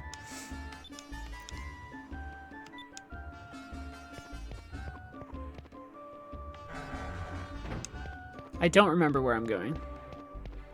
But I will talk to Osman. Wait.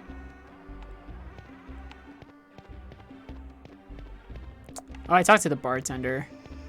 You're right. I don't remember how to get to Osman. She's on the other side of town, isn't she?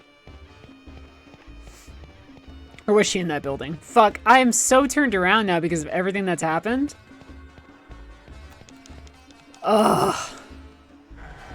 My brain is mush. So we're gonna hope that the Decat pistol drops, and we're gonna find out if it goes into, Yo, bro just gives me a cham? You finally have 10,000 gold? What kind of tips are you making?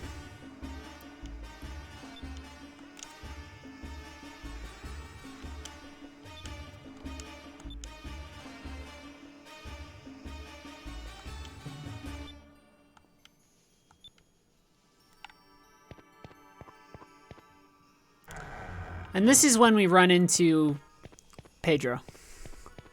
Right? Yeah, he's on the ground and he's like, argh. My bones! And you're like, we should help the guy with the poor bones.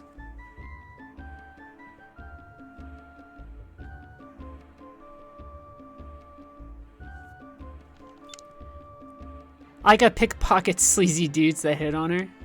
She runs a grift. Oh! She just runs 3-card Monty. Tell me where the queen is. Tell me where the queen is. Can you find the queen? Bro's name really is Pedro.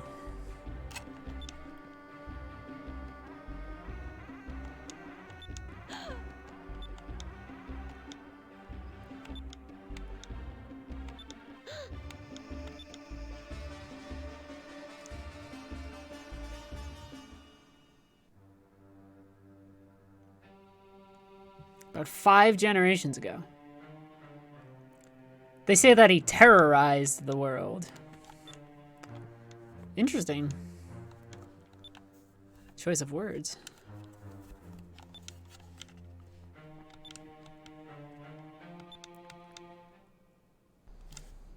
And I've been in Nazarad for 30 years. Oh, he's just been waiting for his bud.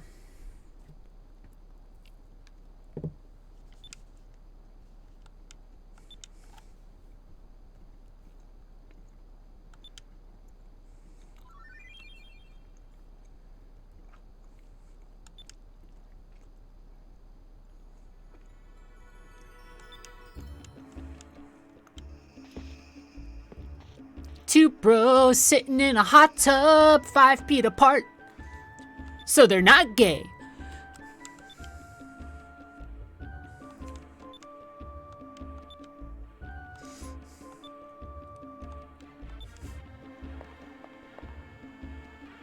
Dude, just 2 seconds. If he opens the door and Vise hears them, story changes dramatically. I have a Decat's coin right here. This is me hitting the mouse with it, or the mic with it. Sorry if that hurts anyone's ears.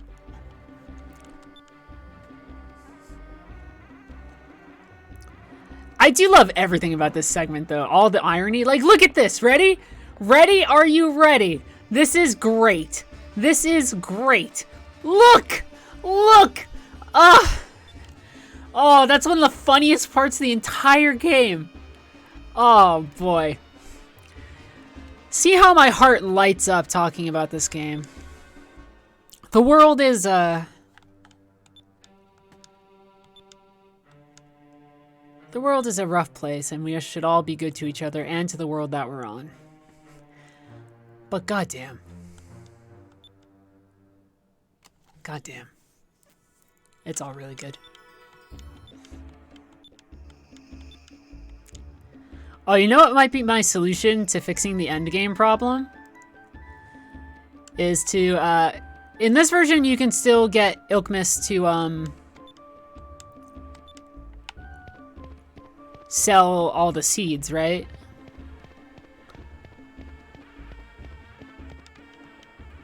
That's still a thing? Alright, so we have our workaround just in case. Which would be that I just get a ton of seeds and make and make Enrique chow down. Cause money is no option. No problem, right? Loose Cannon Lepan will be in Sailor's Island. Ixa'Taka's demons will be presumably Ixa'Taka. I know how I'm incorporating them into the story. Yes, I've heard rumors of its existence. You found what? You found what?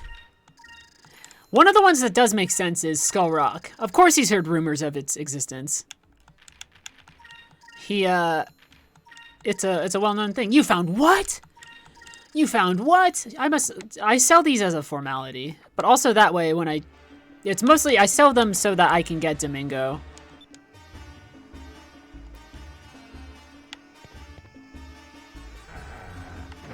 Oh, we have to talk to the Naz Sultan, who, no one I know. One of those is clearly a picture of Vise. One of them might be Pedro? Or someone? It can't be Pedro. So that is 100% our workaround if we run into a situation where I can't equip the weapons and armor.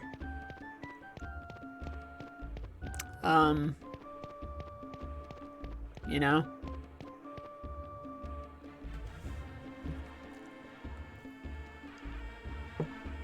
What a scummy way to have to solve that problem.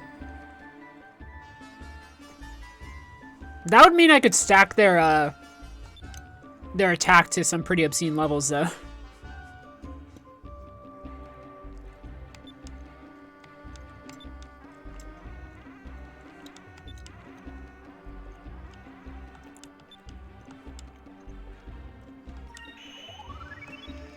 I need to, I'm gonna have to rewrite or rethink some of this conversation a little bit.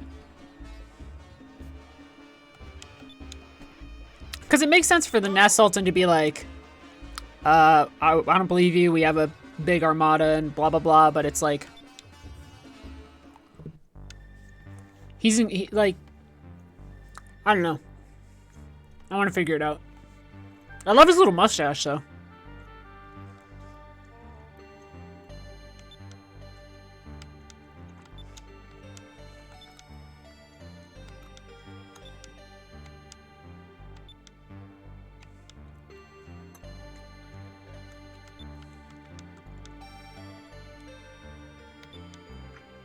I love that face.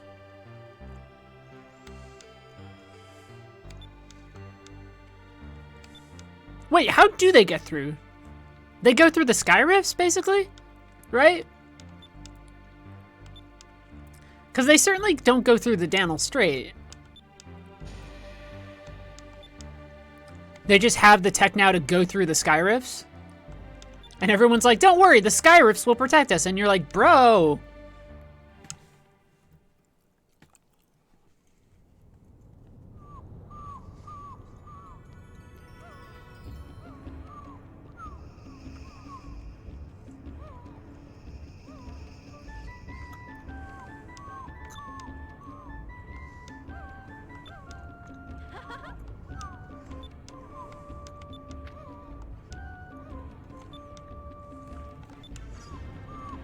That part where it stops, it's like, I will always look over my treasure in.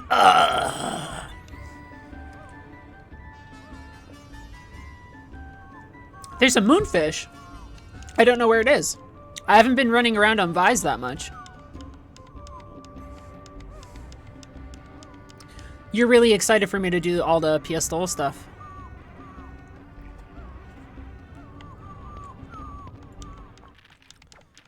I'm gonna cheat a little bit on this can I get it as Ica?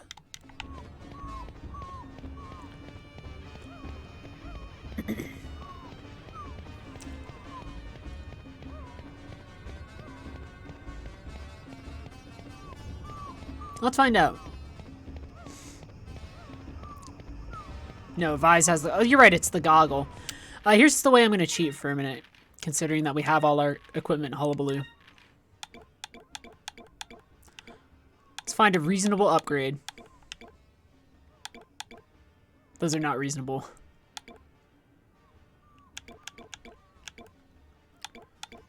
This used to be her ultimate weapon. Oh, that's just from Ryukan. What is going on? Because here's the problem again. Swirlmorang. You saw nothing.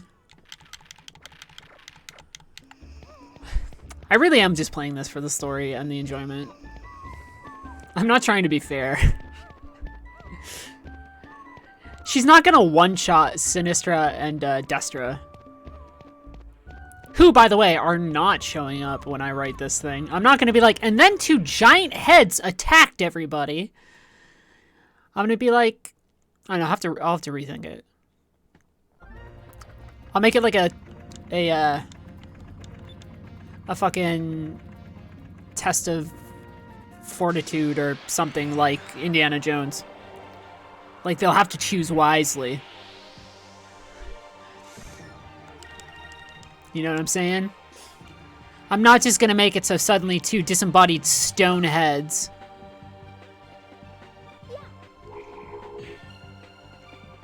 Just like showing up. Whoa, does it really, is it that hard for them to really defeat 1 scorpion? Ladies. I implore you. A body horror story of his previous crewmates. Of Decats.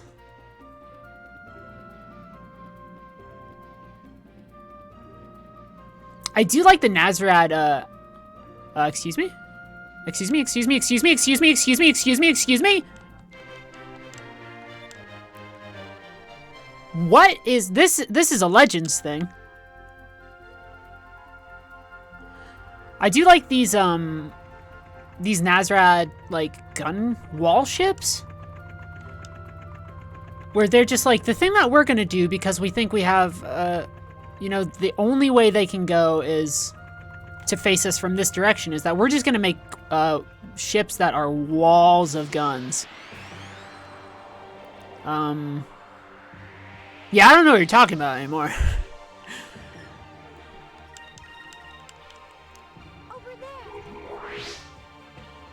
Well, yeah, I mean, these guys should be weak enough for me to beat them up.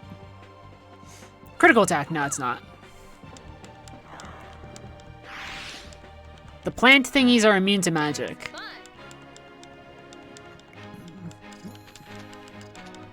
You know, we're gonna do it. We're gonna do it, friends. Well, first off, we're gonna get this big fish. God, I would live in this world. Fuck it, I would give up my fucking iPhones and whatever. Look, I love Final Fantasy XIV. I'd give that shit up.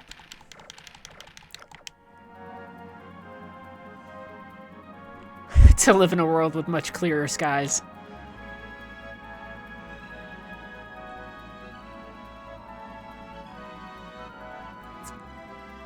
It's this big main one. Surely. No, it's that other one.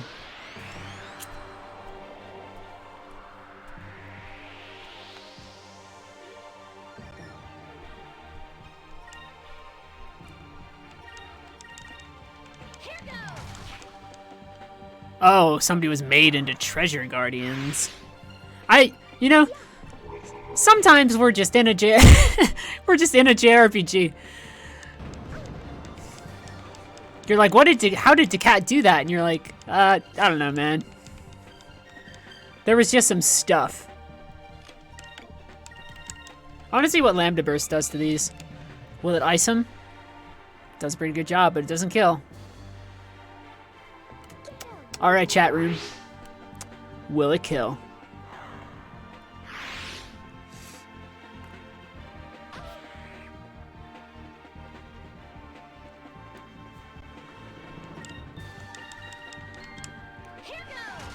After this, it's Grand Fortress, and then after that, it's like sailing, and then Esperanza. We're gonna have to do a lot of crew gathering, though, which is gonna take a little bit.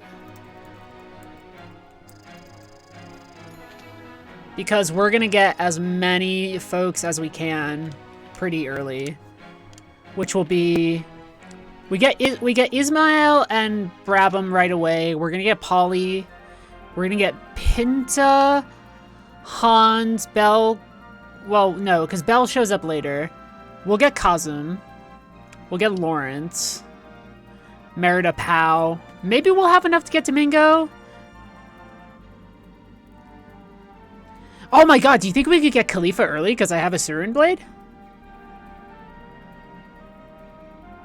I wonder. Oh, what the fuck is this? Oh yeah. Oh yeah.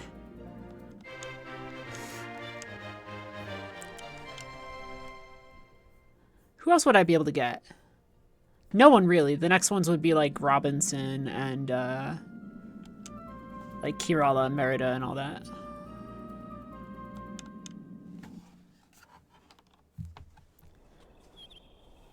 Good luck here. Why good luck? We'll be fine.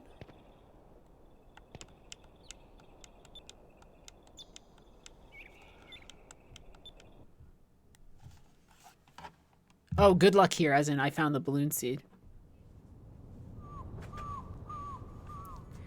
Yeah, I'm wondering if with all the extra, stuff, I'll be able to get, I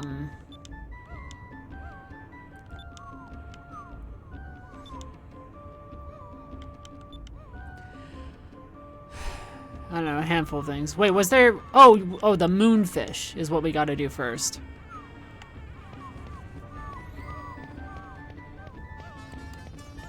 And then we're saving up moonberries for Vise, basically.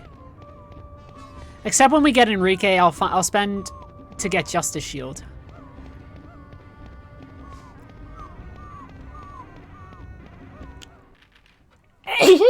Excuse me. I want to check something.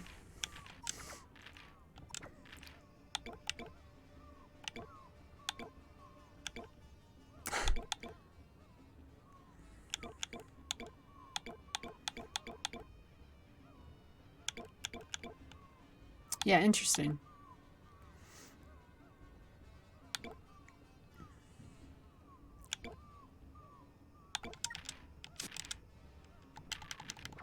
Three for Justice Shield, right, because we need the one for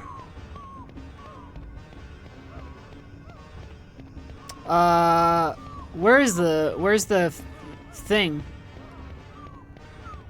Where's the fish? Down this way? Maybe? Yeah, I went too far.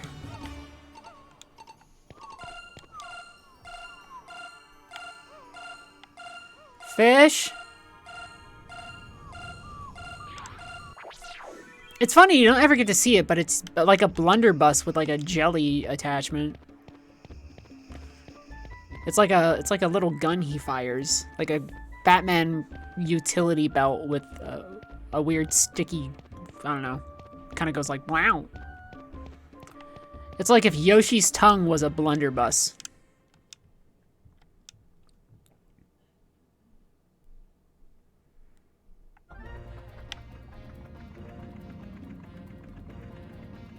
Oh, it's still vibing there. Da da da da da da. There's an island up there, but we can't get to it. Son of a bitch. There's Crescent Island. God, what an iconic little piece of rock for me. And my heart.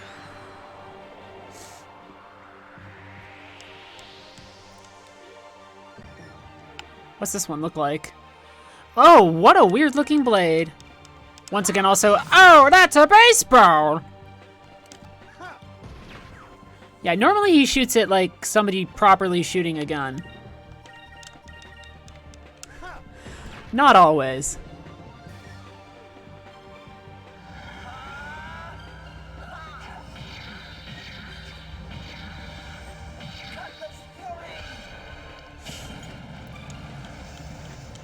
Do do do do dun dun dun dun dun dun do do do. Yeah, so if I wish they were all that easy. I wish they were all that easy.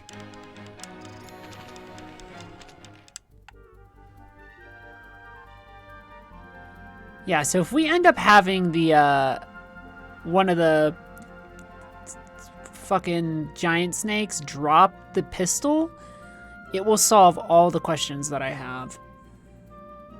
Otherwise, you get to see me in a menu for a while, press like this thing for eating seeds for a fair amount of time. Only for defense, though. Just gom.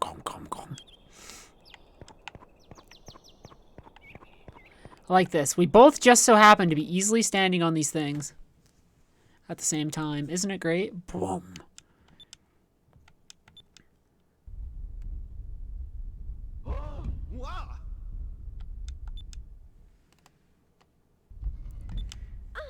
It's it beggars belief a little bit, but at the same time, it's this is a pulp genre piece, so you can't be mad about it. You can't be like, this is absurd.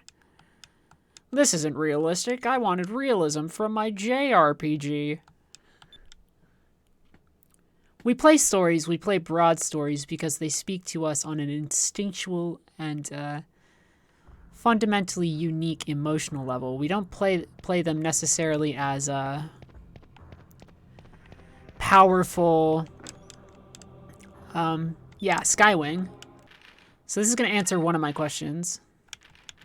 Equipment. Skywing is there under weapons.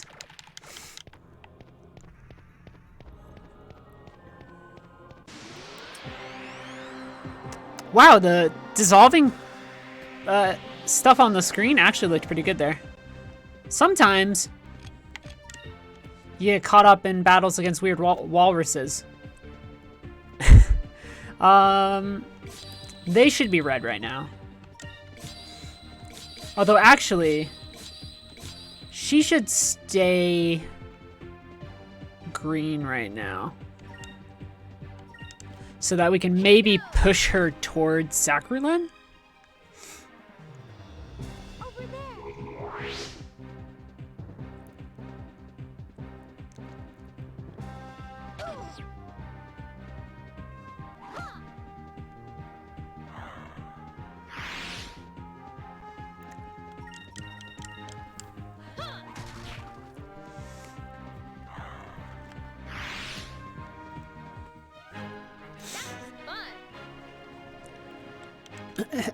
Excuse me. Yeah, I want to get her closer to as powerful magic as I can happen to get. I mean, this is a great dungeon design, right? Like I said, each dungeon reminds me a great deal of a Zelda dungeon in the sense of it being focused on... Oh, this is Zivbane right away? Jesus.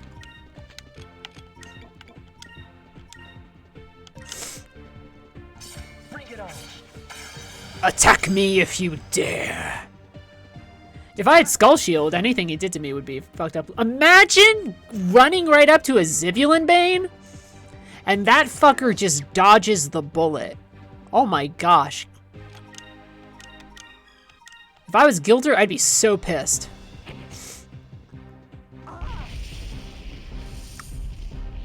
Zivulin Banes, man. We put one in the story, but I'm not gonna have like an excess amount of Zivulin Banes in the story. But I will maybe have like one other show up. But not here. Or maybe here, who knows. Maybe that's the one that goes away and informs Lord Bane. And we have Lord Bane in the story. Do we need Lord Bane? I don't know if we need Lord Bane. It feels a little,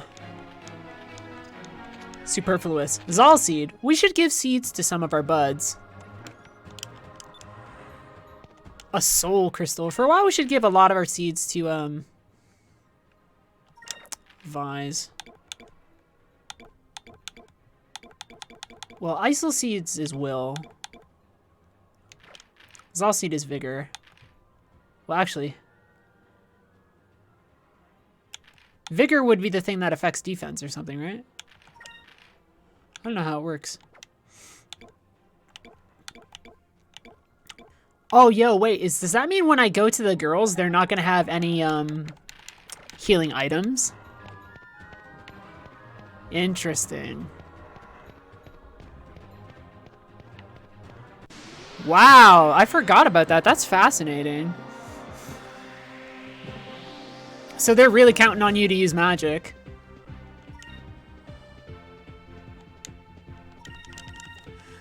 So I need to find one of the snakes to maybe drop that gun. But it's a 5% chance, which is not that statistically small when you get down to it. That's actually a fair chance.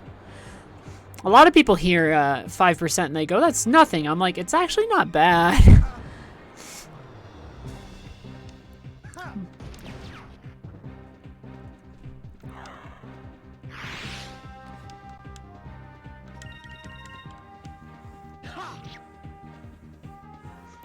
No, because I went to the Discovery guy and he didn't let me sell them. Pardon me for snuffling again. I went to the guy and he was like, she was like, we don't have, or maybe before I did. Now I can. Video games.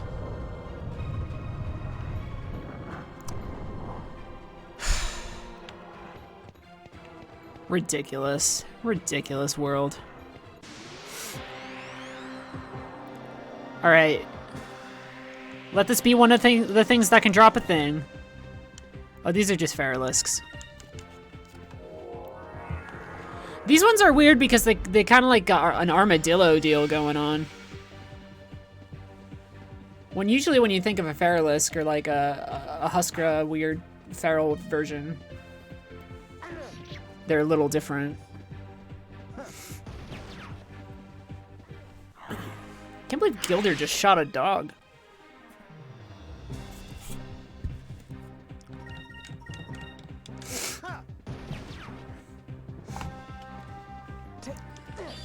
Oh, Vi's really going for it. Yeah, I guess I'll end up writing the story, and if the world ends... I wish they were all that easy. One way or another, I mean, you know, down the line, the story will exist for a little bit. Oh, boy.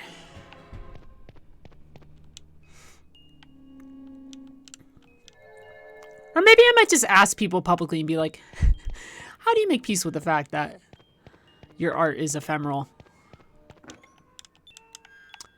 Oh, they get saccharin crystals here, though, again. Wow, sometimes the game just tosses out saccharin crystals. That's gnarly. That's incredibly useful. Oh, they're in a decent angle for that.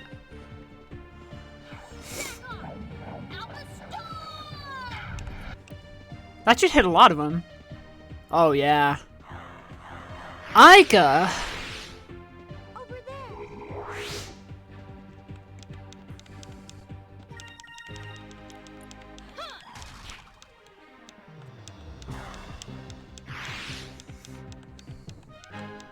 Let us be thankful for our safety.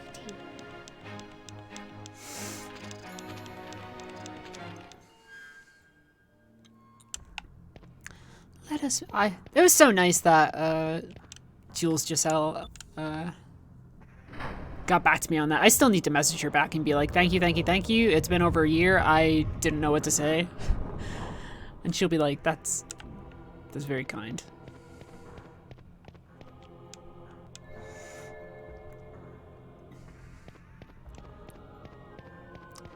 I can't find any of the enemies I want right now to maybe drop the gun I want for Gilder. This is cool stuff now when we get to the interior of the island.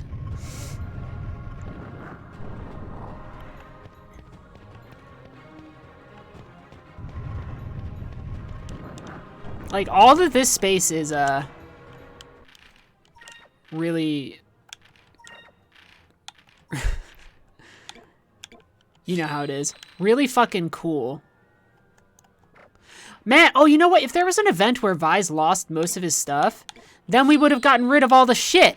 Fuck. Oh, the game was so close to solving my problem.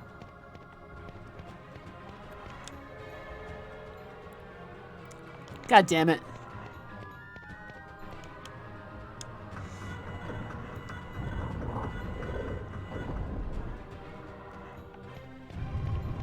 Oh no!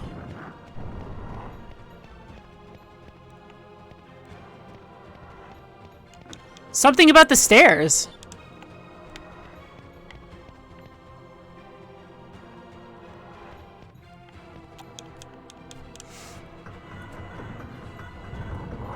Yeah, look at it.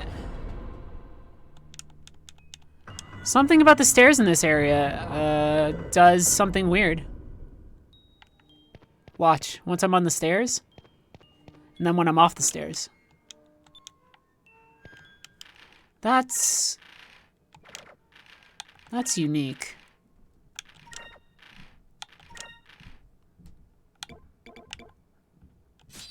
Oh, that actually is worse than Gilder's own?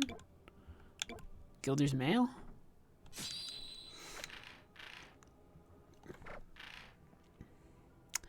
Well, that was when we were on the grates.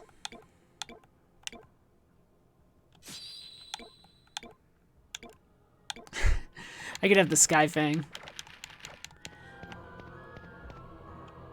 Yeah, I'd love to have the Sky Fang and the Vorlick Blade. I think it's only from certain angles.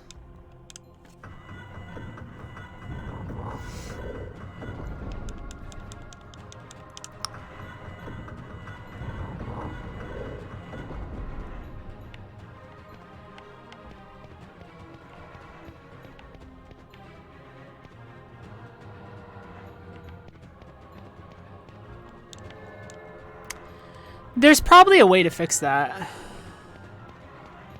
It's certainly not happening with Ica. Except in, like, small moments. That's kind of a bummer. Sorry if that ruins the experience for people. Usually this stuff runs, like, buttery smooth.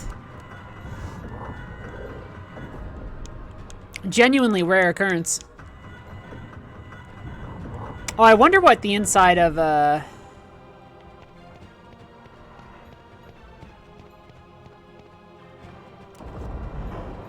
Mount Kazai would be.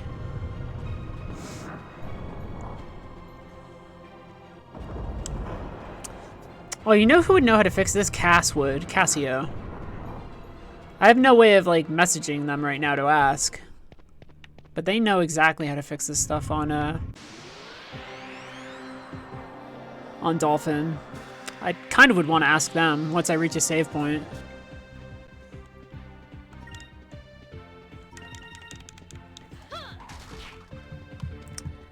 I'll message them out, actually. Cass, what was that? Dolphin option.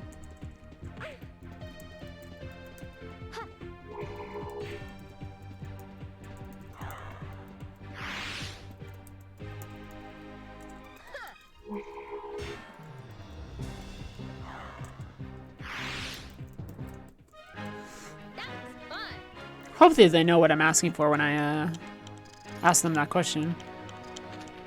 I think they will. Oh boy, yeah.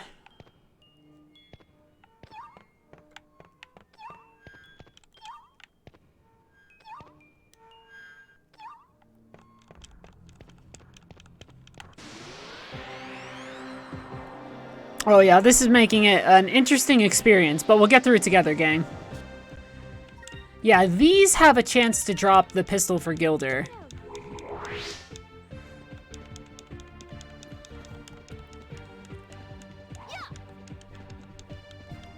If they do...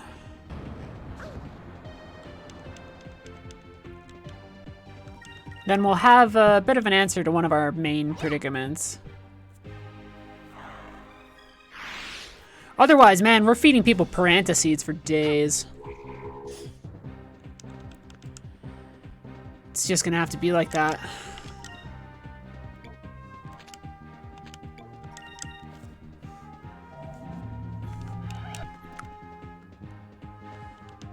That's more damage than her normal attack is why we're doing it. Wow, it dodged. Wow. Fina, oh good, everybody's dodging.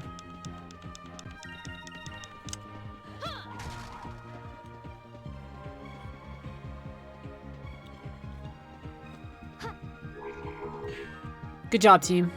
Wait, was the special attack more damage? Or was it about the same amount of damage? I feel like it was almost the same amount of damage. Oh no. I thought I was being smart. Alright, this is gonna look weird for a minute.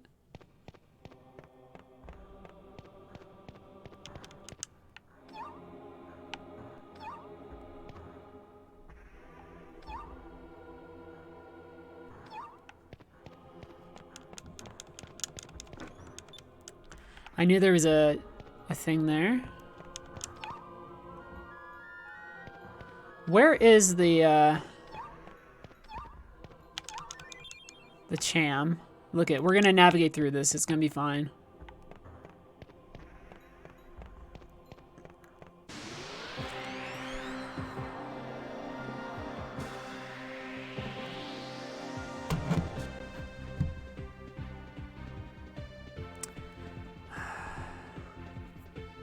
Hey guys, enjoy this for a second while I take care of one situation here.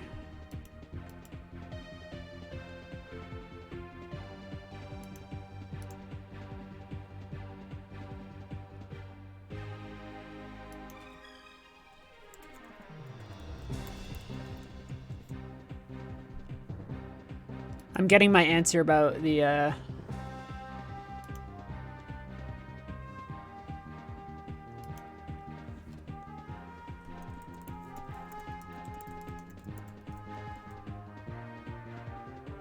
under the graphics settings. Hacks.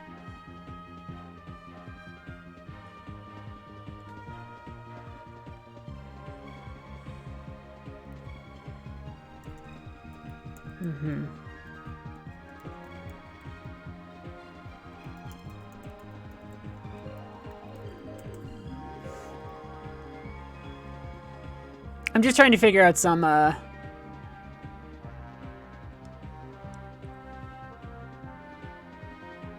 stuff here for a moment.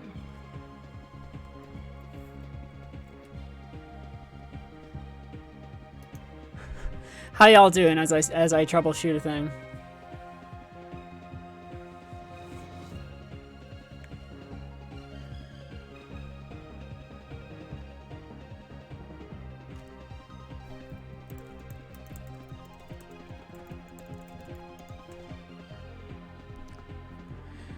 I swear it's better to do the tech shooting right now with my bud.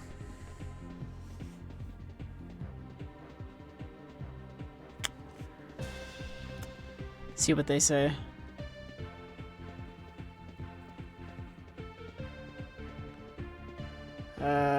Just give me one more minute and then we'll press on regardless.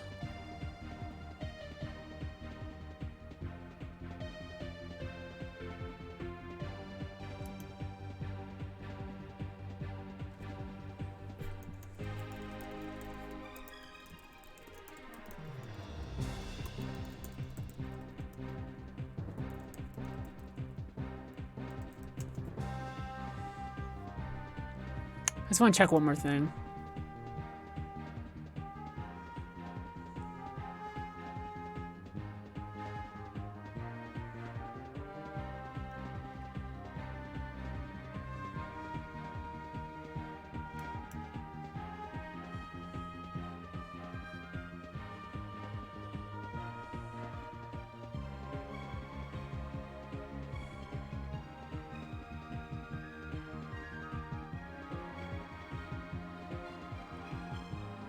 Okay, okay.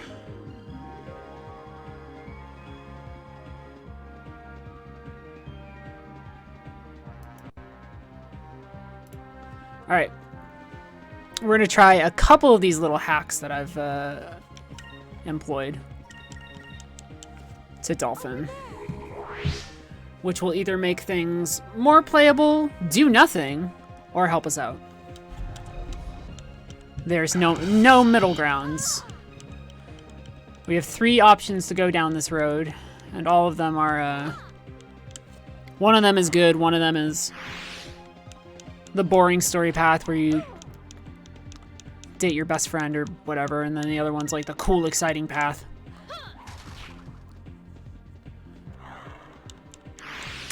You know how it is.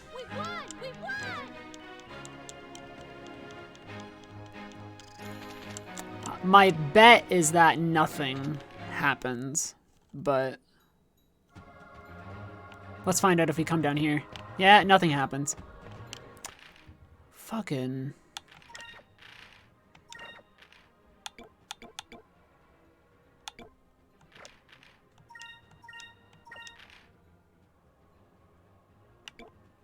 Wait, did I? Wait, what did I just feed him? What did I just feed him? Choms?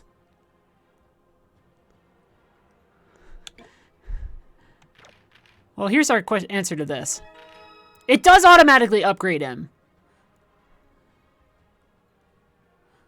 Wait, did I feed him Choms? For real, give me a second. Does anybody remember what I just fed him before the Abric Cham? Okay, good. Shit, so I might, if I played my cards right, I would maybe be able to get Cupel...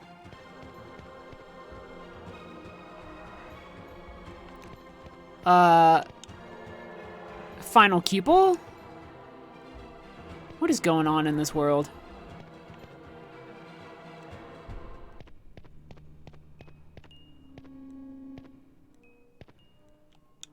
Am I doing this right?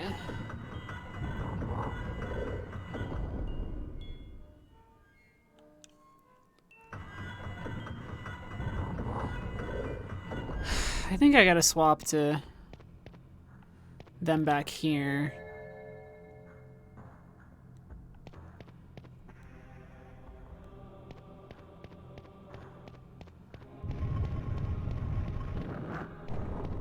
Great.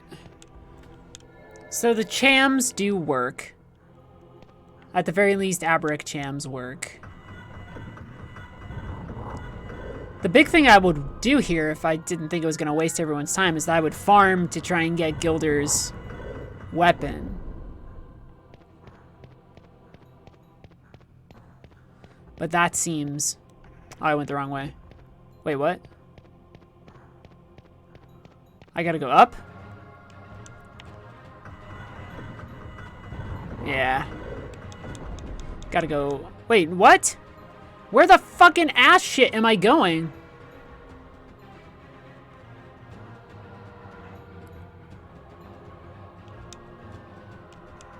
Or am I just switching back to the ladies?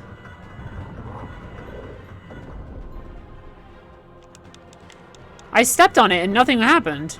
Or do I just talk to the door? Oh my gosh, I'm all frazzled. I'm all frazzled, friends. The graphic stuff and the weapon stuff.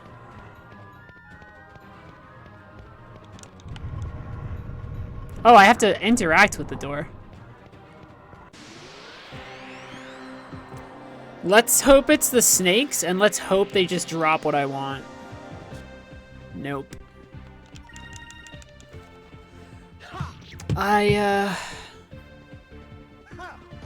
Moonfish in this room I'm currently in. Okay. Well, you know what I hope? It's not in a place where all the artifacting is.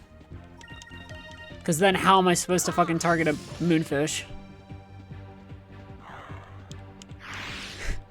That would kind of be a... That'd be a nightmare. I really would have no way of knowing. I wish they were all that easy. Would genuinely have no way of knowing. We are probably not gonna get all the moonfish in this playthrough. I'm sorry, I just cannot. It is 3:41. I'm at Cat's Island. I want to finish this game. Oh, Christ, yeah. Problem.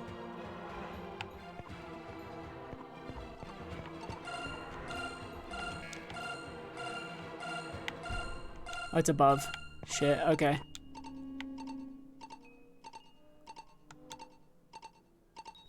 Step forward. Oh boy. I told you it was gonna be a close call. Now I'm really in a pickle though, because I can't see.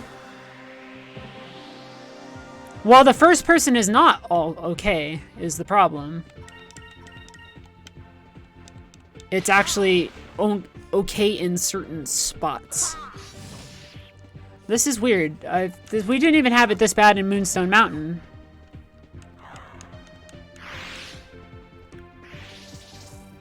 Frustrating.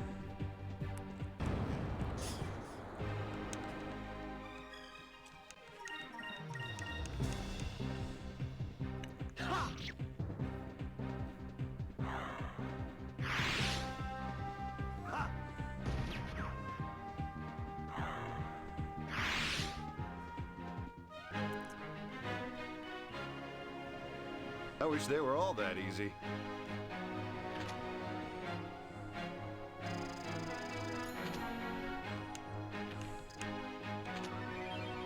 Oh, fucking Moonberry? Buddy.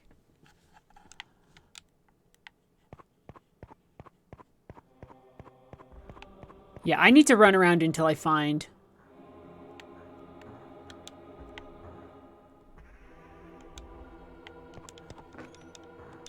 Two moonberries? Oh, what the fuck? Okay.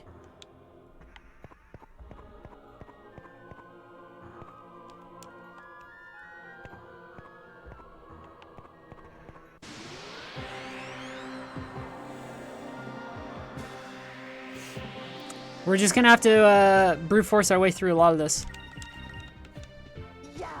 What a unique experience. Take that.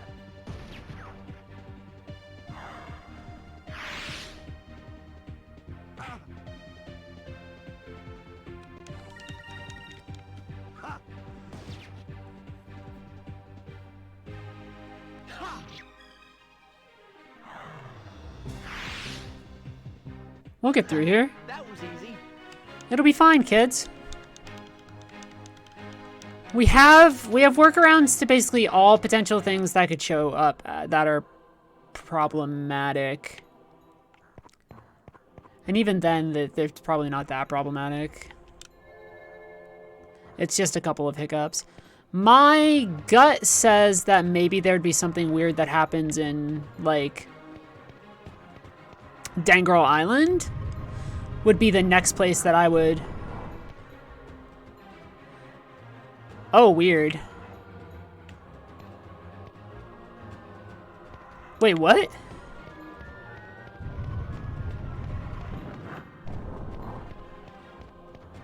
Okay, so I need to swap back to them and change some things again.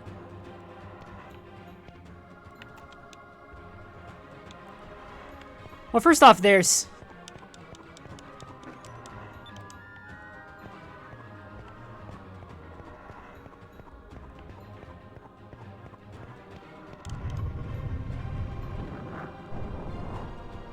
Well, no, because this makes no sense to me.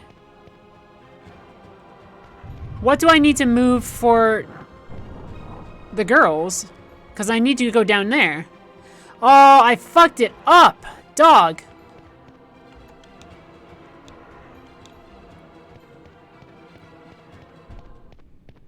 This is correct.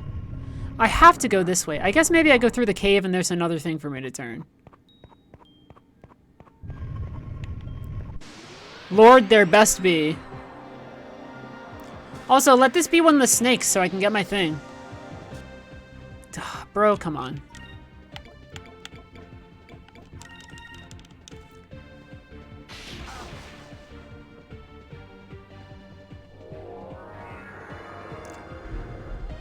Just kind of sitting here like you're killing me, Smalls.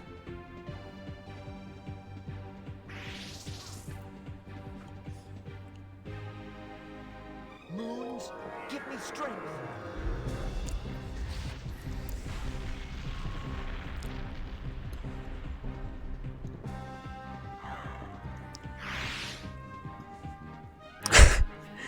What the?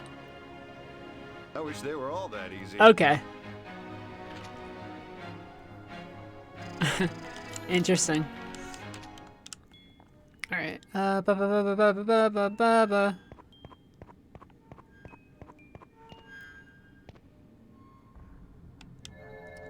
This feels deeply incorrect. Right? Because this is back to the entrance. What have I fucked up? What have I fucked up? Whatever it is, it involves the girls. And their navigation. Well, actually, now the stairs aren't doing shit. Did my hacks work? And the game was suddenly like, actually, your shit works.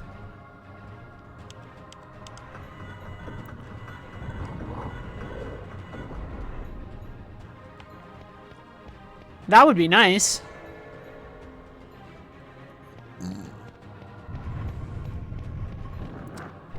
Right. Oh, we'll find out here in the freak room. Yeah, wait. Now it's working. Now it's working. Now it's working. What? Look at that. All it took was a little bit of time and a couple of tweaks in the back end of Dolphin. Fingers crossed that it keeps on working. How are people in the chat doing? Let me see a couple of surprising faces in there. You just here, you're enjoying it. Have you played Skies of Arcadia before? By the way, I should mention once again, if you through social media or other channels show me that you have donated to either Doctors Without Borders or the Nature Conservancy, I will match your donation. That's right, every donation up to $25.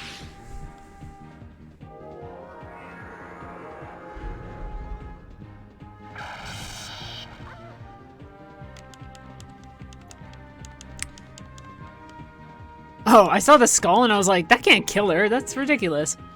Wait, what the fuck? That's Cupel Spike? Thank the moons. Wait, how did I get to Cupel Spike? Did I? Wait. Yo, real talk, real talk. Should I not have gone to Cupel Cutlass?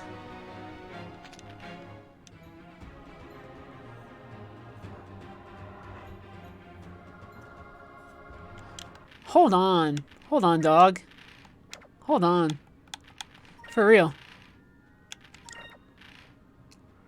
How'd I get to Cupel Spike? Shouldn't the order be Star, Cutlass, Spear, Claymore? But instead of getting Cutlass, I got Spike. I think I ate Choms.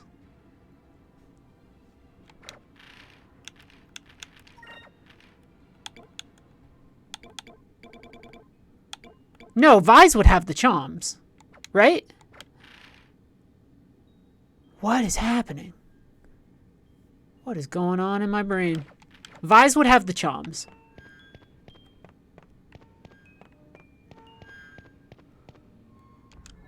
Right? That's how it would have to be.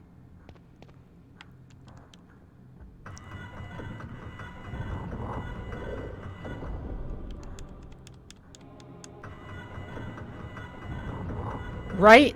Oh god, now I'm scared. Now I'm scared that I fed my buddy Choms. No, the Choms are there. I have no clue how I got to Cupel Spike.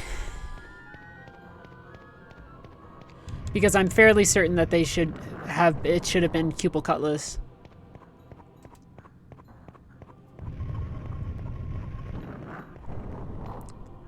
Maybe because of the Abric Cham being weird. Shows you how much I remember about this game, even though it's my favorite game ever. Yo, I want the Centralisks to show up so that I can,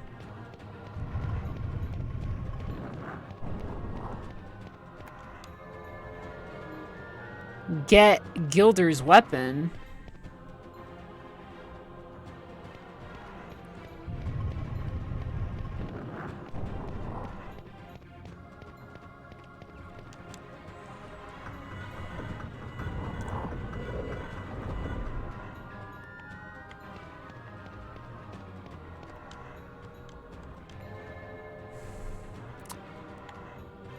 Yeah, I have no good answer to my questions about Gilder's whole situation.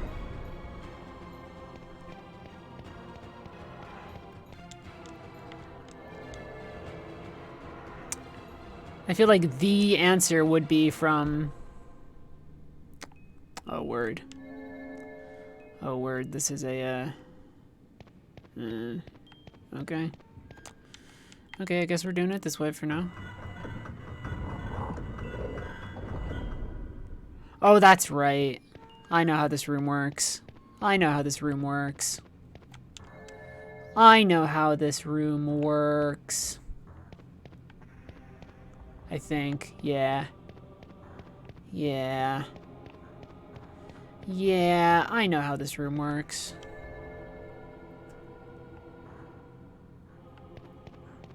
You have to go back and forth a couple times. I think, right?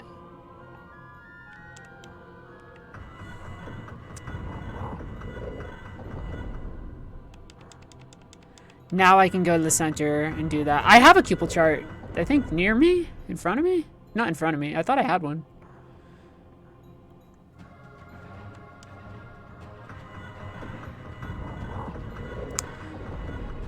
How did I go from...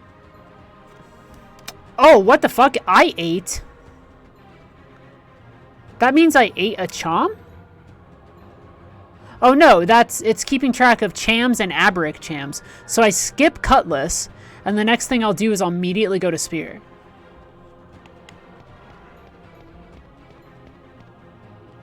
Weird, weird, weird, weird.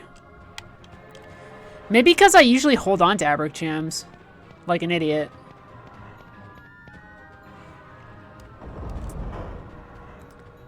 The two other Abric Chams are Cabal Skewer and then the Sky Sardis in Ixa'Taka, which I might be able to get the minute we get the Delphinus. I surely have enough Sky Sardis now, right? How many Sky Sardis do I have? You need 10 of them. There's no way I don't have 10 of them.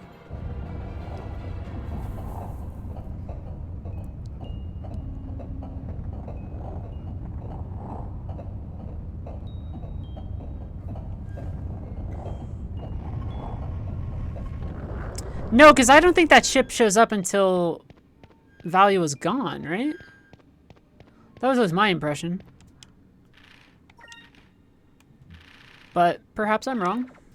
This is bothering me because I really want a chance to, I mean, one way or another, the Gilder, the weapon question is going to be resolved. Because we're about to Sinistra, Destra. Our enemy luck. We didn't get the right formations. Oh, well.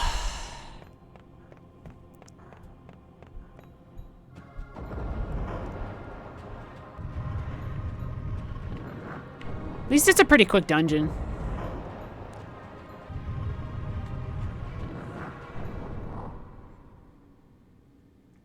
This scene... Oh, I got some flashing there. But we weren't having as many problems in the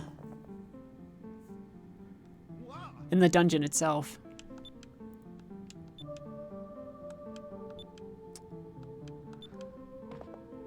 Yeah, this is in the demo disc.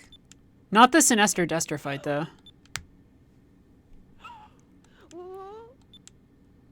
Imagine being these folks and just being like, what the fuck? Oh, the music. Look at them hug each other. They're so happy they love each other.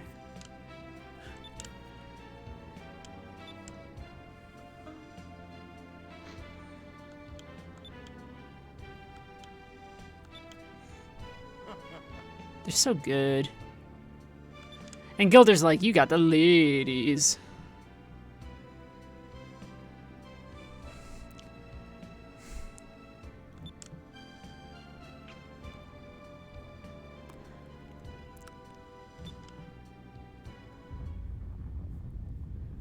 These things are so funny. They're not a hard boss, but they can be annoying. But the good news is, now that you have Vise and Gilder, you can do a lot of damage. One time, I think by this point, I had... I'm pretty sure I had Pirate's Wrath, which just completely obliterates... I mean, any boss in the game ever. But, especially early game, they're like, how do you have that? And you're like, I have the best Moonberry luck in the world.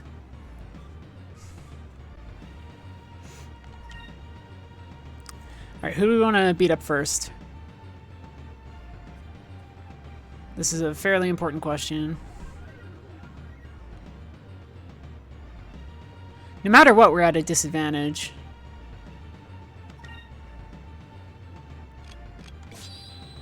So we just choose the one that we want to, I guess, tolerate the most. We'll focus on Sinestra.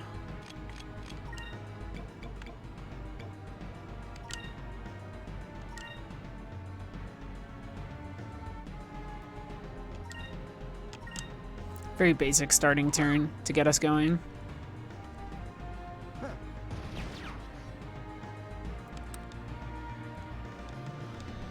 Whoa. Oh, word, Vise!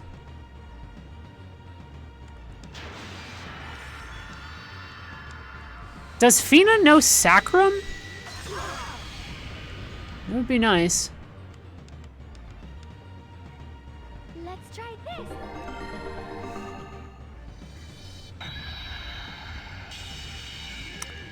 I genuinely... Well, Well, actually, if we do this, this guy's basically fucked, right? I don't think she knows Sacrum yet, so we need to choose our most vulnerable of people.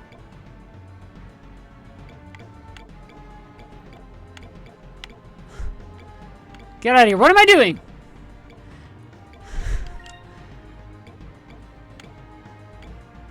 Ica, for sure. Well, actually, does she?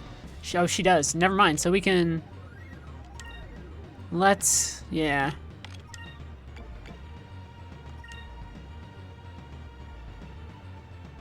That kind of botches my desire to also do a gunslinger this round, but that's fine. I think it's just smarter to play our cards this way. Yeah. Moons, give me strength. Yeah, Fina does. You definitely had it because we're trying to get her to Sacralin. That could almost kill it. Gilder might kill it here. Oh, word. Yep. Okay, we got it. Do do do do do. Da da da da. Da da da. We're gonna build up to a big final turn.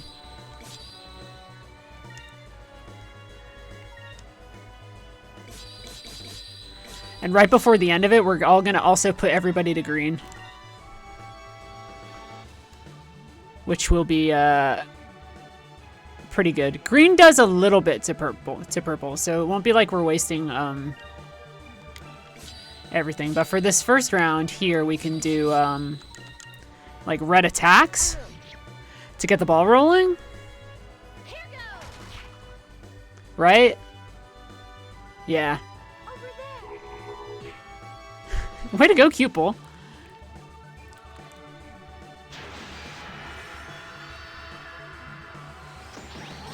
Yo, did we end up killing the red one before it could do anything? That's kind of gnarly. Alright. Not bad. Alright. We have a date with Destiny here.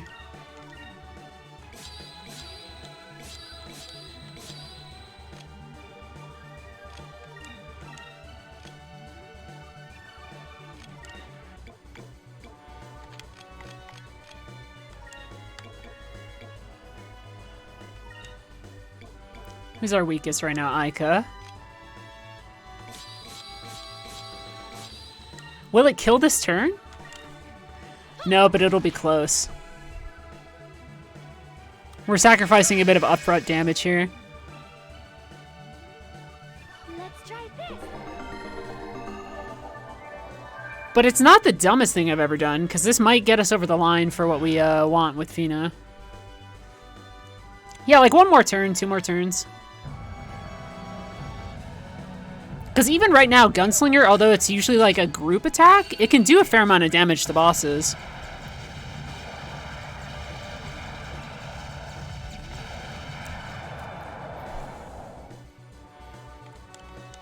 Yeah. Although, Fina's going to need to heal this turn.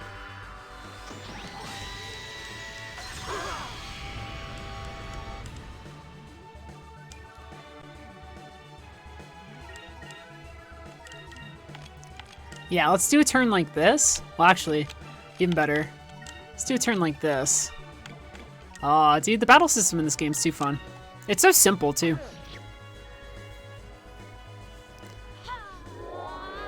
And we'll just do another big final round. Give me strength. Da da da da da.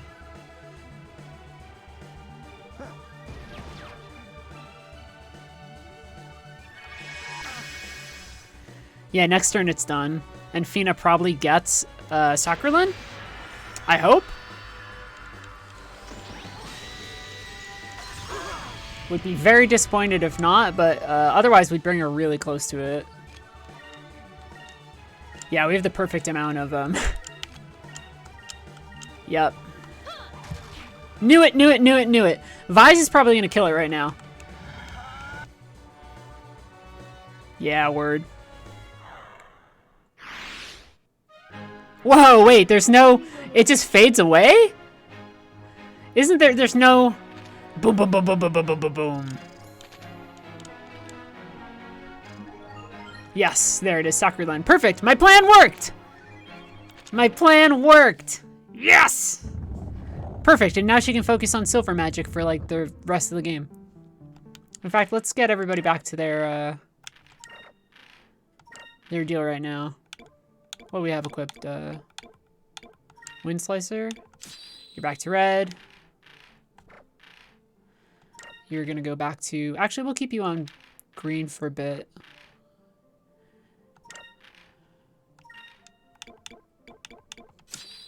You go to silver. And Gilder goes to... probably red again as well.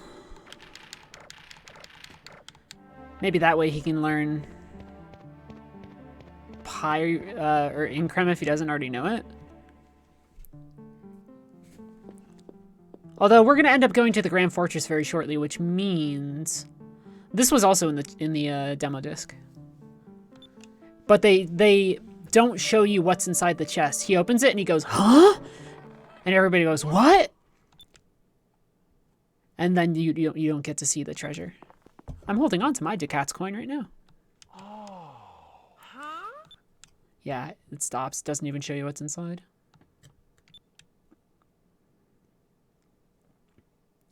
Oh, it's so trite, and I kind of love it. Brave souls who come seeking my treasure, do not be discouraged. You already have the most valuable treasures in the world. Comrades, trust, and cooperation. These are the only true treasures in this world. Gilder is, like, pretty good about it. Ika's like, what the fuck is this, old man?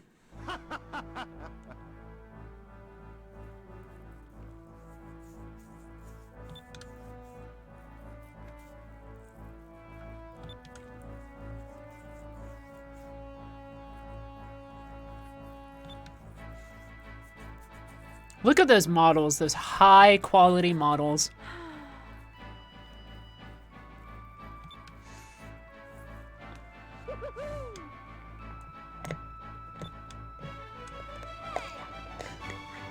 It's all good. It's all very nice.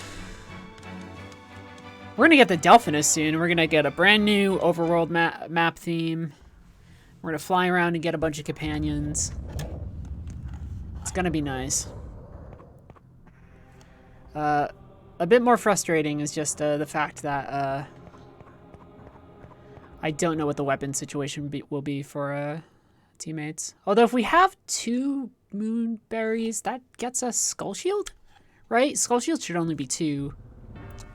Yeah, look at this version of the Monoceros looks kind of stupid. I don't like it compared to the other one.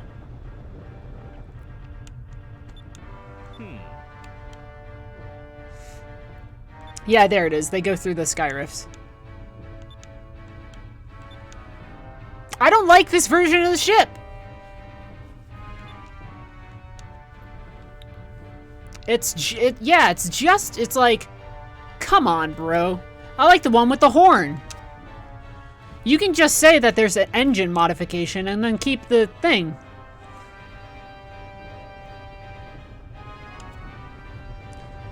You know what I mean? De Loco. Being like, I finally did it. This should get me Skull Shield. We're almost there. The only ones I really care about having are that and what's the final one? Lunar Light? Right? Those are the only the ones that matter. Well, actually, fuck. Justice Shield. So I want Justice Shield and Lunar Light. But in an ideal world, I would have everyone's fucking stuff. Pardon my language. But that's just not gonna happen. So we'll settle for Justice Shield. One of the arguably mandatory abilities in the game, along with Delta Shields, depending on the battle. Delta Shield is killer against, like, Gaussian and stuff, right? It's just, like, so much better. Do I not already have Lunar Winds? Lunar Winds is the regen one, right? I have that.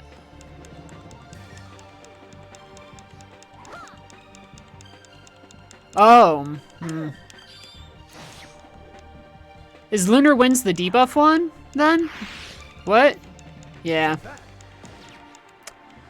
That would be helpful, considering the amount of fuckers who use Drill Nose. But also, if they... You know what? Can't use Drill Nose on me if I have fucking...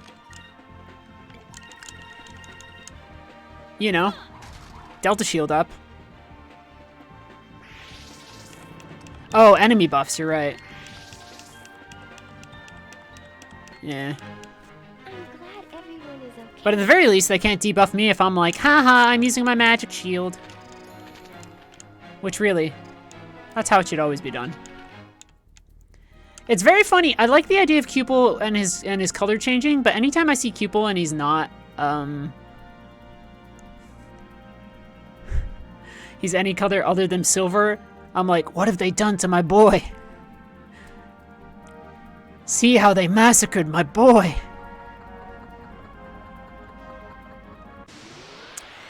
The swashbuckler choice here is to surrender to Ramirez, though. I think? Right? Then later on, it's like, fuck you. Counterattack. Damn, dude. The fight is cool as hell, but I want swashbuckling points. I want it.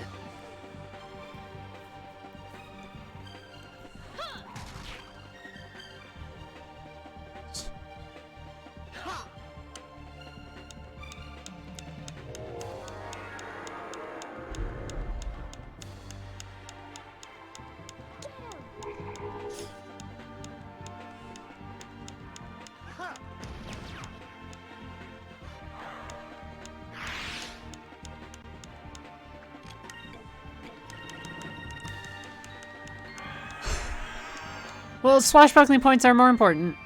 They just are. There's no denying it.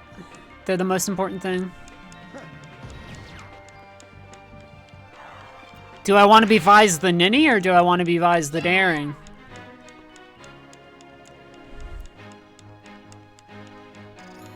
I want to be Vise the Daring. I want to be Vise, King of Rogues.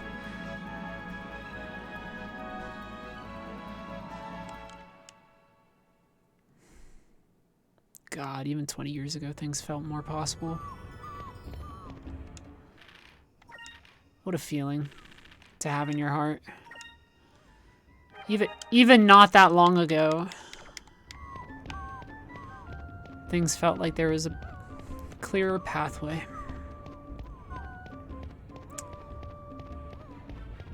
We come back here, and then we're just in the city, and then immediately it goes kaboom boom? Or do we have to talk to someone? Oh, we're getting a lot of flashing when we go into different areas.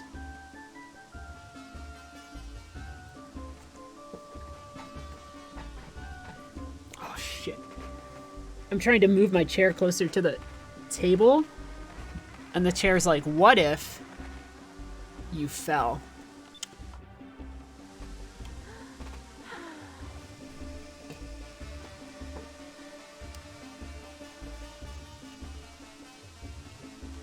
Okay, well, then I need to make some adjustments. Oh God.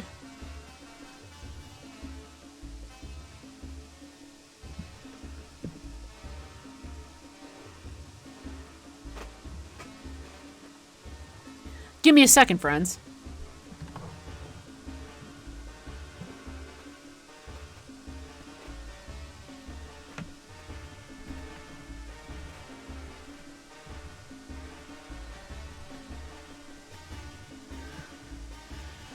Alright, that's not the best solution. It's a bunch of books. But there's something rustic and charming about it. Also, it's fucking cold down here, bro. Let me tell you. That's a good shot. That's good camera. It's the Armada. How did they get here?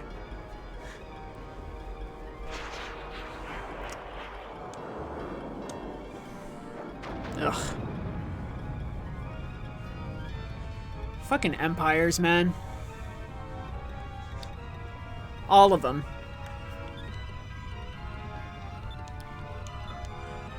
My biggest, I get why they don't do it. My only complaint about the end of the game is that Enrique is still emperor. I imagine that changes sort of afterwards. I always, oh god, Sephiroth.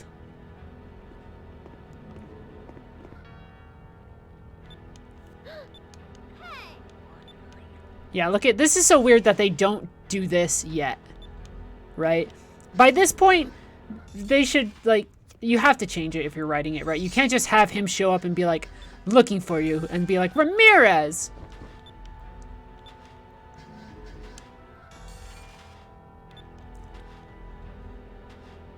This is a good decision screen, though. Fight, even though you know it is futile. Yeah, Ramirez is looking real good here. It's very, you can't have a moment in this though where it's like this is like a third or more into the game, right? If you're writing out the story, you have to have it be that the characters know who Ramirez is by now. It's just got to be like that. Why are you doing this? You know, for my guy, for Gaussian.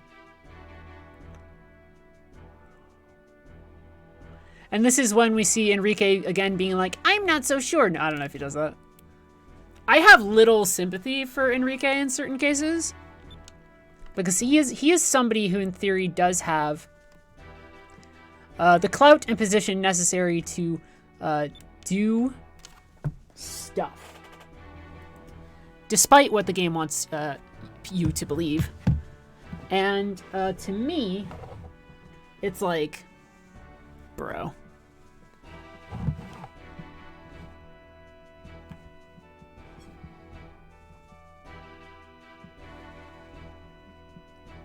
You know what I'm saying?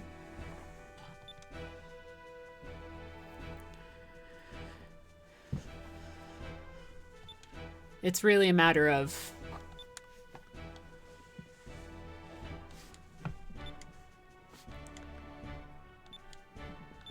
again, he's just like, I don't think we should kill people. And you're like, dude, you have to be doing better. You're like a 25, 26-year-old adult. Why do you have to murder so many innocent people? And look at this fucking whelp. He's trying to explain it to his mother, but he's like, if we do this, people will rise up and rebel against us. And the thing he should be saying is, it is morally unjustifiable for us to do the shit we just did. We are enslaving people. We bombed a city. And instead, he's like, the people might rise up. Enrique, read a fucking book and do some praxis. You son of a bitch. I like Enrique. But let's establish that his solution to all of this so far is to not do a lot. And then, to his credit, he does participate in direct action by stealing military assets. So he gets it eventually. But for a while, you're like,